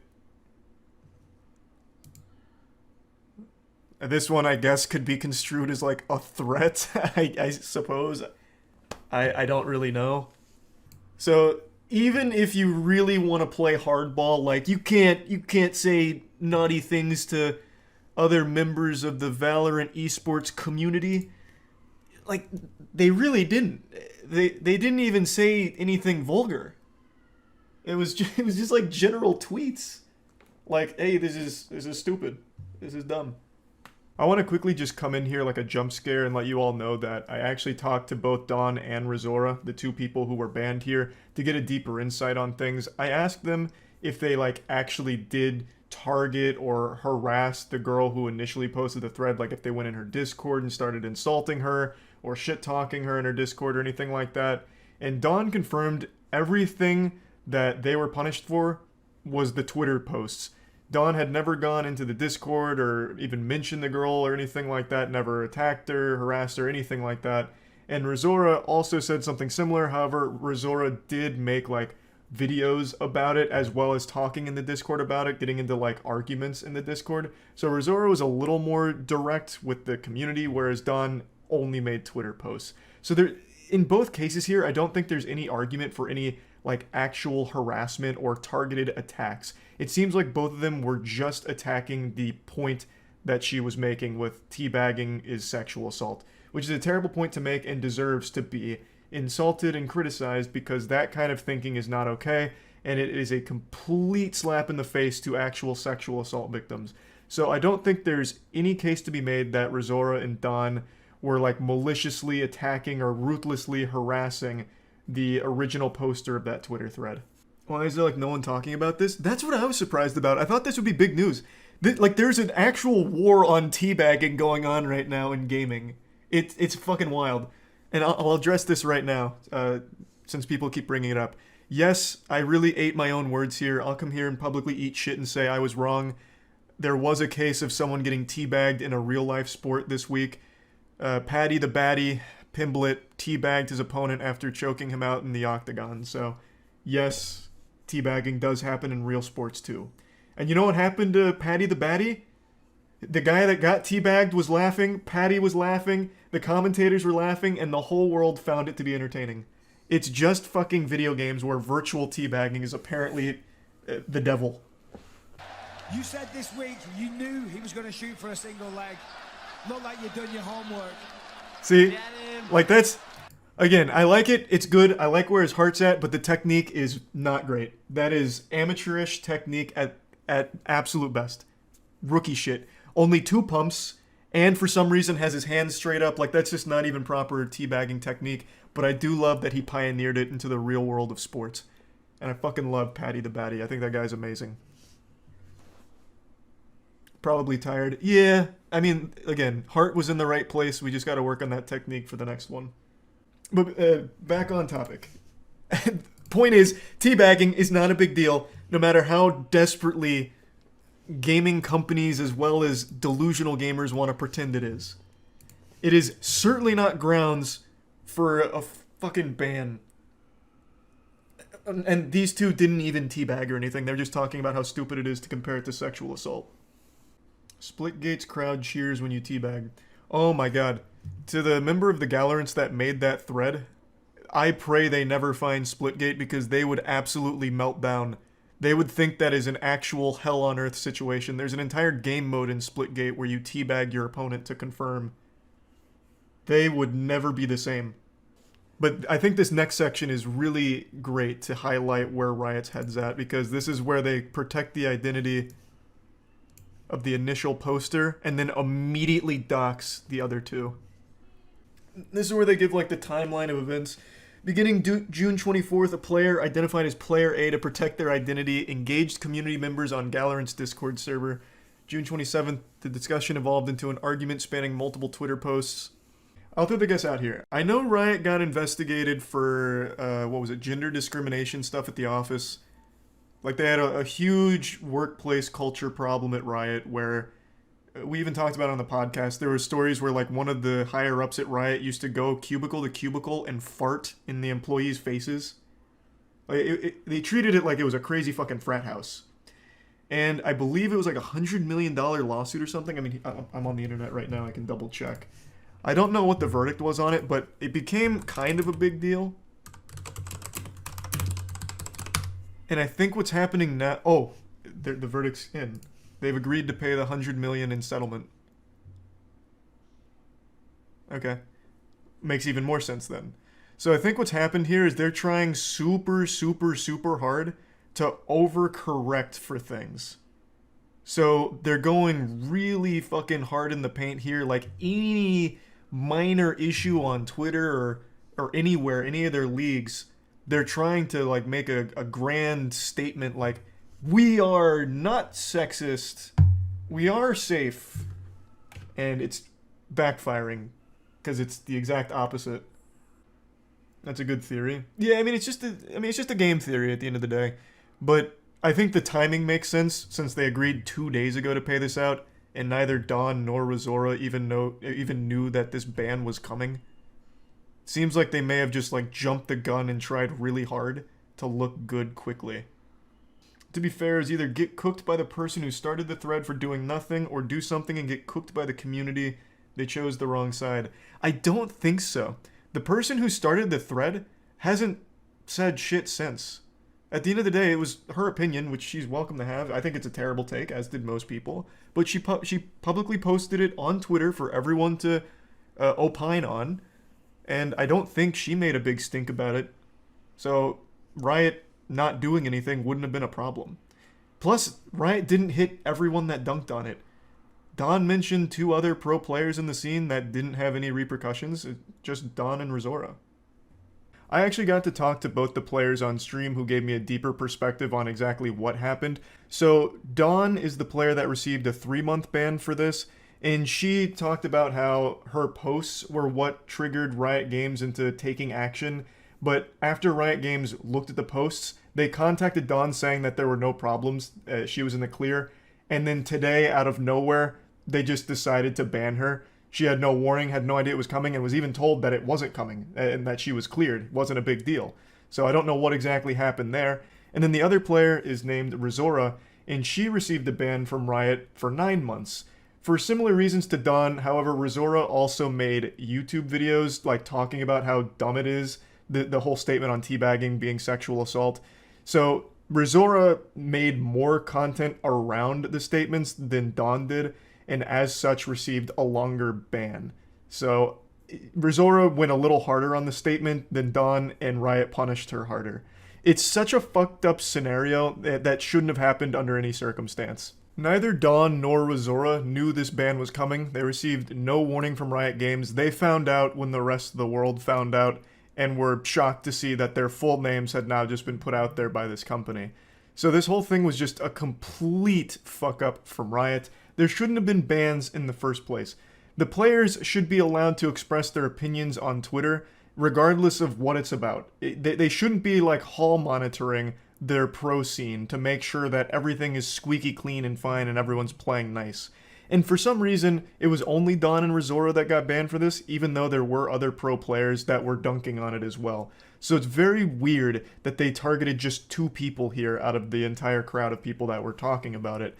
So I don't understand exactly what's going on, but one thing's for sure, Riot definitely missed the mark here. Also, both Dawn and Rizora said that with Riot doxing them like that, they've received many messages from classmates who saw the headlines and are now reaching out about it, and it's just been a real nuisance for them. So Riot's definitely just made a fool out of themselves here. This was entirely avoidable. It should have never even been a discussion on whether or not Dawn and Rizora should be banned. The answer should have been a resounding no. Shouldn't have even been a question. But even after they decided to ban them, I don't know how the decision came about to put their full names out there publicly. That's such a violation of like trust and privacy. That makes no sense to me. It's not like this is like a legal lawsuit or something like that, or like a actual litigation in court. They didn't have to fully name the defendants here. They are victims of Riot Games now. Riot Games just doxed them, which is fucked up. So this was just a really bad look for Riot, like completely. Hopefully they'll go back and overturn this outrageous decision, but I have a feeling they won't. Anyway, I just wanted to talk about this, and that's about it. See ya. I learned very early on in life that you can tell a lot about a person based on how they treat workers, whether that be retail workers at a store, waiters and waitresses at a restaurant, fast food workers, anything.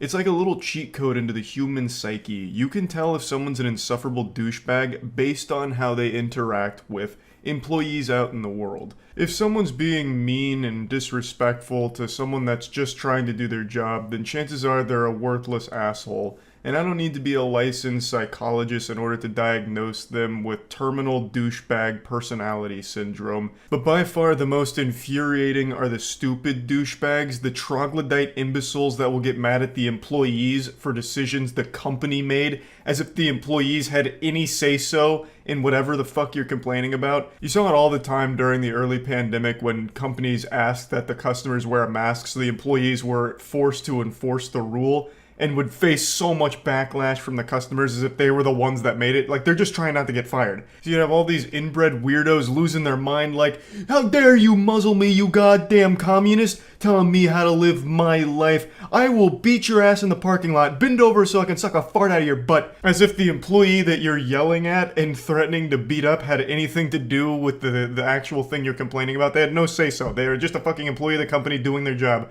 And it happens all the time in retail, but this was the first example I could think of since that was happening all over the place on Facebook back during the early pandemic.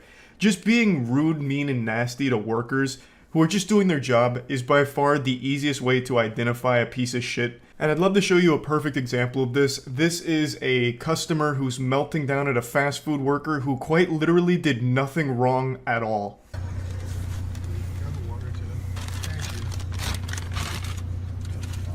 Hey. Can I ask you something, by the way? No, it's just that every time I come here, like, at the late night hour, I don't know why, you're, like, very, like, it's not even me, because I know it's not just me. Like, I'm sure you're, like, this way with everyone. You just, like, are very impatient. Like, this man's face really tells the whole story, hitting this guy with the Kubrick stare and just a little bit of shock, like, are you fucking kidding me right now? You're gonna lecture me at, like, 3 a.m. here on absolute nothing? Man's hitting him with a goddamn thespian troupe monologue here. He's absolutely rehearsed this in the mirror, hyped himself up like, I'm gonna give this employee a piece of my mind over nothing. If like, you don't want this job, you don't have to be here. Like, I'm just letting you know, like, you literally rush my order every single time, and I hate having you. Imagine going to a fast food drive-thru and complaining that the food came out too quickly.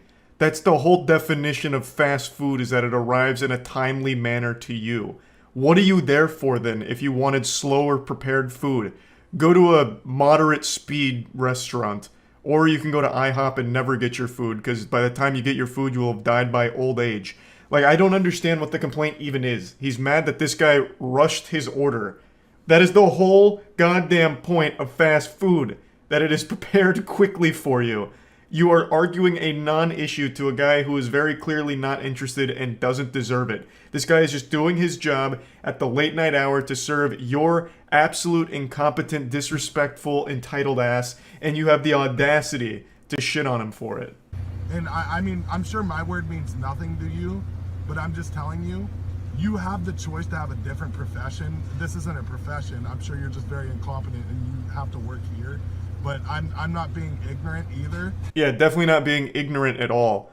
Just some kind of unhinged lunatic going through the drive-thru to insult a worker who's done nothing wrong at all. Saying that it's not a real profession and that he must be incompetent. As if the guy recording has a fucking job. He absolutely just came from an affluent family and is entitled. You can tell just by the way he talks. He probably has his pinky up on the cup that he just got there. It's just like, I come here to get food. Who cares, like, if I've been drinking or doing whatever? Like, I come here at a late night hour, I get food. Every time I have you, I fucking hate it. It makes me sick. Yeah, this absolute brain-rotted goofy goober just self-reports and says that he's been drinking. So the man is drunk driving through a drive-thru, and he has it on camera and posted it himself. How dumb do you have to be? And to publicly go out there and embarrass yourself like this is so wild to me because he recorded it himself. He planned to go to this guy and confront him for justice, you know? This one's for the people. It's time we rise up against this one employee just doing his job. So he films this, watches it back, and posts it himself saying, yep, I look pretty good here. Can't wait to share it with my friends. Post it on Facebook for all of his friends to fucking laugh at him. And now he will never live it down. He is forever known as this shit stain. This greasy goblin that insulted a worker for no reason whatsoever. And it is the ultimate delusion that he is the one belittling and insulting this worker for his job, while I imagine he himself doesn't hold down a steady job. I don't know too much about the guy personally. There's not a whole lot of info behind this person here. But just by the way he talks, I can tell that he's very entitled. He most likely came from an affluent family, driving around right now in a car his parents paid for, probably wearing a stained plaid shirt after a night of drinking with the boys, desperately trying to get laid, but getting rejected for the millionth time. So now he's just mad at the world. Just full-blown bah humbug, going Scrooge right now. I'm going to the drive-thru and I'm just gonna give this guy a piece of my mind. And this is the result. Sorry about that. No, I'm sure you're very sorry about it. I'm sure you're very sorry about it. But you are very shitty to me every time I come here. I'm so sorry. No, I'm sure you're not actually sorry, and you're just saying that because, like, whatever's happening, or you're being recorded. So there is nothing this guy can say or do from this point forward that will convince me that he's not an absolute insufferable douchebag. This guy could quite literally put on the cape and become the real world Batman, and I would still think he sucks. I have no respect for people like this guy. I hate it. It drives me fucking nuts. And the fact that he also loosely admits to drunk driving in the video just makes it even worse. He is two of the things I have the least respect for. Someone who's rude to workers for no reason, and a drunk driver. This man is the whole package, like the entire starter kit for being a douchebag. An actual piece of shit. So yeah, that's really about it. So yeah. I am a hoarder, help. Let me just take a quick survey here. Hoarding's the right word for it. It's not filthy. This looks like sealed products. Mostly. So this is just a lot of clutter. living room. Okay, this side's a lot worse. Okay, so Domino's pizza box. I think this is a massage chair flipped upside down. I don't know, some weird fucking apparatus to sit in. This is a road worker's uniform. I don't know what that's there for. I guess they shook him down for his clothes to throw in the house for fun. a nuisance, but it's not like revolting. No one's gonna come in here and like puke like they would if they went to XQC's room or Jägermeister's or Asmon's. This is just one of those things where it's like, ugh, what a headache. Have you seen Hoarders, the TV show? Mm-hmm. A lot of it's from. I like that Mail, answer. you can see, for What are these? Official trading cards, but why? Was it like an investment gone wrong? Pokemon cards are blowing up, so why not these? The streaming room's pretty clean. Oh, never mind. I didn't even see all this down here. Okay. So this is less hoarding. This is less like hoarding clutter and more human waste. So a lot of food and drink shit. This is like a carton of milk. That's hype. E-fuel cans, to shoes, to plates, to okay, yeah. U2s, and a dead Pepe the Frog.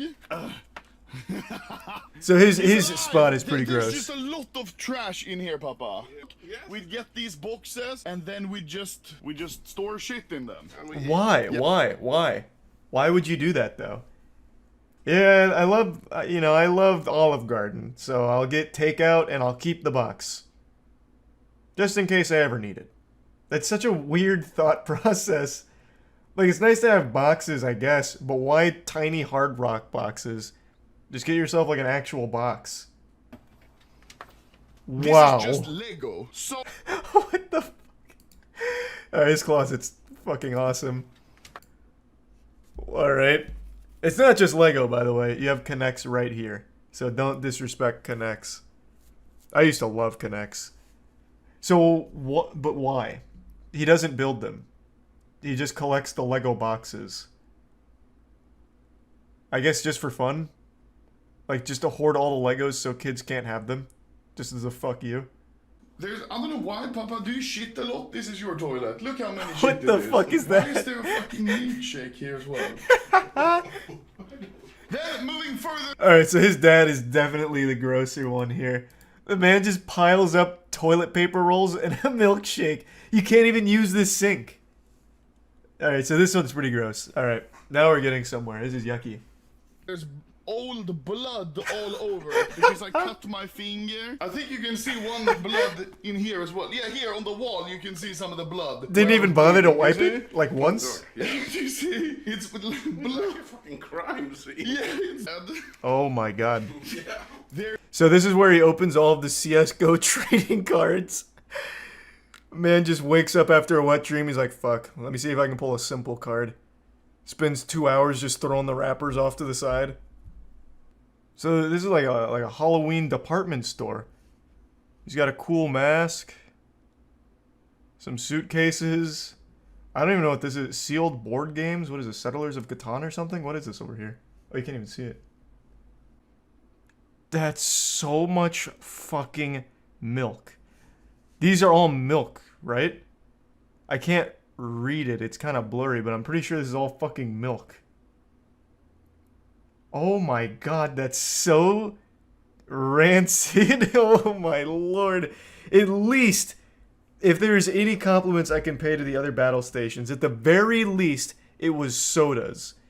So those will like mold and shit and get gross, but the milk curdling and spoiling is so much fouler. Whoa. But yeah, his bones must be strong as fuck. There's no way the two of them do it themselves. They hire a professional or something. I just don't believe it.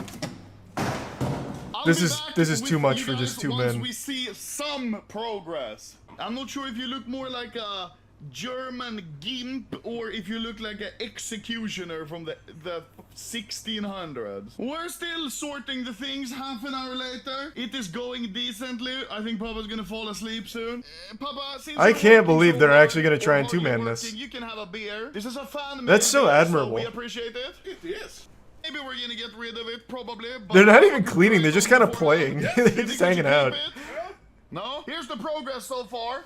After 3. What fucking progress?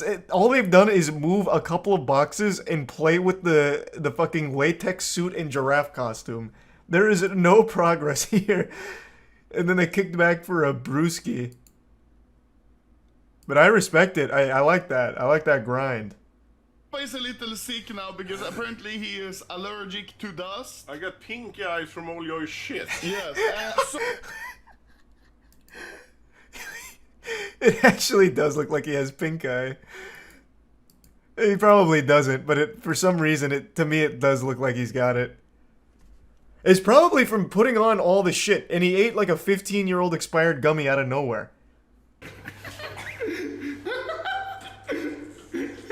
He's such a good sport.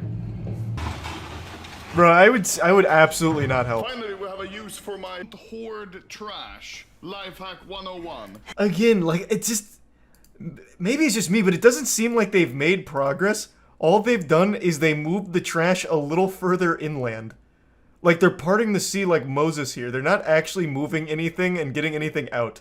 Besides that box that his dad painstakingly dragged to the garage. They're just, like, relocating the trash to other parts of the apartment. Why is he making his dad do this one? This is unholy. But I do respect he's got some Yu-Gi-Oh! Booster tins here. So he's got like this wild mosh podge of cards, from CSGO trading cards to Yu-Gi-Oh! To Pokemon, all over the place. But luckily this isn't like the actual hazardous biological waste from the other side of his room. Gaming room.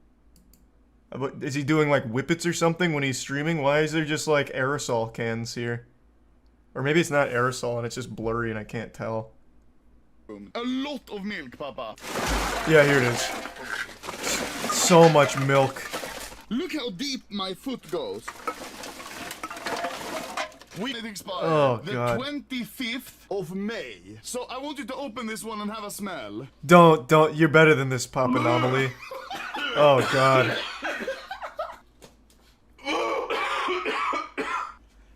Bro, he just does anything his son asks him to. Can you rub this spoiled milk in your eyes, Papa? It'll be great content. Oh, yes, it will, of course.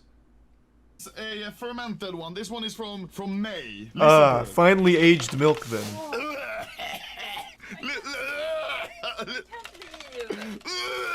Just thinking about it makes me almost fucking puke. Open it. Look what's inside. Don't. Why would you do that? 4, 5. You know what's inside. It's spoiled milk. These are small ones. So there's not gonna be like some kind of mystery surprise inside of the 15-year-old milk. Like, oh god, I wonder what treasure fucking leprechaun left in here, like the pot of gold. There's gonna be something good in here. This is such a wild station. This one's pretty bad. It started off as just normal hoarding clutter and quickly devolved. Why is it so black? Wait, get your flashlight. What the fuck is that, bro? What do you mean, what is that? It's mold. That's mold. It's not like the portal to the upside down or anything. It's just mold. You know, like that's just kind of how things will go. Linda, what the fuck?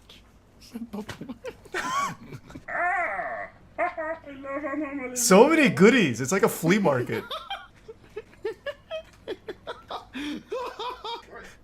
Jesus Christ, how much fucking costuming shit does he have here? Do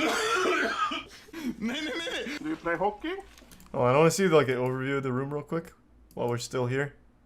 Like again, I can't see the whole room, but just going off of this, they're not really getting rid of anything except for his desk with like the old milk and shit. But all the other shit, they're just moving elsewhere. It's like that SpongeBob episode with the dirty diapers. Like they're just hiding it. Like they're just hiding the filth in the apartment still. Like it doesn't seem like anything's actually leaving. You can actually see the floor now. Yeah, in some places, but now this side, which wasn't that bad when we came in. These tables were pretty empty when we came in. Now they're full of shit. Just trash. They just pushed it all over here. They picked up Bikini Bottom and moved it over there. Mask. I think that's... Oh, and here's a bicycle pump. I can have that. I don't think that's a bicycle pump. Ladies and gentlemen. Jesus Christ. Oh my god, it's like a Slipknot concert.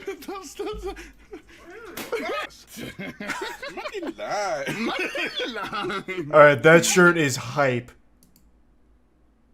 They cannot get rid of that shirt. That shirt is fucking hype. Surfing on the internet. Right at your fingertips. That's iconic. That is fire. I give you that one. That's why I'm throwing it away. Oh, that's fucked up. Now, Don't even Papa, joke about today that. is like 2 days. You can see Papa's eye is looking a little Thanks for weird. 5 gift Now, subs, apparently Evil. we Thank you, just man. found out that Papa is apparently allergic to dust. You can look into your eye. Wait, look. What do you mean we just found out? We have known he's been allergic for dust for the last 2 days that he has been in the trenches cleaning this bitch. This is not new information. He said it on day 1. We knew this. This was information that was readily available off rip for us. Up, open your eye. Oh my god. Holy I'm not sure what shit. happened. Maybe Papa very dust allergic or something, or someone in the fan mail actually sent anthrax. Yeah. And we are going to go to the hospital now.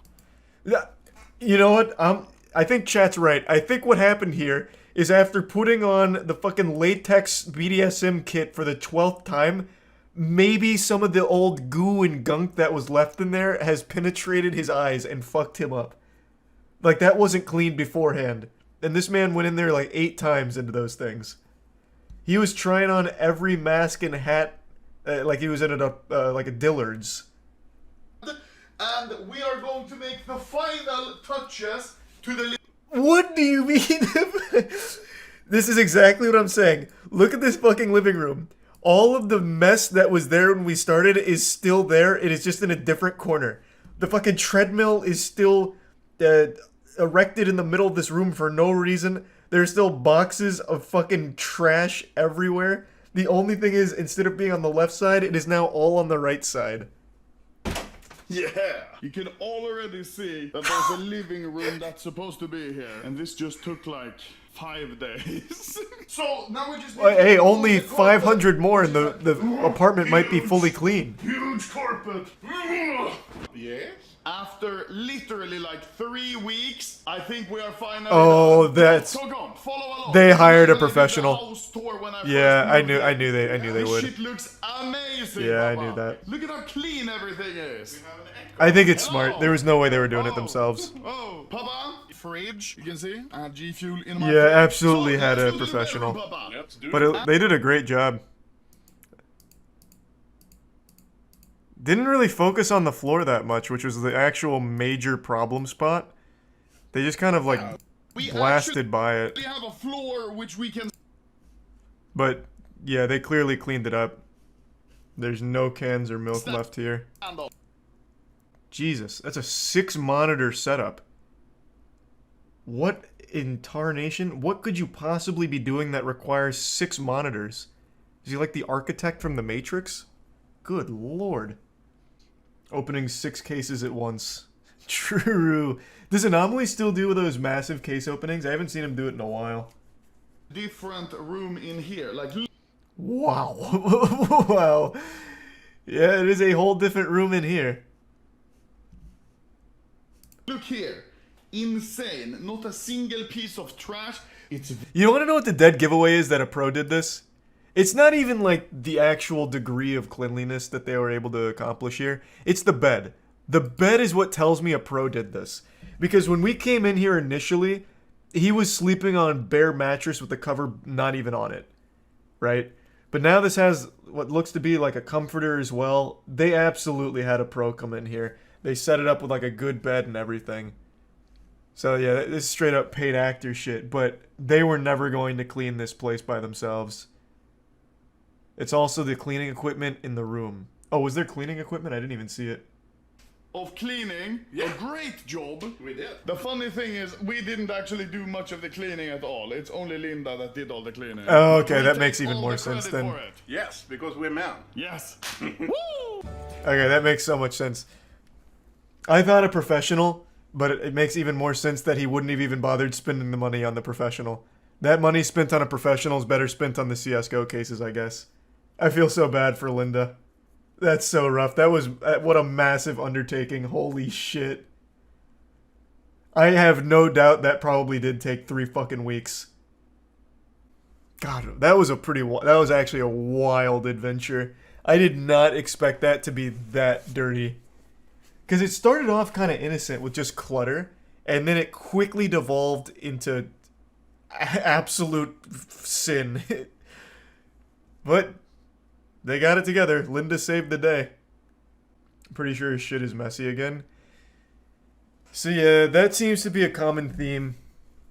What was the quote? You can clean the room, but you can't clean the habit? Or something? I don't know, some stupid, profound statement like that. So it seems like most people who end up with like a room that filthy, when it's clean, will just go right back to it. I remember about 10 years ago, I saw a commercial for the most patriotic invention this nation has ever cooked up. This gadget is more American than the US Constitution. This thing should be the new face of freedom. I swear, as God is my witness, what you're about to see is more American than a bald eagle smoking a cigar and eating a cheeseburger.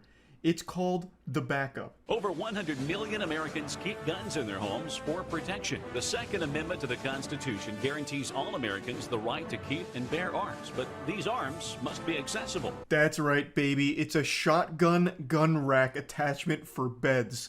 Hey, sorry, sweetheart. You're gonna need a new mattress. This one's not compatible with my tactical gun rack attachment. This is like some shit I'd see Duke Nukem using, or John Wayne. This is so goddamn American, I feel like just by watching this commercial, I've been rebaptized in gunpowder. The patented backup gun rack keeps your shotgun at your bedside and is easily hidden by blankets and sheets. The intruder won't see it coming. This is the last goddamn thing a burglar is expecting when he busts into your bedroom when you and your wife are trying to sleep peacefully at night. It's as it says in the good book, Matthew 6:12. Forgive us our trespasses, and we will not forgive those who trespass against us. We'll fucking blast them with our bedside mounted shotgun. I love how they make the claim that it's expertly hidden by sheets somehow, even though it's pretty much fully exposed 90% of the time when you're in bed, because you're going to be moving around with the sheets. You know, it's not exactly like it's incognito mode here. It's not disguised. What would be cool, though, if they do a follow-up, would be like a more covert spy level like gun. Like, for example, you think this is a glass, but then like I flick it down here and it turns into a Glock or something. Like, I don't know. This isn't really hidden or secretive. It's just a shotgun that's slightly lifted off the ground. I don't even see how it saves you that much time or is easier access than just like leaning over the bed and grabbing it off the floor. I feel like this is a pretty niche invention here. I don't know how huge the market is for people that are sleeping with a loaded shotgun as close to them as possible. I don't know how many God-fearing Americans there are out there that are cuddling their loaded shotgun like a body pillow in bed, and this is the eureka moment for them, the solution they've been looking for. Now I can have the gun next to me as opposed to in the bed with me. It just doesn't seem to solve any problems. The patented backup device slides easily between your mattress and box spring and mounts your shotgun flush at your bedside, enabling access to your shotgun while in the lying position in your bed. That's a key point they make here. It allows you access to your gun from the lying position. Who's gonna get a good shot off laying down? They're gonna shoot the shotgun and knock themselves out with the recoil. They're not gonna be able to like brace themselves. Plus they're still gonna be like still a little out of it after just waking up to a burglar kicking their door in. Like, I don't think anyone who's gonna own this is gonna be like John Wick, fucking combat rolling out of the bed, grabbing the shotgun off the bedside gun rack and getting ready for action. You know, like their spidey senses aren't tingling, danger afoot, and all of a sudden they ground themselves, grab the shotgun, and are prepared for battle. Like, this just, it's nothing but dangerous. Like, you know, God forbid your wife goes out to get a midnight snack. You hear shuffling around out there and you just panic and grab your shotgun off the backup and start blasting through the door out of fear. Like, it doesn't do anything. This is just a safety hazard. Or you come home drunk, you had one too many Budweisers, and you try and stumble into bed, but you accidentally kick your shotgun that's mounted on your backup and blow your kneecap off. For only $39.95, you can own the backup to make your guns accessible to you when you need them, yet hidden and out of the way when you don't. Once again, they are neither hidden nor out of the way. They're both in plain sight and as in the way as they could possibly be. But I do think this invention would be fucking awesome in the Mad Max universe. Like, if your bed was motorized, this would be a great weapon to have on it. Like some Twisted Metal shit. Like, you mount two backups with, like, two shotguns on the side of your bed, and you just crank the accelerator like you got the pedals on the sheets, and as you're just drifting around the corners, you're firing from the sides of the bed. So you get like a smaller bed, like a twin mattress or something. You just have 2 shotguns within arm's reach mounted to the bed and blasting them like that. That would be pretty cool, but not like this. For only $39.95, you'll get the valuable time that may be needed to adequately protect you and your home. It's the smartest money you'll spend in your life. Trying a different approach here, the fear approach. This might buy you those valuable seconds to save your life in the event of an emergency, but it won't. Like, you can still just put the gun under the bed, and maybe you lose a few milliseconds, but I don't think that's gonna be the difference between life and death. I just don't see there being a situation where you're sleeping on your back, your eyes fire open, you immediately register the situation, grab the shotgun, and immediately fire. Like it's just not gonna happen. It's just a useless novelty gift for your fucking grandpappy to use or something. It's also highly inadvisable to have this if you have children. Like, just imagine you mount your shotgun, you got 8 shotguns fucking octuple mounted to your bed. You're sleeping soundly at night, but then your kid busts in, he had a nightmare and he's screaming. So he like starts shaking you to wake you up, but he accidentally kicks one of the guns that are mounted to the bed and just fucking blasts a hole into the wall.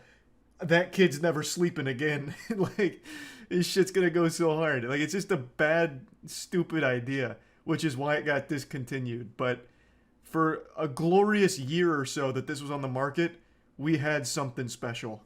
Make your firearms accessible by ordering the backup. It's adjustable to fit any shotgun. Many customers are buying one for each side of the bed. Oh, well, of course, you have to buy 2. No bed set is complete without 2 backups for your shotguns. Like, the asymmetry would be disgusting. You only have a shotgun on the right side of the bed? No, you have to balance it out with like a phalanx turret mounted on the left side or something, at the very least, like bare minimum. This is, again, without a shadow of a doubt, the most American as seen on TV advertisement I've ever been blessed enough to watch. I saw this like 10 or so years ago, and I completely forgot about it. But today, for some reason, YouTube recommended me this commercial all these years later. It's like, Charles, I know you're going to want to go down a nostalgic little ride today. So here's the backup gun rack again. Take a gander. Enjoy yourself. And I did. Oh my god. It's so beautifully silly. Yourself and your loved ones from unwanted intruders. The backup. This patented protection device eliminates the crucial wasted time of searching for a handgun or other forms of protection stored away in your nightstand or closet. The patented backup makes your shotgun accessible from the lying position in your bed. In this commercial, you can see a textbook demonstration on the proper way of using the backup. So you reach down in the event of an emergency, you grab the shotgun, and you wait in your sniper's nest. And when that door flies open, you say, "Crunchitize me, Captain." Fucking blast them to Valhalla. But then why stop there? You reach over to the other side of the bed on your other backup, your backup. You grab your shotgun, now you're dual wielding, akimbo, right out of COD Modern Warfare 2. Like with the 1887s, then you just and then you flick it to reload, bang, bang, bang, bang. Really teach them a lesson. They came to the wrong house. They didn't know that you had backup. End of story. But I feel like 9 times out of 10 that this thing would be used, some paranoid dude immediately grabs the shotgun at the slightest sound of a noise at night, and it turns out like it's a squirrel on the roof, or worse, it's his wife that's just like getting water or something, and she opens the door and just immediately just staring down the barrel of a shotgun that old Cletus is wielding just out of fear. But yeah, anyway, I just wanted to share this with all of you since it got recommended to me again, and yeah, that's about it. See ya. You probably can't tell just by looking at me, but I spent over 10 hours outside yesterday. It sounds like a Mr. Beast video. It's almost unbelievable that someone like me could endure something like that, but it's true. Now let me go ahead and define outside. I don't just mean leaving my house, going from my house to like a movie theater or something like that. I mean actually in the thick of things, under the scorching sun, in the heat of Florida. Drowning in the humid air, suffocating on my own saliva. I'm talking about me in nature. Just Charles and the great outdoors at Universal Studios Orlando. I swear to God, this isn't a sponsored video or anything. There is a reason I'm talking about this. I just need to set the stage first. Nobody believed in me. They said I couldn't do it. They said it couldn't be done. But you know what? To all the naysayers, I went out into the real world and proved you wrong. I braved the wilderness with ease. For over 10 hours, I slapped that shit around, and it was no problem. They said, Charles will give up after an hour, he'll be crying and whining, and, you know, it'll be embarrassing. But you know what? I didn't give up after an hour. I may have held in a pee too long waiting in line for the Amazing Spider-Man ride and maybe let out a little urine preemptively, but even though my pants were wet, my eyes were dry. I didn't cry, I didn't complain, and I had a great time. So, why were we at Universal Studios, you're asking? Well, it's because the #1 Rocket League team in the world, Moist Esports, is in the United States right now. They came to Tampa to do a little boot camping before the RLCS World Championship, which is starting August 4th. And while they were boot camping, they wanted to experience the best this great country had to offer. So we took them to Universal Studios and showed them what we're all about. With the Jimmy Fallon ride, Fast and Furious, E.T., Men in Black, we spared no expense showing them what makes America so awesome, so fucking epic. Now, for those that don't know, our Rocket League team is EU-based. It's Rise, Joyo, Vatira, and Noah. And for some of them, this was their first time experiencing Universal, and we wanted to make sure that they got the best impression possible. So while boot camping, we took a day of just having fun, going out there and getting grimy at Universal in the 105-degree weather with 98% humidity or some shit. Like, it was amazing, and I know they enjoyed it. I have no doubt the blessings of Jimmy Fallon and Vin Diesel will turbocharge them and prepare them to take first place at the RLCS World Championship this coming week. And I'm super excited. Of course, I'll be doing a watch party on Twitch as I have been for all of the other tournaments, and I absolutely can't wait to watch them perform. But what I really want to focus on today is those rides. Jimmy Fallon raced through New York, Fast and Furious, I don't remember, Fast and Furious, Welcome to the Family, bitch, E.T., Save E.T., and the Men in Black Attack ride. The reason I want to focus on these is because I believe this is the best humanity has to offer. When you think of amusement parks, you'll think of like Disney and shit, and when you think of like specific rides, like really good thrill rides, or just in general the best rides ever, you're probably thinking of things at like Six Flags, the big roller coasters and shit like that. But I'm here to make a very convincing argument on why you're wrong to have that opinion. So let's start with the obvious one, Jimmy Fallon's race through New York. I don't know if I can actually show any footage of the rides here because they're pretty explicit that they don't accept any photography, but I know there are plenty of videos on YouTube showcasing these rides in their entirety, but I'm just not going to roll the dice here. I'm just going to paint a picture with words. So this ride puts you head to head with late night's #1 guy, the superstar, Jimmy Laughs by the Gallon Fallon. And my God, he spares no expense here. He's bringing his A game. Not only is the ride great, but the jokes, whoo-wee!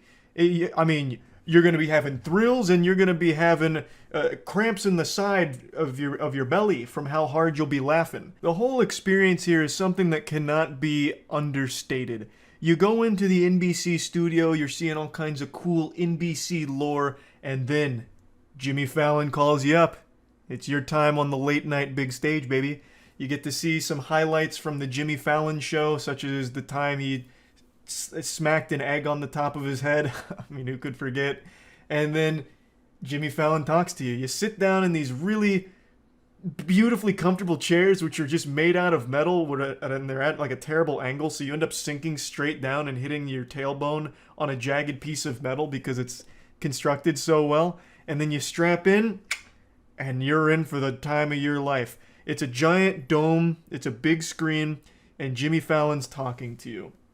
The objective is simple.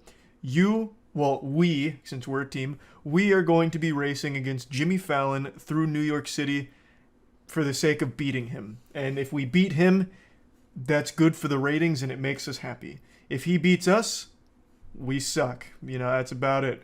And, we engage in this race, and it's cool. You immediately bust out of the NBC studio. Jimmy Fallon's drifting around corners. We, as the audience, we're drifting all over the place too, and it's got like haptic feedback, so your chair's bumping and grinding all over the place. in particular at this showing, the people behind me were really having a hoot and a holler every time Jimmy opened his fucking mouth. They were losing their shit. So they were having a great time. We were all having a great time too. I mean, just ask Joyo. I mean, Joyo, I've never seen someone so happy. So we're racing Jimmy Fallon through New York. We get to see a lot of cool things. We get to see the Statue of Liberty for a little while. We get to see other cool New York stuff like pizza. Jimmy Fallon throws pizza at us. We go through the subway. And then in a giant plot twist, it turns out our vehicles, I mean, they're not just roadsters. Like, we're not confined to just the simple streets. Not Jimmy Fallon, not with these plebeians. So he's outfitted our vehicle with jet boosters, so they turn into giant rocket ships. And now we're not just racing Jimmy Fallon through the streets of New York, we're racing him to the moon. So then we take it to the moon like real men, and then we take a giant space cannon back to Earth, and then we re-enter the studio, and then it's neck and neck. Jimmy Fallon's a little ahead of us, so we pull a kind of dirty little pit maneuver, take him out of the race, and we beat him back, and we win. All in a day's work. Jimmy Fallon's been defeated at his own game, and we leave with smiles on our face. It was a memorable experience, and it was a lot of fun. Now, compare the 35 seconds you spend racing Jimmy Fallon to the 45 to a minute you spend on a roller coaster. The answer should be obvious as to what's more fun. Like, in a roller coaster, you don't get a cool story. You're not even racing against anybody, and Jimmy Fallon's not even there. So I don't know why anyone would ever choose a roller coaster over racing Jimmy Fallon through New York like 5 times in a row. But let's move on. So Jimmy Fallon is, of course, a banger. The race through New York ride, amazing. One of humanity's finest works.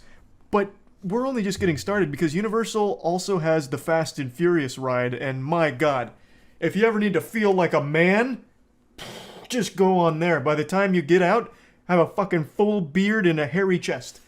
This is something special. So, again, not going to show any footage because I don't want to take a chance here. But the story is as follows. You've been invited to a super secret party. It's a big banger. So we get briefed by a live-action human being who's talking with CGI Ludacris on a TV screen. So Ludacris has these pre-recorded lines where he's like, hey, welcome. You're about to go to like a super exclusive party. It's fucking awesome. And then the live action guy is just like, hey, listen to Ludacris. Ludacris is talking about a party. We're about to go to a party. Then they funnel you into another room, which is the same thing, where it's a live action person on a mic with a pre-recorded Ludacris going, this party's going to be nuts. But I hear the FBI is about to raid it. And then the live action person's like, damn, but I was looking forward to this party. Well, better get them on their way. So then they send you into this party bus, which is the ride vehicle. It's this giant party bus thing. And then they take us to the party. It's got it's a screen with a video that plays, and it's just a bunch of people like dancing. And then the FBI shows up. They say, hey, we're the FBI. We're shutting this party down. Hey, this party's too lit. Get out of here. Party's shutting down. Then Roman comes in. He's like, oh, what do you mean the party's shut down? The FBI pulls a gun on him. And then Vin Diesel and Letty rise from the ground on a semi-truck and say, hey, put that gun away. We got our family here, talking to us on the party bus. So then The Rock shows up and says, my gun's a lot bigger, and he's got a big gun. And then after that, FBI guy leaves. He's like, Owen Shaw's coming for this party bus, and we gotta save him. So Vin Diesel's like, coming for our family? No, sir. Get him out of here. So then the party bus starts moving. The Rock comes on the screen in the party bus, because the party bus has screens. And he says, one of you is a super secret agent that Owen Shaw wants to kill, and he's not going to stop at anything till you're dead, so we got to get you out of here. And then what follows is 15 seconds of pure chaos. It's only like a 15 to 25 second ride. It's, you know, not all, you know, the star that burns brightest burns out the fastest, as they say. It's it's the best 15 seconds of your fucking life. So you're in the party bus.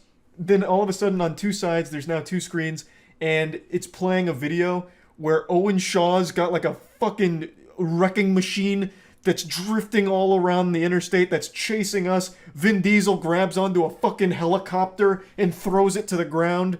Letty hits you with a grappling hook, and all the while it's playing the most over-the-top sound effects of all time. So like you crash through one of the cars, and it actually sounds like a bomb goes off in the vehicle because they put the speakers right next to your ears. So it just has like this absolutely apocalyptic boom sound that'll deafen you for a little while. And then eventually like oil spills, and then like a water tank blows up. And they have these water jets in the party bus, which are aimed directly at your eyeballs. So when the water goes off, it like shoots a bidet into your eyes, which blinds you. So it takes away all of your senses as quickly as possible. So you're blind, you're wiping your eyes, you're trying to unclog your ears. Meanwhile, fucking Roman and Vin Diesel are slapboxing Owen Shaw on top of a nuclear missile. Like, it's fucking crazy. And it ends with the party bus falling off a bridge, and then Tez saying, "Congratulations, you did it." Didn't really do anything besides get beat up by the party bus, but, you know, you feel like you accomplished something. You feel like you bonded with the people you went on the ride with. It's a banger. It's a great ride. I love it. Another absolutely fantastic piece of human ingenuity and creativity. Now let's talk about the E.T. ride. This ride's existed since back when Jesus was still around, it feels like. The E.T. ride is old as shit. And it feels that way. When you enter E.T., the first thing you're greeted with is the smell of an antique shop. I don't think that place has been properly cleaned in the last fucking 40 years. It smells so old. It smells like a grandmother's butthole. It is absolutely awful. And the mission is simple. E.T.'s been kidnapped, and you have to save not only E.T., but some of his alien friends like Blanca or something. And so we're going to save them from a distant planet, another world. But it's really innovative because you tell an instructor your name, your first name, so whatever you want it to be. They're not going to like check your ID. So you tell them like, I'm Paul, I'm Biff, Bill, whatever. And at the end of the ride, once you save E.T., spoiler alert, E.T. reads your name. He says, "Goodbye, Bill, Paul, Biff." It's so cool. It's so fucking cool.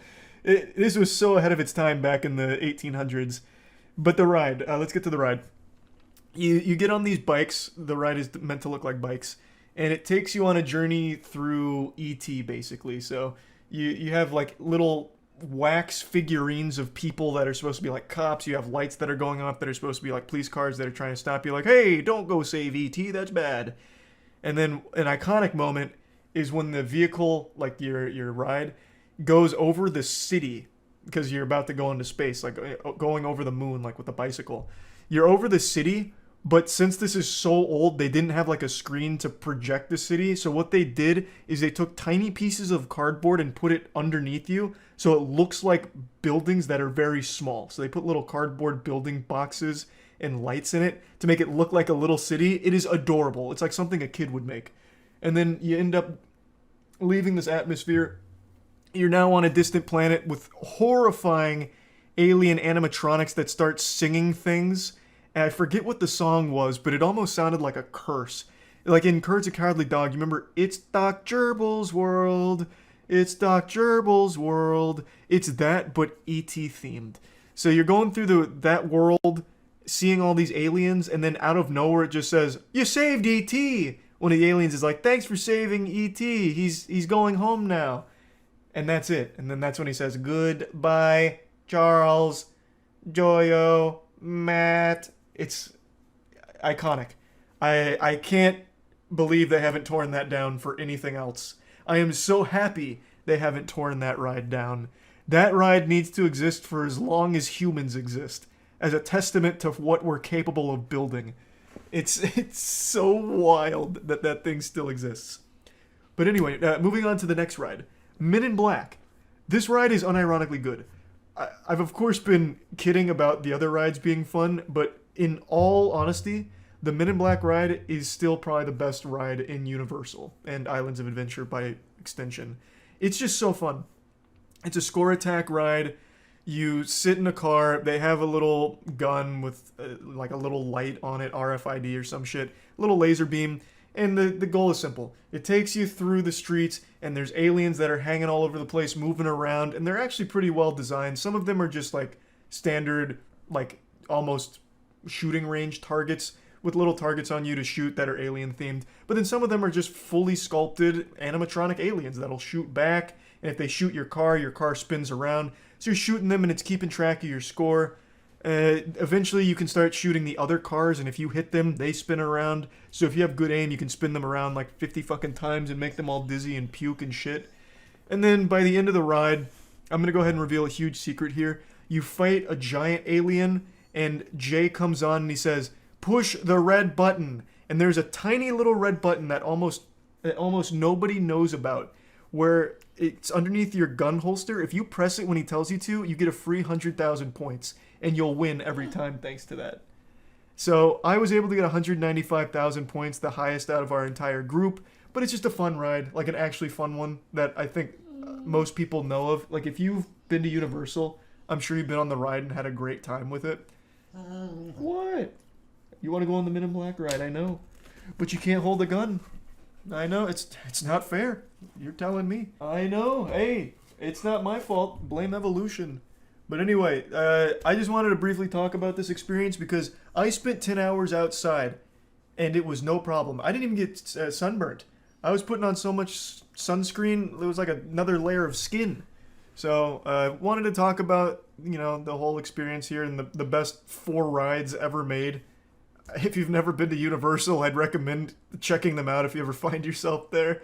Like, they're extremely goofy shit. Like, the goofiest, silliest shit imaginable that I have a massive appreciation for. And, yeah, that's really about it. So, yeah. Today started like most days for me. I consumed a healthy breakfast conducive to muscle gain and good for a growing boy's metabolism. And then I innocently hopped online, only to be met with shock and disgust when I learned that my reputation is being besmirched and my masculinity being challenged. But my pride is not wounded. I hopped on Reddit and discovered that I'm being cooked like a Thanksgiving turkey right now. It all started with this post. It's a screenshot from a comment on a video I made over a year ago that says, "Charlie looks like when Deadpool gets torn in half and he grows back a baby's bottom half." And then in the comments, they all start dogpiling on me. I'm getting attacked from all sides. I'm surrounded. But you know what? It's like Hulk Hogan said. Hulkmania is gonna run wild anyway, brother. Okay, yes sir. I'd never tear a shirt this high quality. This is a moist white tee from moistglobal.com, so that's the reason it didn't tear. You couldn't tear this thing apart with a fucking chainsaw, it's so well made. So that's what happened there. But yeah, anyway, I wanted to come in here and tell you exactly what's going on here because I feel like the comment section was misled by this photo. This picture is just a bit misleading. The perspective on it's all cattywampus, and you know, they say a picture's worth 1,000 words, and all 1,000 words that this picture's saying are lies. So I just wanted to give you the truth and tell you what's going on here. And you know, I think I know you think you're so tough from behind your keyboard talking that shit, but you wouldn't say it to me on the playground. Yeah, but anyway, let's get into why they're wrong and my legs don't look like baby legs. So I think it's pretty clear here that the comment section doesn't understand light refraction. So as we all know, light refracts whenever it travels at an angle into a substance with a different refractive index. This is called optical density. And what's gone on here is it's around 6 p.m., maybe 6:30 p.m. The sun's starting to go down a little bit. So the light's bending in all kinds of weird ways as we know it to do around that time frame. And what's happening here is as it's entering in through that glass door, it's bending around my legs, and as I'm doing this pull-up, I'm very slightly leaning forward a bit, so it's changing the angle of azimuth. And when the picture was taken, the aperture was all over the place as well. We didn't set it up properly. It's kind of like when you look at a helicopter blade and the shutter speed matches the blade speed, and it looks like the helicopter's blades aren't even spinning. That's what's happening here with my legs. So just causing all kinds of optical density problems, which is why my legs look so cartoonish here in this frame. I also distinctly remember there being a weather balloon lingering overhead, which is of course known to cause all kinds of problems when it comes to light refraction. So it was causing the light to do all kinds of weird gymnastics, which threw everything out of whack here, leading to this, you know, disaster of a photo. So let me show you what my legs actually look like because it's clearly not represented appropriately or accurately here in this photo.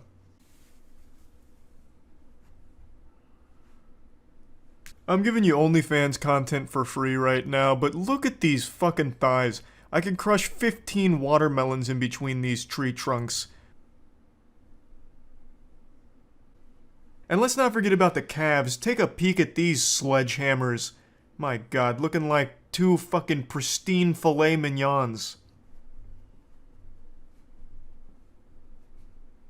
Hopefully this debunks those rumors that I have puny little toddler legs. Yeah, I'm not tall at 5'6", but I'm built like a fucking dump truck. So hopefully that puts all of those comments to bed, because now I think I've set the record straight. But like I said, this was only one of many. I'm only going to show one more here that's also quite laughable and has a reasonable explanation. This is on the same subreddit, the Rare Insult subreddit. This was them criticizing my cooking, which is baffling. If you know anything about me, you'd know that I'm a culinary expert, so it's really weird that they'd go after something that I'm actually proficient in. This is from a video where I tried to make Gordon Ramsay's grilled cheese sandwich because it was a pretty bad grilled cheese and I was certain I could do it the same, if not better, which I absolutely succeeded at doing, by the way, spoiler alert. But one of the comments here said, "Charlie cooks like one of those bad dreams where you can't throw a punch because your arms are like jelly." I don't even know what he's referring to here because when it comes to cooking, I have the hands of a skilled surgeon. I've been known to serve up some of the most delectable cuisine on this planet.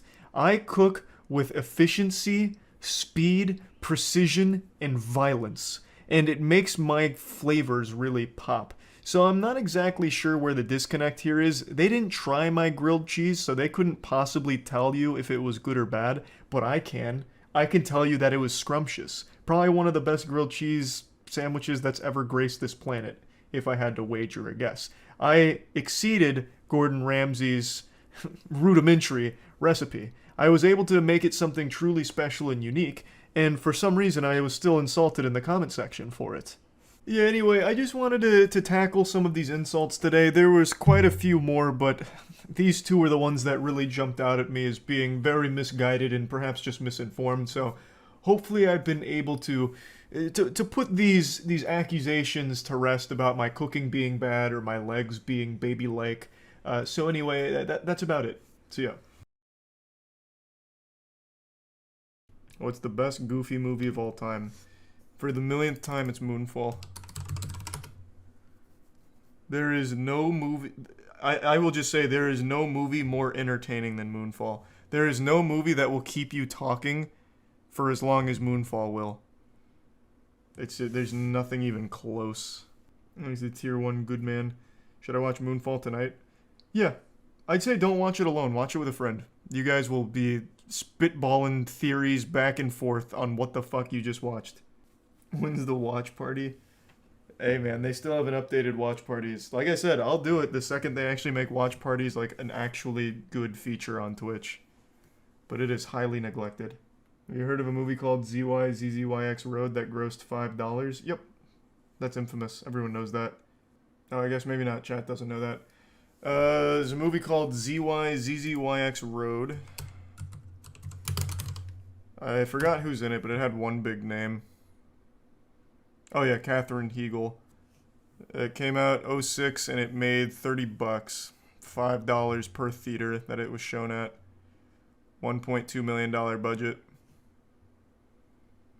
I think it is, to this date, still the biggest flop in cinema history. I'm pretty sure.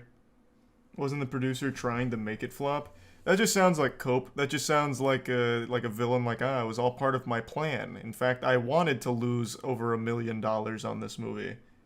You fools played right into my strategy. I think what actually happened is just nobody wanted to see it. It's a terrible name. ZYZZYX Road? It's a stupid name. The trailer's trash. Oh, here, I see. You're shown once a day at noon at Highland Park Theater in one auditorium rented by the producers for $1,000. The limited release was deliberate. Grillo was uninterested in releasing the film domestically until it underwent foreign distribution, but the film needed to fulfill the U.S. release obligation required by Screen Actors Guild for low-budget films. Budget's less than $2.5 million. The strategy had the side effect of making it, at the time, the lowest-grossing film in history, earned $30 at the box office, from 6 patrons paying $5 each. And he even refunded 2 tickets because the makeup artist saw it with a friend. It's still not the biggest financial loss. It is the lowest opening box office. I don't think there's any box office performance lower than $30. Not for a budget over $1 million. But yeah, if we're talking relative flops, it's not the biggest by far. Worst $5 they ever spent. Disagreed.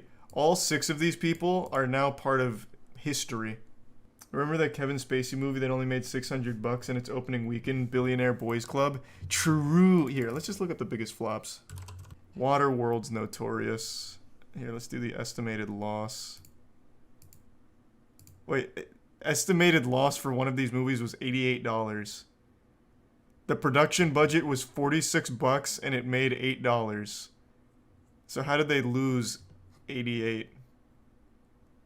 They never even saw 88. Oh, millions! Oh my god, millions. I thought this was just dealing with low-budget films. I should have looked up 47 Ronins here. That's the Keanu Reeves movie. Oh, Jesus Christ. I was like, oh, so they're counting indie movies. Never heard of the Baron of Munchausen, whatever that is. Oh, Mars Needs Moms. I remember this. I never saw it, but I remember the trailers. Mars Needs Moms. Eat that. You're not gonna make me eat it now, are you? There's no good thing to say. This looks great. I'm sorry. Mom?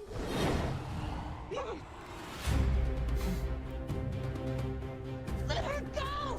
I need to watch this. I still need to watch Norm of the North as well. I'm in a spaceship. This is so cool! Use the Polar Express technology. Okay. I'm just messing with you. Welcome to Mars. My name is Gribble. This is 2Cat. What's your handle? Milo. How about I call you my bro? Check it. Wow. What is going on? Damn, this is killing it. That's pretty hype. I've heard of Tomorrowland. I saw this movie in theater opening day. I went to a church. There was a church near my old apartment that would play movies. They'd have like 1 movie per auditorium. They had like 4 auditoriums, but you could see the movie for like $3. So I saw this opening day with Andrew, and this is still his most hated movie of all time, I believe. He was so offended at how trash this movie was. I'd never seen him so upset. I even think he went home and made a whole video about it on his channel. Ooh, Turning Red flopped. Twitter was in a frenzy about this movie. $175 million budget and only a $20 million box office? Holy shit. Whoa, that can't be right. What? No. Oh, it was straight to Disney Plus. Oh. Okay. That makes a little bit more sense. This is probably what scared them off of doing more straight to streaming videos or movies. Like theatrical release plus streaming. This right here probably scared them. Good lord. This looks awful. Let me see.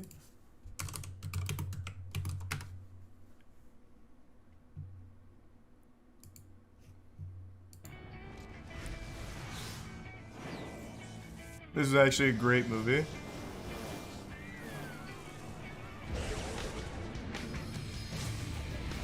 Whoa!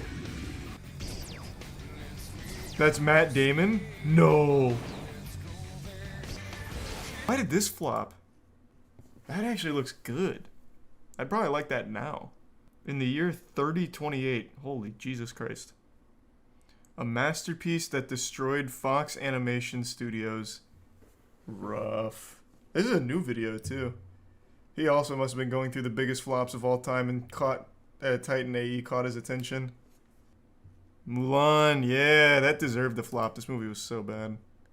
$200 million budget with $70 million box office. That sounds beautiful. That's great news. This movie was terrible. Man, Disney's got some of the most prolific flops on here. Pluto Nash! Let's go! I used to like this movie as a kid. Ah! A $100 million budget and a modest $7 million box office. Wow. Man, we don't have any Pluto Nash fans out here? Eddie Murphy. Oh, this is so early 2000s. Pluto Nash, it is a pleasure to meet me. The battle between Pretty Evil. Let's get it right this time. Pluto Nash was better than John Carter. Look at me. Yeah, maybe. Well, we were thinking a little more. You married twins, huh? No, they're not twins. I met the perfect woman and then I had her clone. Which one's which? Damn, I don't remember this movie at all. The Adventures of Pluto Nash. Whoa! Why don't you take these Hillarys? We appreciate you helping us out. I can't believe that movie flopped. That's a pretty big flop too. 100 mil to 7 mil. Yuck. Final Fantasy. What? What is this? The Spirits Within. You're telling me they made a $137 million Final Fantasy movie and I'd never heard of it? What the fuck? No, I never even heard of this. Always the same. So is it just an original story? Must be. I don't recognize any of this. Yeah. Don't see how any living thing could survive out here. Yeah. To uncover an ancient truth. I feel like Final Fantasy's strong point isn't going to be like a self-contained original movie for Columbia Pictures. So I imagine that probably just wasn't very good. Oh, yucky. That's a rough one for DC. Wonder Woman 1984. Yeah. That didn't pop off. That movie was awful. A Wrinkle in Time. Oh, boy. Oh, boy. This is that fucking movie where they say the name Charles Wallace 10,000 times. I forgot all about this one. Oh, this was miserable. I know it's for kids, but Christ, it was bad. Jesus. I bet Artemis Fowl is going to be on here pretty soon. Terminator Dark Fate. Not surprising. Matrix Resurrections, yep. Fucking yep. Not as big of a flop as I would have expected, but wow. What a remarkable disservice to the entire fucking franchise. Sucked ass. It was so dog anus. Like, I couldn't believe it. I don't know how you fuck it up this bad. There wasn't a single thing in this movie that worked. It was like it was directed to be awful, like on purpose. And I saw that cope from a lot of people like, well, actually, the Wachowskis have outdone themselves yet again because they meant for this movie to be terrible. And thus, they succeeded and created a masterpiece. It's like, well, you made an awful movie on purpose. You fucking wasted my time then. Like, maliciously. Like, in the very first couple of scenes, they do this thing where it's like really meta, where they're talking to Warner Bros. Or like, Warner Bros. Needs more bullet time. They need more action. They need more green binary. We need action, bullet time, because we just gotta pump it out. Don't care if it's good, just pump it out. Lickety split. And it's supposed to be like really meta. And that's exactly what they did. They just made nothing but awful bullet time, horrible storytelling, no message, and everything falling to shit. And some people acted like it was so genius for them to like include that scene where they're openly mocking how little effort they put into it. No, this one hurts. Moonfall flopped. We may never get a sequel. Oh, casual $100 million loss. Oh, God, why is there no justice in the world? This should have been on the top 50 highest grossing films of all time. Worst comes to worst, I'll make a petition. Those usually work. We need a sequel. They set themselves up for an entire Moonfall universe. Like, we have to realize that potential. We can't just let this masterpiece slip away. Is Moonfall your Morbius? I mean, that doesn't even encapsulate my feelings. Moonfall is the perfect bad movie. Every possible thing that could be horrible about a movie is present in Moonfall, but done like it takes a savant to do what Roland Emmerich did here. He took everything that makes a movie good and shit on it, but with like the most beautiful shit I've ever seen. It's like 2.5 hours and it feels like 20 minutes. You go on like the most amazing ride through delusion. I just don't know how to explain it. It's such such a beautifully awful movie. Oh, I used to love this movie. You're telling me Stealth flopped? Wait, this movie was so cool. I watched this shit like 8 times. And there's that scene when Jessica Biel's like underneath a waterfall in a bikini, and I was still pretty young at the time. I was like, whoa, them honkers though. Like this movie's about like a secret super special jet plane that gains sentience. And I remember there's a scene where the main character, Josh Lucas, he's like looking at I forgot what they call it. What's his name in this movie? Eddie. He's looking at Eddie out the window and he's like, Eddie, what are you listening to over there? And he's playing like really good music, like rock music. And he's like, I'm listening to my favorite song. He's like, how many songs did you download? And he says, all of them. And then he blasts off listening to a song that's called Bulletproof Skin by a band called Institute, which isn't really a big band or song. It was so cool. I loved it when I was young. Oh, they even have a Bulletproof Skin AMV for Stealth. Let's go. I don't know this one. We're getting into some obscure ones. Treasure Planet, this is actually tragic. I still think this is probably one of the best animated kids movies Disney's ever done. Like, it's so good. This one is a very sad story. It should have been one of their biggest grossing ever. Why did it do bad? You talking about Treasure Planet? There's actually a really great video on why Treasure Planet failed and why it shouldn't have. Failed because audiences didn't want 2D movies at that point. I don't remember all the factors that went into it. I really don't know.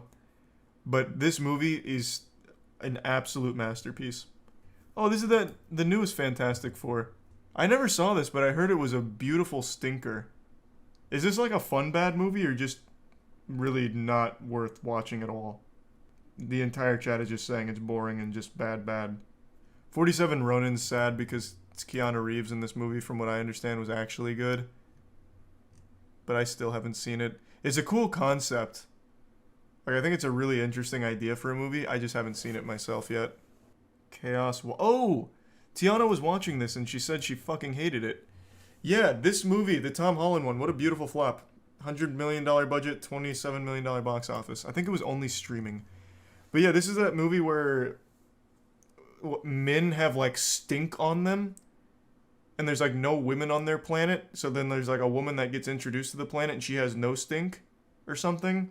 Like, what is it? I forgot. Like, they can hear thoughts, like their thoughts surround them. Men have transparent thoughts. It's their thoughts. Horrible way to explain it. Yeah, I mean, I didn't really get it. I didn't watch all of it. Neither did she. Turned it off. It was just bad. It was just really bad. Monkey Bone's a good movie. It's Brendan Fraser. It shouldn't have flopped. Tragic. Wow, that's a colossal flop. $75 million budget with a $7 million box office in 2002. Or 2001. That's prime movie-going era. I know Monkey Bone's credited a lot for Brendan Fraser's downfall in Hollywood, but I just don't agree. This was a good movie. Did I see this movie?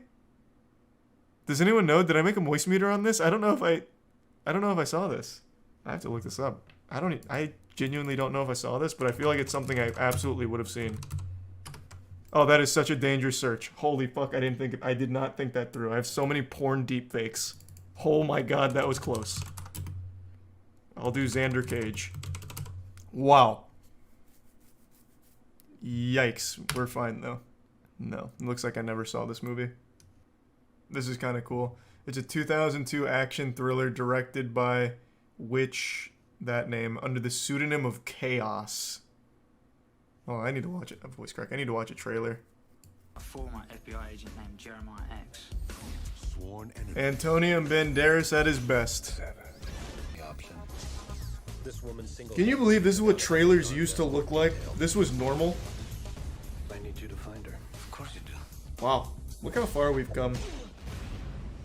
We're evolving. Tell him why you look so sad. I told her it's because you just got beat up by a girl. This kind of just looks boring bad, but maybe I'll watch it at some point. The Mummy. Yeah, this movie was terrible. This is the Tom Cruise movie. I wanted it to be good. It stood no chance of being good. I knew this was dead on arrival from the second they accidentally released the trailer with no music or sound effects, and it's just Tom Cruise going, "Ah!" in a plane. They did that. I forget that 2017's 5 years ago, so a lot of people just don't remember. Yeah. The first trailer that came out for this movie, they forgot to put all of the sound effects. So it's just Tom Cruise in a plane going, ah! What the hell? Pretty hype.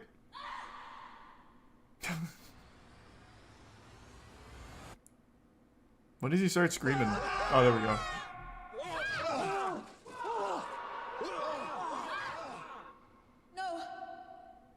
This is what trailers could be. Should be, even.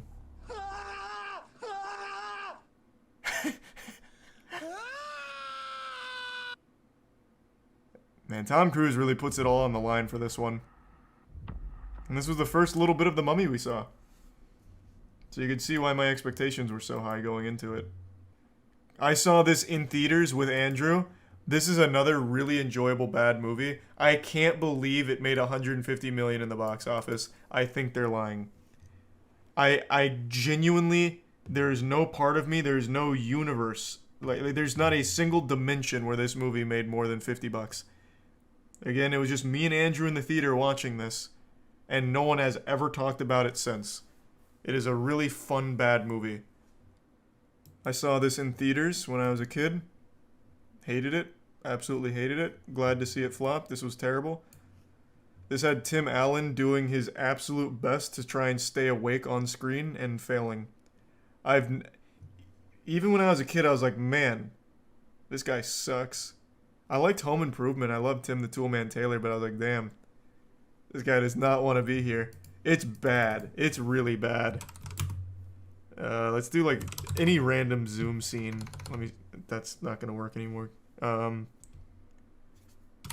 We'll do zoom movie scene.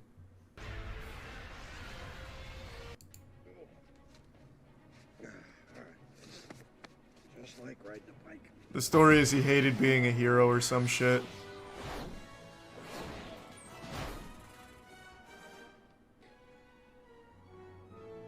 I don't remember why his brother didn't age, but Tim Allen's like 80. Actually, it's Zoom. Suit looks good. Nice suit, lizard boy. Welcome back, Zoom. Let's play ball. Goddamn. Yeah, movie's awful. Glad to see it flopped. It's not often that I'll follow a news story for more than a month, but there's one story that I've been following for 5 years now, and it's finally concluded. It's been like my own little personal soap opera to enjoy, and for some reason one that not a ton of people have talked about, despite it being one of the biggest scams in GoFundMe history. Now please, hop into my magic school bus and allow me to take you on a journey through time. It is 2017 years after the death of Christ, and a woman named Caitlin McClure starts a GoFundMe titled Paying It Forward with a picture of her standing next to a homeless veteran named Johnny Bobbitt. She then tells the story about how her car broke down and she was out of gas, but Johnny Bobbitt came to the rescue like a saint, giving her his last $20 despite being homeless in order for her to pay for gas and get home. This heartwarming story tickled the soul of over 14,000 people who donated to this cause to try and help get Johnny Bobbitt a better life. The GoFundMe was started with a $10,000 goal, which was obviously fucking annihilated, raising over $400,000 for Johnny Bobbitt, and it was just a real feel-good story that I'm sure a lot of you have heard of. This was 2017, and GoFundMe was very popular at the time. It still is, but this is when GoFundMe was really popping off. Some of you watching may have even donated to this cause, and I'm sorry to be the one to slap you with the unpleasant palm of the truth, but you were scammed. The 5-year investigation here has finally concluded. It was 100% a scam, and the verdicts have been passed. I'm going to get into the verdicts and everything towards the end, but I want to give you this entire timeline here because this is more wild than you'll probably expect. Now, I've been pretty outspoken about the dangers of GoFundMes. I think it's a great tool that gets abused by a lot of pieces of shit just trying to take advantage of good-intentioned people, just trying to squeeze money out of them. So you just gotta be careful. You can't just blindly donate to something on GoFundMe without doing your due diligence first to make sure it's legitimate. I can't even count the number of times there's been like a tragedy or something noteworthy in the news and a fraudulent GoFundMe campaign gets started. A lot of people donate to it and it turns out it was run by someone unrelated to the events and they just pocket the money and run. It happens so often. There's just so many scams there, you have to be careful. And you'll see a ton of these like feel-good GoFundMes or like really needing help things that have these like really sad stories. My son slipped on a banana peel at the park. He broke both of his legs, both of his arms, and his skull was cracked in half like a fucking walnut. I'm looking for $3,000 for emergency surgery ASAP to fix my son. You like scratch your head like, $3,000? That doesn't sound enough to cover the cost of all this. It sounds like you're gonna need a brand new Android son. Like fucking cybernetic enhancements here. $3,000 isn't gonna work. That's something fishy is afoot here. Then the next thing you know, you just bought that scammer a brand new Lexus. The point is, you just gotta be careful. That's what I'm trying to say. I'll stop ranting about GoFundMe now and get back to the story. So in 2017, Caitlin McClure was dating a man named Mark D'Amico. And then one fateful night, they were texting each other, and they started talking about a homeless man they both knew. That homeless man was Johnny Bobbitt. And we're talking about him, talking about like maybe wanting to help him, and they'd given him $10 in the past. And then an hour after this conversation between the two of them, they launched the Pay It Forward campaign after taking a picture with Johnny Bobbitt. And then they fabricated the whole gas story about how he gave Catherine his last $20 so she could get fuel and get home. Which was a complete lie, confirmed in text messages, by the way, where McClure was bragging about it and talking to a friend about how she made up that part because she needed to make it sad. It's actually like a scam Ed and Eddie would have run for Jawbreakers here, except these are 400,000 Jawbreakers. They raked in a fat stack of cash, and then they started spending that money. They bought a BMW, a New Year's Eve trip to Las Vegas, helicopter ride over the Grand Canyon, Louis Vuitton handbags, a whole bunch of shit from these GoFundMe donations. They were just spending the fuck out of the money on all kinds of luxury items. And from reading some of the text messages, I do think this started with them just having a normal conversation about like maybe wanting to help that homeless guy. But when they saw how much money was coming in, they eventually just got completely corrupted by it and just decided to turn this into a cash cow for all three of them to milk together. But I could be wrong. Maybe I'm putting too much faith into assholes here, and this never had good intentions even from the get-go. But anyway, in 2018, Johnny Bobbitt shocked the world when he sued Kate McClure and Mark D'Amico, claiming that they were withholding most of the GoFundMe funds. According to him, he only received like about $75,000 worth of it, and he called it like his share of the funds. And from this lawsuit, it got investigators really interested in exactly what the fuck was going on here. So after doing a little poking and prodding and combing through 60,000 text messages, they concluded that this whole thing was made up and all three of them were in on it together with the goal of money. Big time cash. Fat, filthy clams.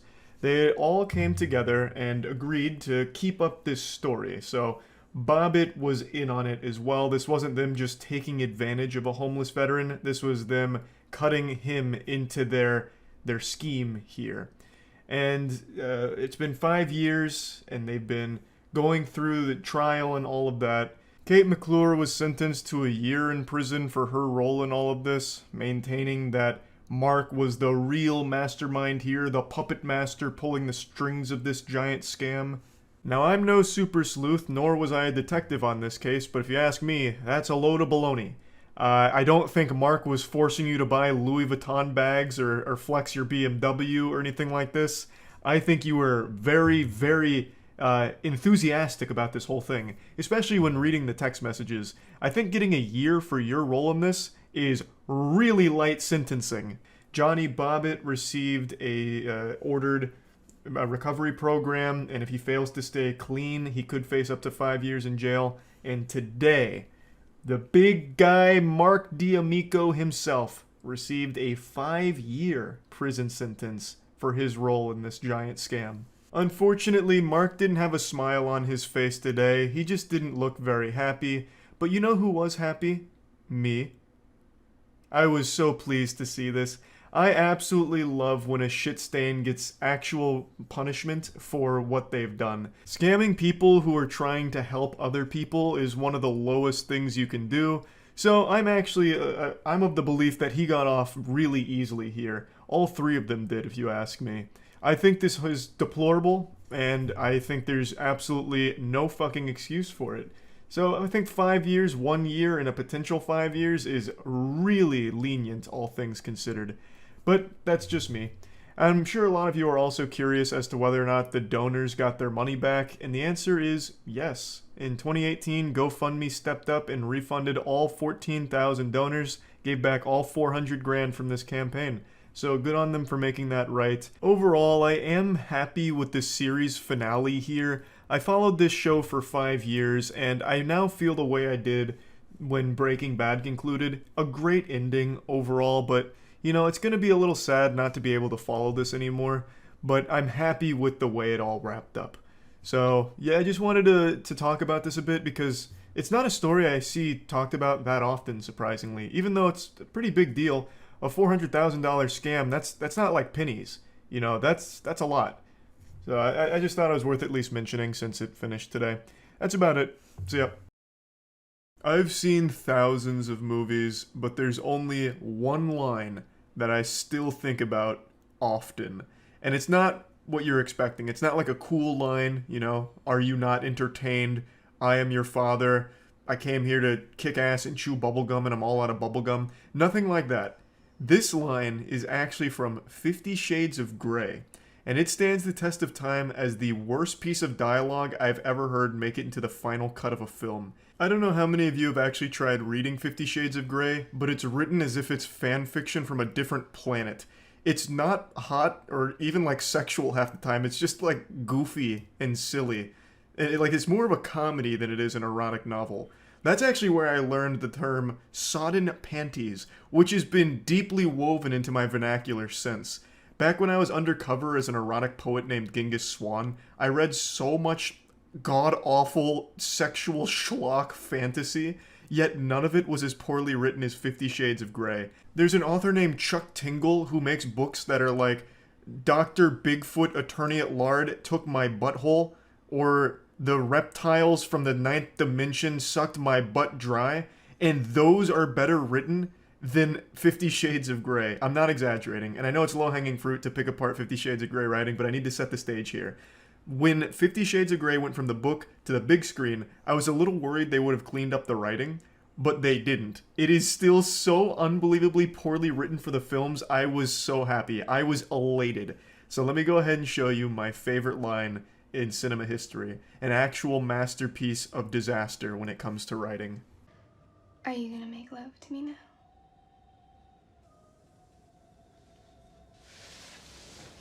Two things. First, I don't make love. I fuck. Hard.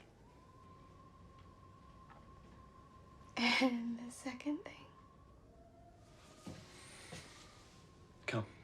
The greatest 24 seconds of your life. I have no doubt about that. You're welcome. Let's break that down, because that's poetry. Are you going to make love to me now? I don't make love. I fuck. Hard. Bro, I'm fucking squirting. What a line. And I feel like her reaction to that information, where she's like licking her lips and shit, was trying to like hold in a laugh. I imagine this is like the 50th take because each time they couldn't do it with a straight face, so they had to keep trying. It's just so good, but it's not perfect. If I was the director, I would have put the kibosh on the second part of that statement, because he says it's two things, but the first thing is the only one that matters. The second thing is just come. All he says is come. So what should have happened is, she says, "Are you going to make love to me now?" Christian Grey responds by putting his finger over her lips. Shh. I don't make love. I steam ham. The line's negotiable. I can be flexible there. We'd have to consult a test audience to see what really hits the hardest and what's the hottest. Maybe I don't make love, I boink. I don't make love, I mash pissers. I don't know. But something like really, you know, with a lot of chutzpah to it. So I really wish they didn't have that second line in there, but even still, this is an incredible line that I often do think about. It's also just extremely versatile. You can use this in so many situations. Like, let me paint you a picture. You're at Rainforest Cafe getting dinner with the boys, and you excuse yourself to go to the bathroom. When you get back, one of your friends is like, "Hey Charlie, I noticed you were in the bathroom for a long time. Were you taking a shit?" Shit. I don't shit. I dump. Poop. You know, like, there's just so many ways of using this, like, line. And it's so goddamn sexy every single time. Yeah, I've heard this line by now, like, maybe 20-something times over the years. And it's still so good. It's a fine wine that I'll often stir around, aerate a bit, and huff. It's just fucking wonderful. I don't make love. I fuck. Hard. Actual goosebumps. Yeah, that's really all I wanted to talk about today, because I got to thinking about it, so I figured I might as well share it, because maybe some of you didn't see the 50 Shades of Grey movie, and you're doing yourself a massive disservice by avoiding the trilogy here. One of the finest trilogies of all time, up there with Lord of the Rings and the original Star Wars trilogy, I'll tell you what. The movies are basically like a giant anime montage, but with, like, censored sex. Like, you see titty every now and then and some butt, like a little bit of ass, and that's about it, and it's always set to modern pop music. That's it. Like, you just get a little montage of simulated intercourse. So, if that's your cup of tea, 50 Shades of Grey is for you. But I do think they are entertainingly bad at certain points. Example of this line, this whole interaction, really. So yeah, that's about it. See ya. How Gears of War almost didn't have a multiplayer. That got recommended to me out of nowhere. And that hit hard. Gears of War is where I started making videos. That game changed my life, unironically. The multiplayer of it specifically. My life would be so drastically different if multiplayer didn't happen for Gears of War. Generally speaking, somebody who is a level... That's such a crazy thought. Just something as simple as a multiplayer component of a game actually changed my entire fucking life. I almost didn't even get Gears of War either. It was 2006, and this is when I was still, like, shopping for games just based off of how cool the cover was. And I was back and forth on if Gears of War's cover was cool enough to be a good game. So I ended up just, like, holding on to it while walking around GameStop for a bit while my mom was shopping in the mall. And then I eventually just decided, why not? I mean, it wasn't my money anyway. My mom was buying it, so I didn't really have anything to lose besides time. And the rest is history. Ended up loving the game. Seriously, it's, you know, it's some guy with God, a chainsaw the chainsaw's so good. and slicing someone in half, and it was gross as like the Gears. I need to were. replay the really Gears series, even though Gears 1 is the only one I ever really liked that much. It was always about being. You would have like the a characters low in Gears were character some of the that most had just remarkable muscle. muscle there's one texture that's mountains mapped on there. ever. It's like this guy's got brown hair. And that he's shit got was this just color so skin, and he's wearing over the top coat that's this manly. color. But as soon as we started doing stuff that there's like God, just all these look at different facets of Marcus's texture. neck. It's like an actual tree trunk with a face on it. He looks like the goddamn Deku tree. So good. So fucking good. As I go on to more than that, we weren't really having a whole lot of fun playing. The maps were so good in Gears. We were very much on the fence that, like, I don't That's even know if Clock Tower multiplayer is right gonna there. make it in Gears. I haven't played Gears in we were, you know, at the start of summer, and this now. thing is shipping in fall. I think I still remember There every was a map. very specific moment where we Where were every having those weapon is. discussions of or whatever. It just organically happened, and Gridlock allowed Man, they had every the example of that IGN to just reviewer happen playing this naturally. game right now.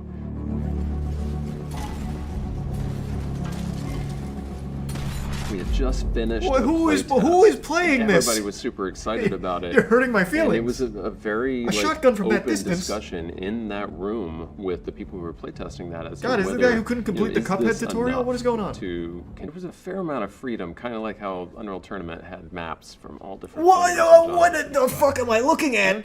Really, He wasn't recall even ever a moving. Specific moment when we were like, Gears of War 1 is still unmatched in that franchise. There is no Gears game that has the same feel as the first one. There's such a drastic difference in the gameplay. So, like, even Gears of War Ultimate Edition is trash compared to Gears of War on the 360. Like, they changed it. There's just such a visceral impact to old Gears of War 1. Whereas in, like, Gears 2, 3, 4, 5, it just feels like everyone that you shoot is just a balloon of meat that just pops. In Gears 1, it feels like you actually murder somebody. Let's do, like, a... What's, like, an old-school montage? I'm trying to think of a really cool one. I think a Fallen Tree used to have some cool ones. I used to know him on Xbox Live.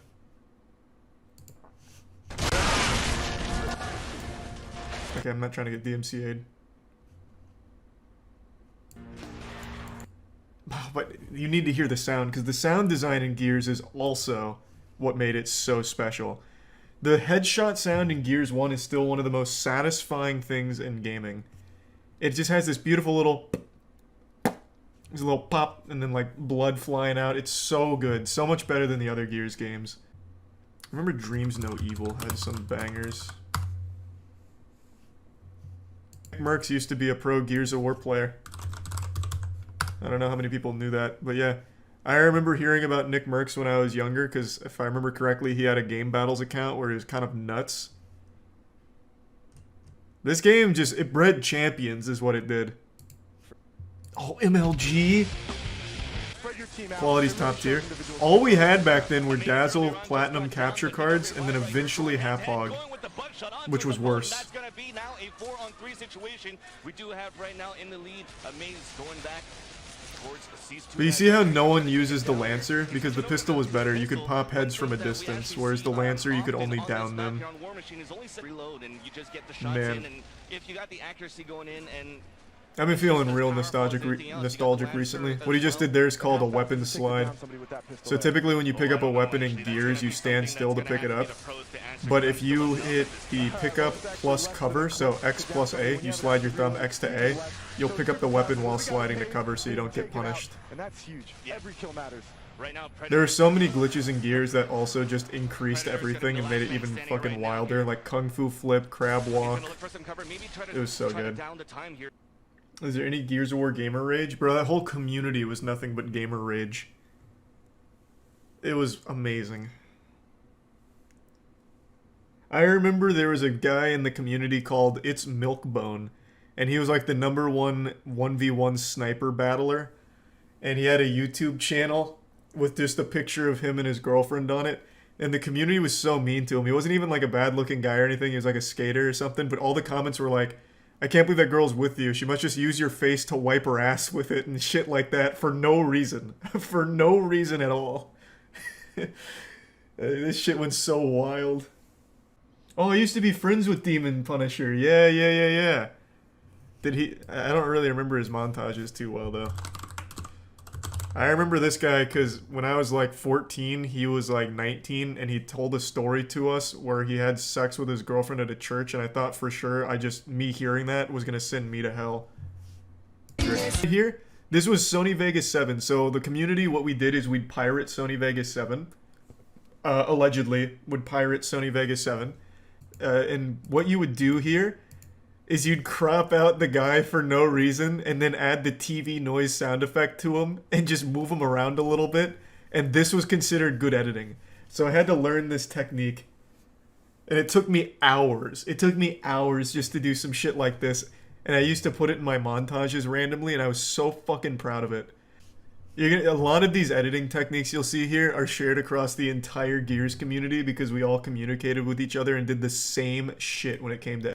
I got Xbox Live, I think, in 2004, because I would have been 10 years old at the time, and I started it at 10.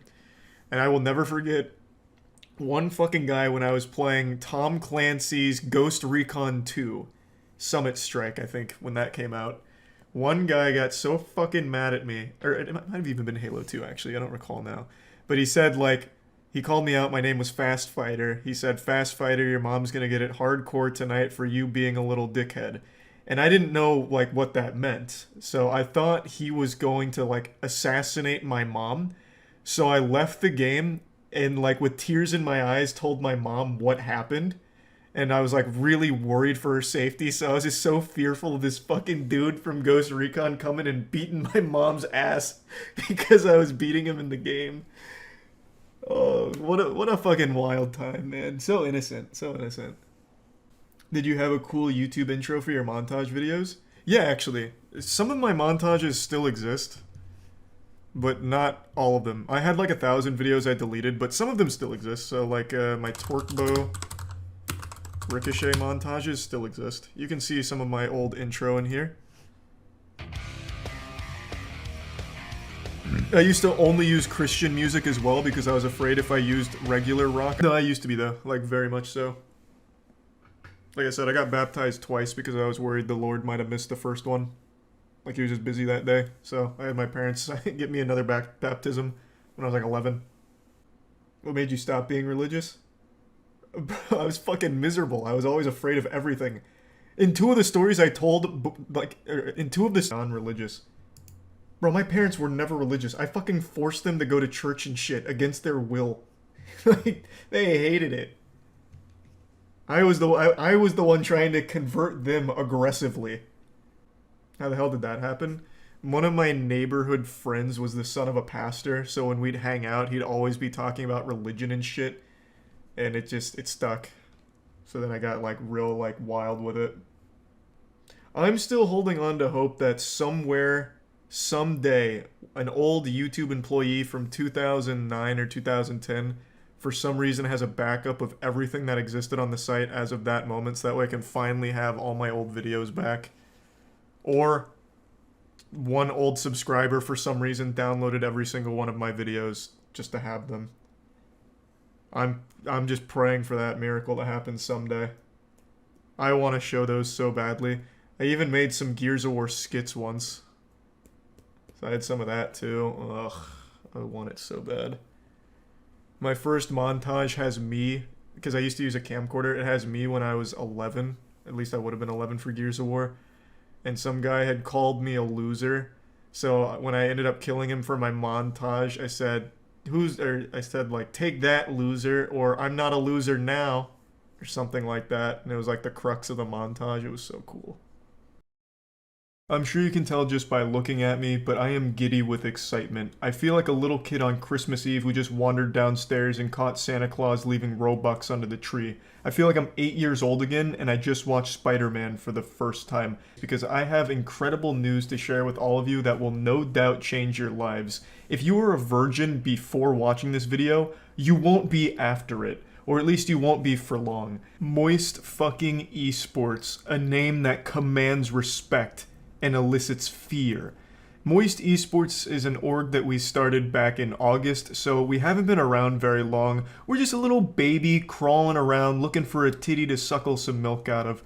But in the short 8 or 9 months that we've existed, we've done some incredible stuff so far.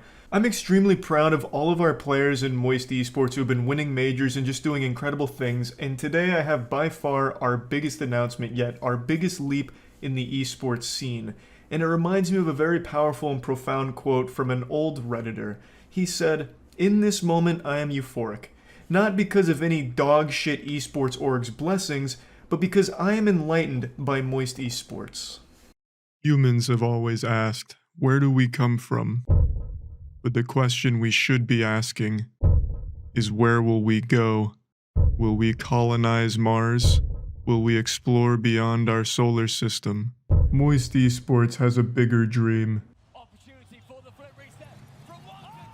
Winning a Rocket League World Championship. Side of flip reset on the side of the run, flips it, beautifully, up for the touch, Joyo! One heck of a... Yeah, it's not a prank or anything. Moist Esports actually did acquire the Queso roster. If anyone's familiar with the Rocket League esports scene, you no doubt know of Team Queso. Team Queso made some massive waves recently, being probably the best team EU. And we've been working very hard recently in order to give them the best possible deal to get them excited to join Moist Esports, and we were lucky enough that they said yes. So the Queso roster is officially part of Moist Esports and will be representing us in the upcoming major, which is actually tomorrow as of posting this video. Now, I will be streaming the entire thing on my Twitch stream, twitch.tv/moistcritikal. I like to do that for pretty much all Moist Esports events, at least as much as possible, and this one is definitely one I don't want to miss.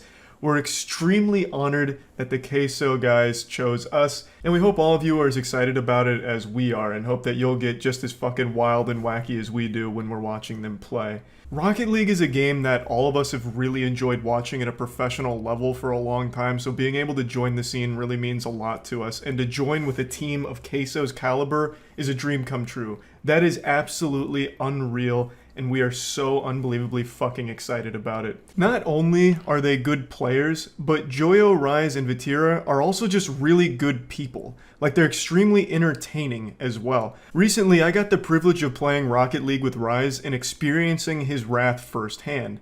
Now, I'm a Plat 2 player in Rocket League, which means I'm in the top 1% of all gamers across the entire universe, and yet somehow Rise is even better than I am. It was incredible. But we were able to really, like, synergize together and make some incredible plays happen on stream, and it was just a ton of fun, just to, like, shoot the shit with them and just casually slap ass on Rocket League. Like, the entire group isn't just extraordinarily talented, they're extraordinarily entertaining as well, which I think just makes it even more exciting. For anyone that wants to stay up to date on everything Moist Esports related, make sure to follow the Twitter account at Moist Esports. Now, I'd also like to give one other big announcement for Moist.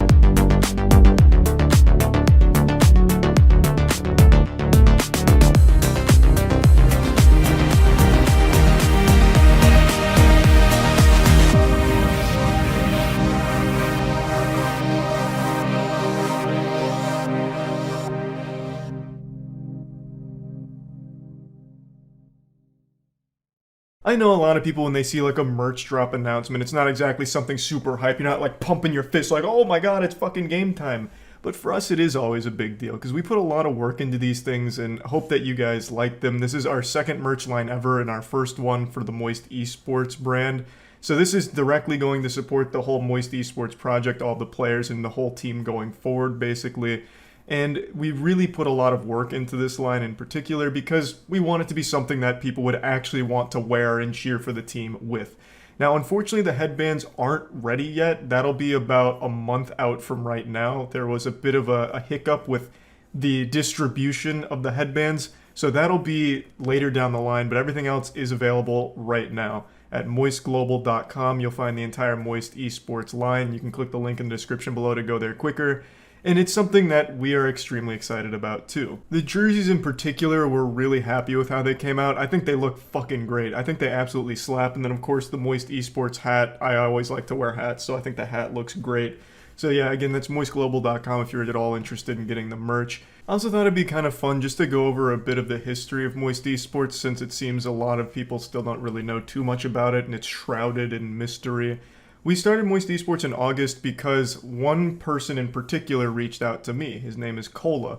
Cola won a couple of the tournaments I used to host for Smash Ultimate back in 2020, and last year he was campaigning for Summit, and he asked if I would retweet his campaign thing, and it got the gears turning a little bit. I was like, well, why not do one better? We'll make an entire esports org around Cola for this tournament.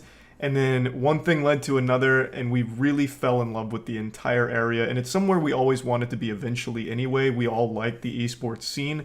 So the timing was right. Cola really kickstarted the entire Moist Esports org, honestly. And from there, we've been learning as much as we can about the space in order to efficiently grow and give all the players the best possible deals that are out there. And it's just been so much fun watching them compete, watching the tournaments on stream, and just going fucking crazy. I've become a massive esports enthusiast over the last 8 or 9 months, and it's just been so fun.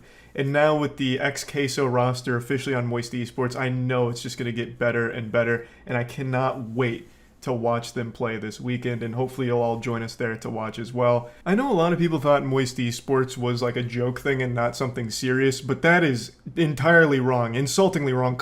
I spit on that garbage. We've been taking it super seriously, and we've put a lot into this org in terms of both money and time and everything, because we want this to be a legitimate tier 1 org that does everything right, where all the players are hype and excited and they all don't get like abused by like a shady org or shady contracts or anything like that. We want to be like the premier esports org. So yeah, this is just the beginning for Moist Esports. Having the Queso guys come on to Moist Esports is an actual dream come true for us, and I have no doubt huge things in the future for that group, and I really think this is just the beginning for Moist Esports. I feel like in another year or so, that Moist will be the first thing you think of when you think of esports.